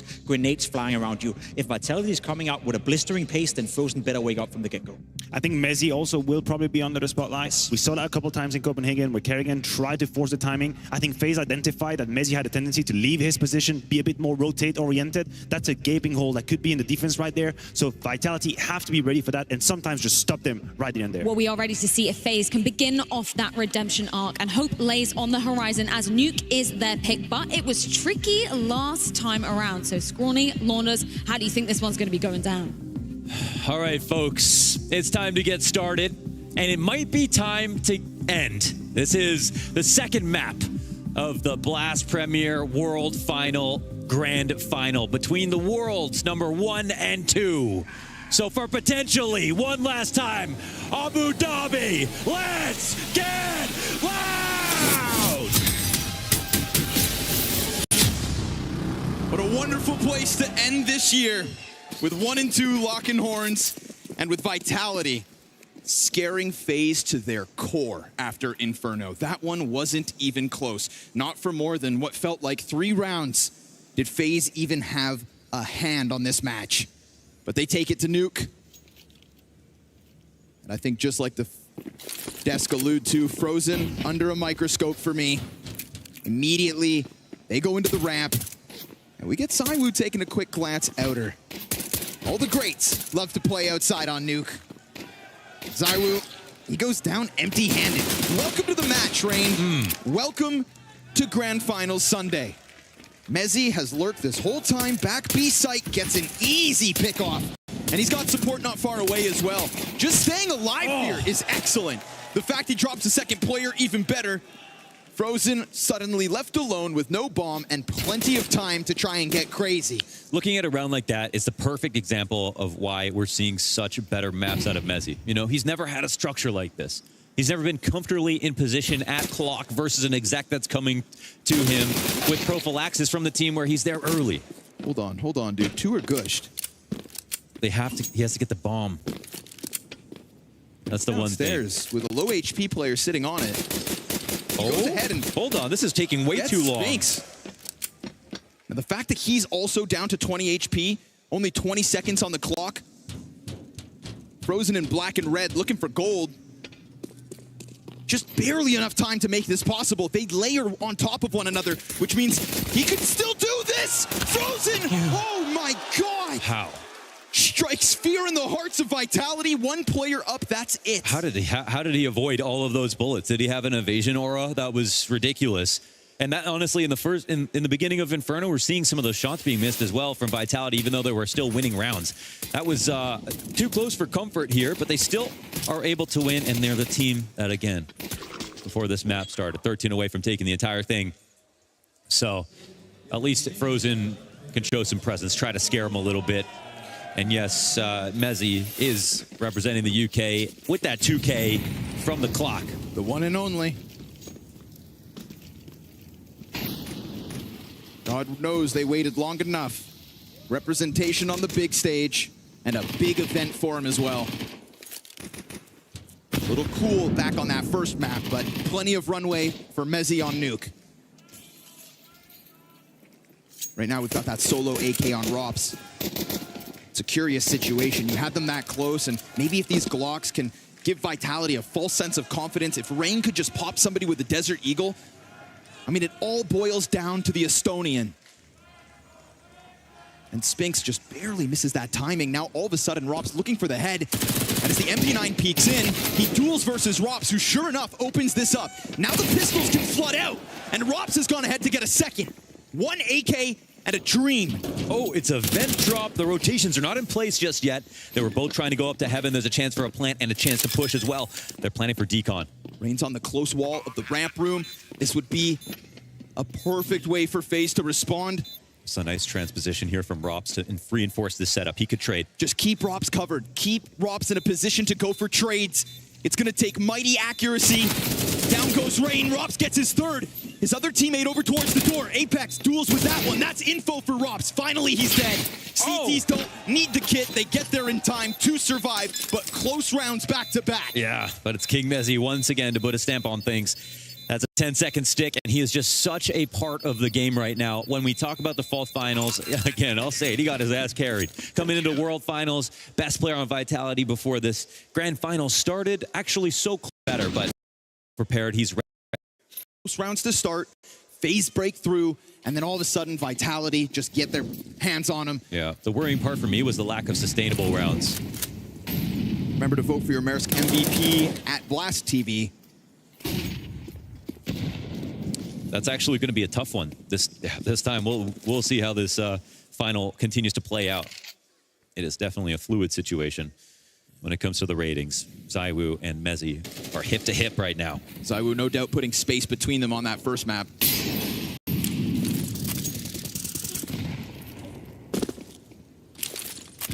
Guns in for FaZe on the cross. Well-timed nade, but it doesn't actually blow open the smoke. That one will, and there's a player down here in Mezzi. Oh, nice headshot. My God, the push forward? He goes up the stairs? Oh my God. That's not how that's supposed to work. Yeah, so we got secret control, outside presence, but low numbers. Apex does not want to give that away. Because positionally, FaZe are okay. Crossing a minute. They have both options with secret and lobby still intact. Flames doesn't even have to burn his smoke too early. And how does he transpose? Now, normal setup is to jump up to clock. Are we looking for any rotations? Look at the CTs right now. They're top sight. ZywOo's in the open. Rob sees him, and that's nothing for ZywOo on the A-hold.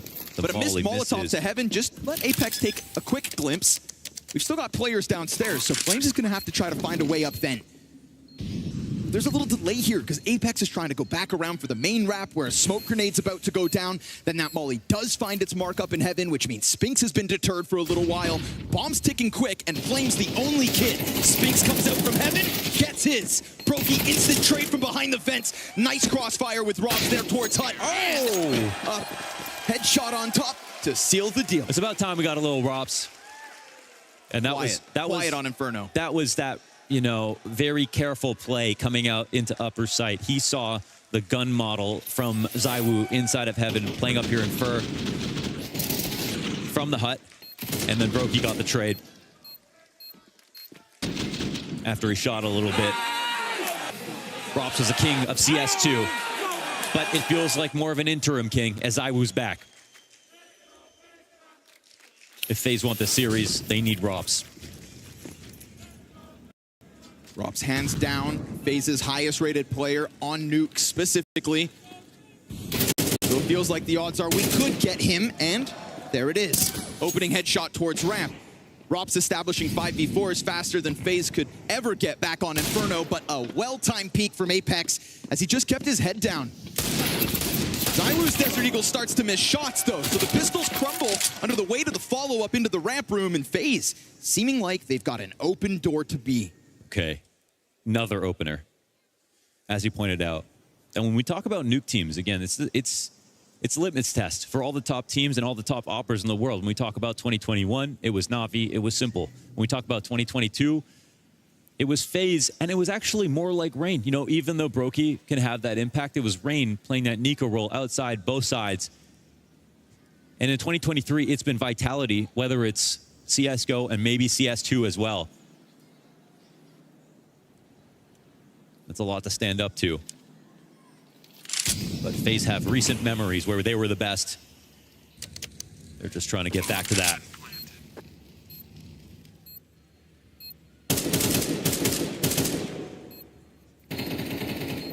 And that's the thing you pointed out about Rain. Like, he was star of the show at Antwerp. That was the best Nuke performance of the entire year.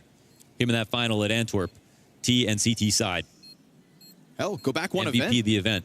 He was making a run for the top-rated FaZe player at Copenhagen as well, up until Grand Finals. Yeah. Here we are again. Yeah, he's been impressively good, you know, at the new game, which is something that we expected. A lot of new players want to see Rops and these types of guys to fly out in front of their competition after sort of learning from them for all these years, prepping for the chance to pass them. But Rain learned fast. Now he just needs that consistency. A couple missed shots out of Zywoo that round. Could have coupled nicely with Apex's 1D. And this could be a big half from Rob. So I just want to say the other day when we were talking about Nico putting on a reference game on Nuke, at the exact same time, Rops had almost a mirrored scoreline to Nico. He was slowing down the moments. He was one-tapping a lot of the frags. He was getting a high number of kills. So if it could happen again, it would happen on Nuke. Rain looking to carve a path. There he is. He does it again consistently, these 5v4s. But really nothing matters other than where Spinks gets up to, unless apparently Zywoo with a U. Whoa, hey! Settle down now. Mezzy to the moon. It was all about Spinks' solo M4, and he didn't even get a piece of the action. This was just a clean, easy upper take out of phase.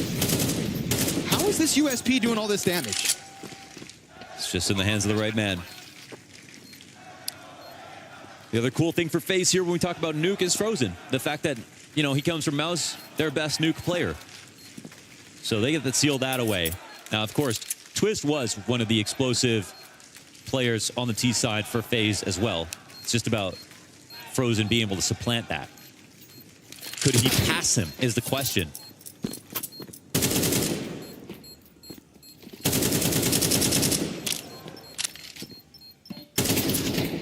Zywoo is such a nuisance. Finally going down here, but that's still 2 USP kills. Spinks versus Rain. Hang on. All's good here for the one rifle of Vitality. And he'll run away to save. That's an important M4 to take into the next round, but it's 3-2 on the start, and it's looking a little bit more sustainable to me than Inferno was. It coming down to Rops as the lobby lurk. Oh, they want 3 maps. Yeah, it's less sort of crazy aggressive, catch the timing, push a smoke. These default-based round wins out of phase. Oh. Connor hates this play. Let's see if it finally fails. It goes unchecked for now. Same path from Rain, though, as last round. In front of the red box. He doesn't Zywoo, see it. He's going to sniff him out. Now, Spinks gets some damage in, but on the reload, he gets pushed. Rops just barrels out a putt with a teammate, and the Heaven player's dead. Nicely tethered there between Brokey, Rops, and Kerrigan. Yeah, crank that pace, FaZe. They thought spraying on the close squeaky smoke was going to be enough to deter it, but FaZe just slip right in with an electric pace here in round 6. They overtake the A site. Wow, that was pretty unexpected. Just paying attention to the nades that were going down outside. That's the first layer of complication that Kerrigan has added to the calling so far. It's a fast attack, but it feels like a slow one. And so when ZywOo gets his kill, you think there's going to be a moment of relief. But I think what happens is a full mag of ammo gets sprayed into Squeaky, the reload happens, and then they jump on it immediately. They say, okay, start throwing your grenades. We need to get out there. Maybe those 2 moments coalesce perfectly. Maybe they knew they could elicit the spam. Either way, it's a perfect punish.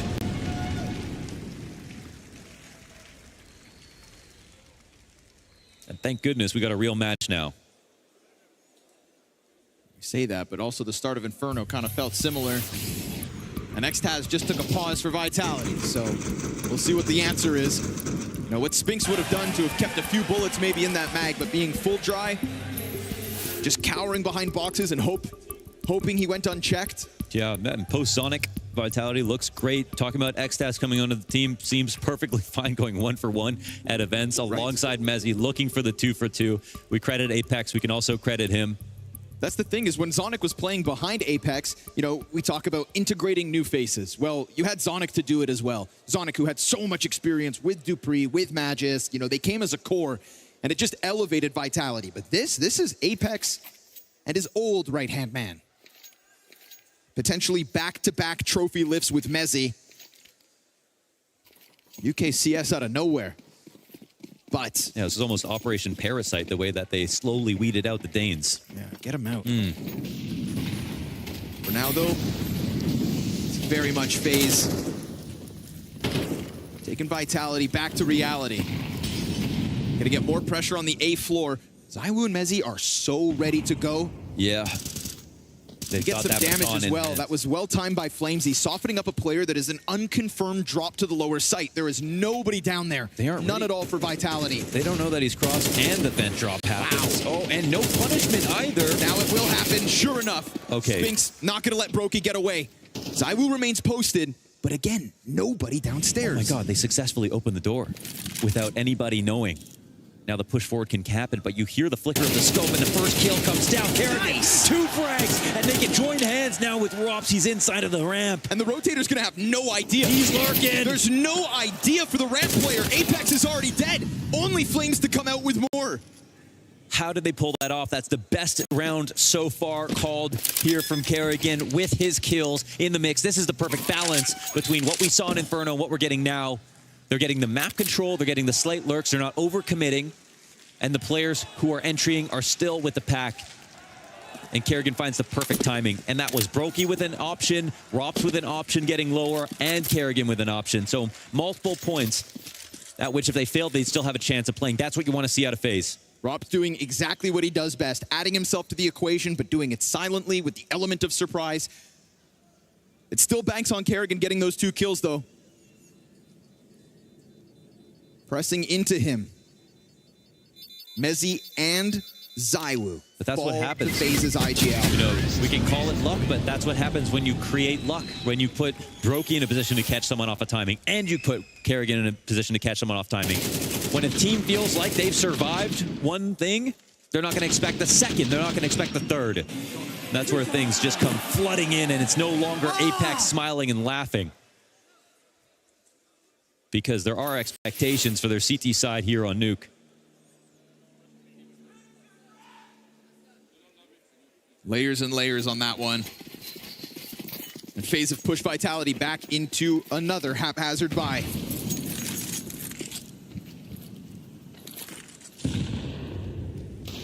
Rob's feeling unstoppable at the moment, and sure enough, he's got the sense, but didn't know which way to look. Too many options, overwhelming Robs. You're in the right to try to put it on.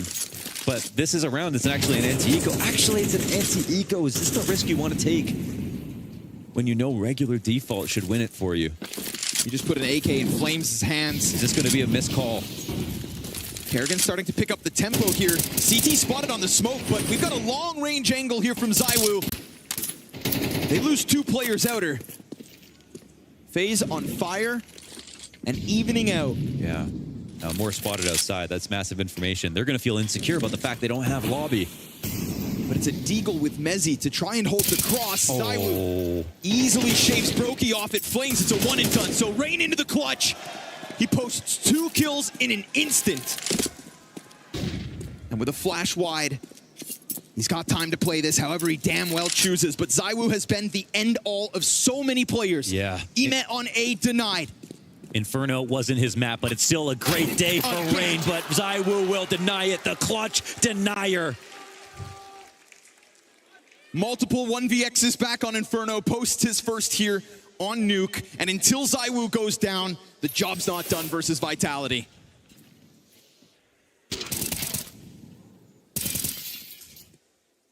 And that might have been a missed call here. This is Rops lurking out of HUD in a round where it's your opponents who don't have much to play with. They were happy to pick that up. It's also a gun upgrade instantly into a player who has half armor or full armor and a 5v4. We'll see if that's a mistake they can't afford. Oh, do they need to save him? That spread gets big sometimes. He's okay. It fizzles out. Oh, he can punish this now. Yeah. Easy. Flash drops, but it's okay. He's able to exit. And I like that Mezzi gets aggressive as well. Off of the lobby frag. Now they've got trophy control, so suddenly... This is how they came back versus G2 as well. They continue to play aggressive even when they just made the comeback happen. It's how they happened to take Na'Vi back on Inferno. They always play like they're winning. Easy to do when you're the best. FaZe very clearly wary of the possibility here. Messi's about to have his hands full. Shadow advantage. He knows it's coming. He's on high alert, and he tries to take the peak, tries to take the initiative. But now they will flood into the waiting arms of ZywOo, who misses his shot off the flash. Man, and Rain simultaneously gets downstairs. I mean, he could post up on Vent. So it's going to have to be Apex. It has to be. His support far off. Frozen comes wide. Apex keeps all his health. Flames picks up the upper kill. And Brokey able to answer back in the bomb site. Rops plays on a classic position. Posted above on full display for any kind of a ramp retake. The CTs aren't coming in. No way. A shot through the doorway. Rops off the top rope. He knows their approach. But until they exit, he can hit them. ZywOo the first. Spinks. It's a beautiful split between the other two. Yes. And Vitality close the gap. It's perfect spacing and perfect pacing. That's a beautiful way to make sure they win that 3v1. Rops is on it today. And ZywOo hits that blinder through the door. Another good start out of the round from Vitality. Another mistake from FaZe in the first few seconds.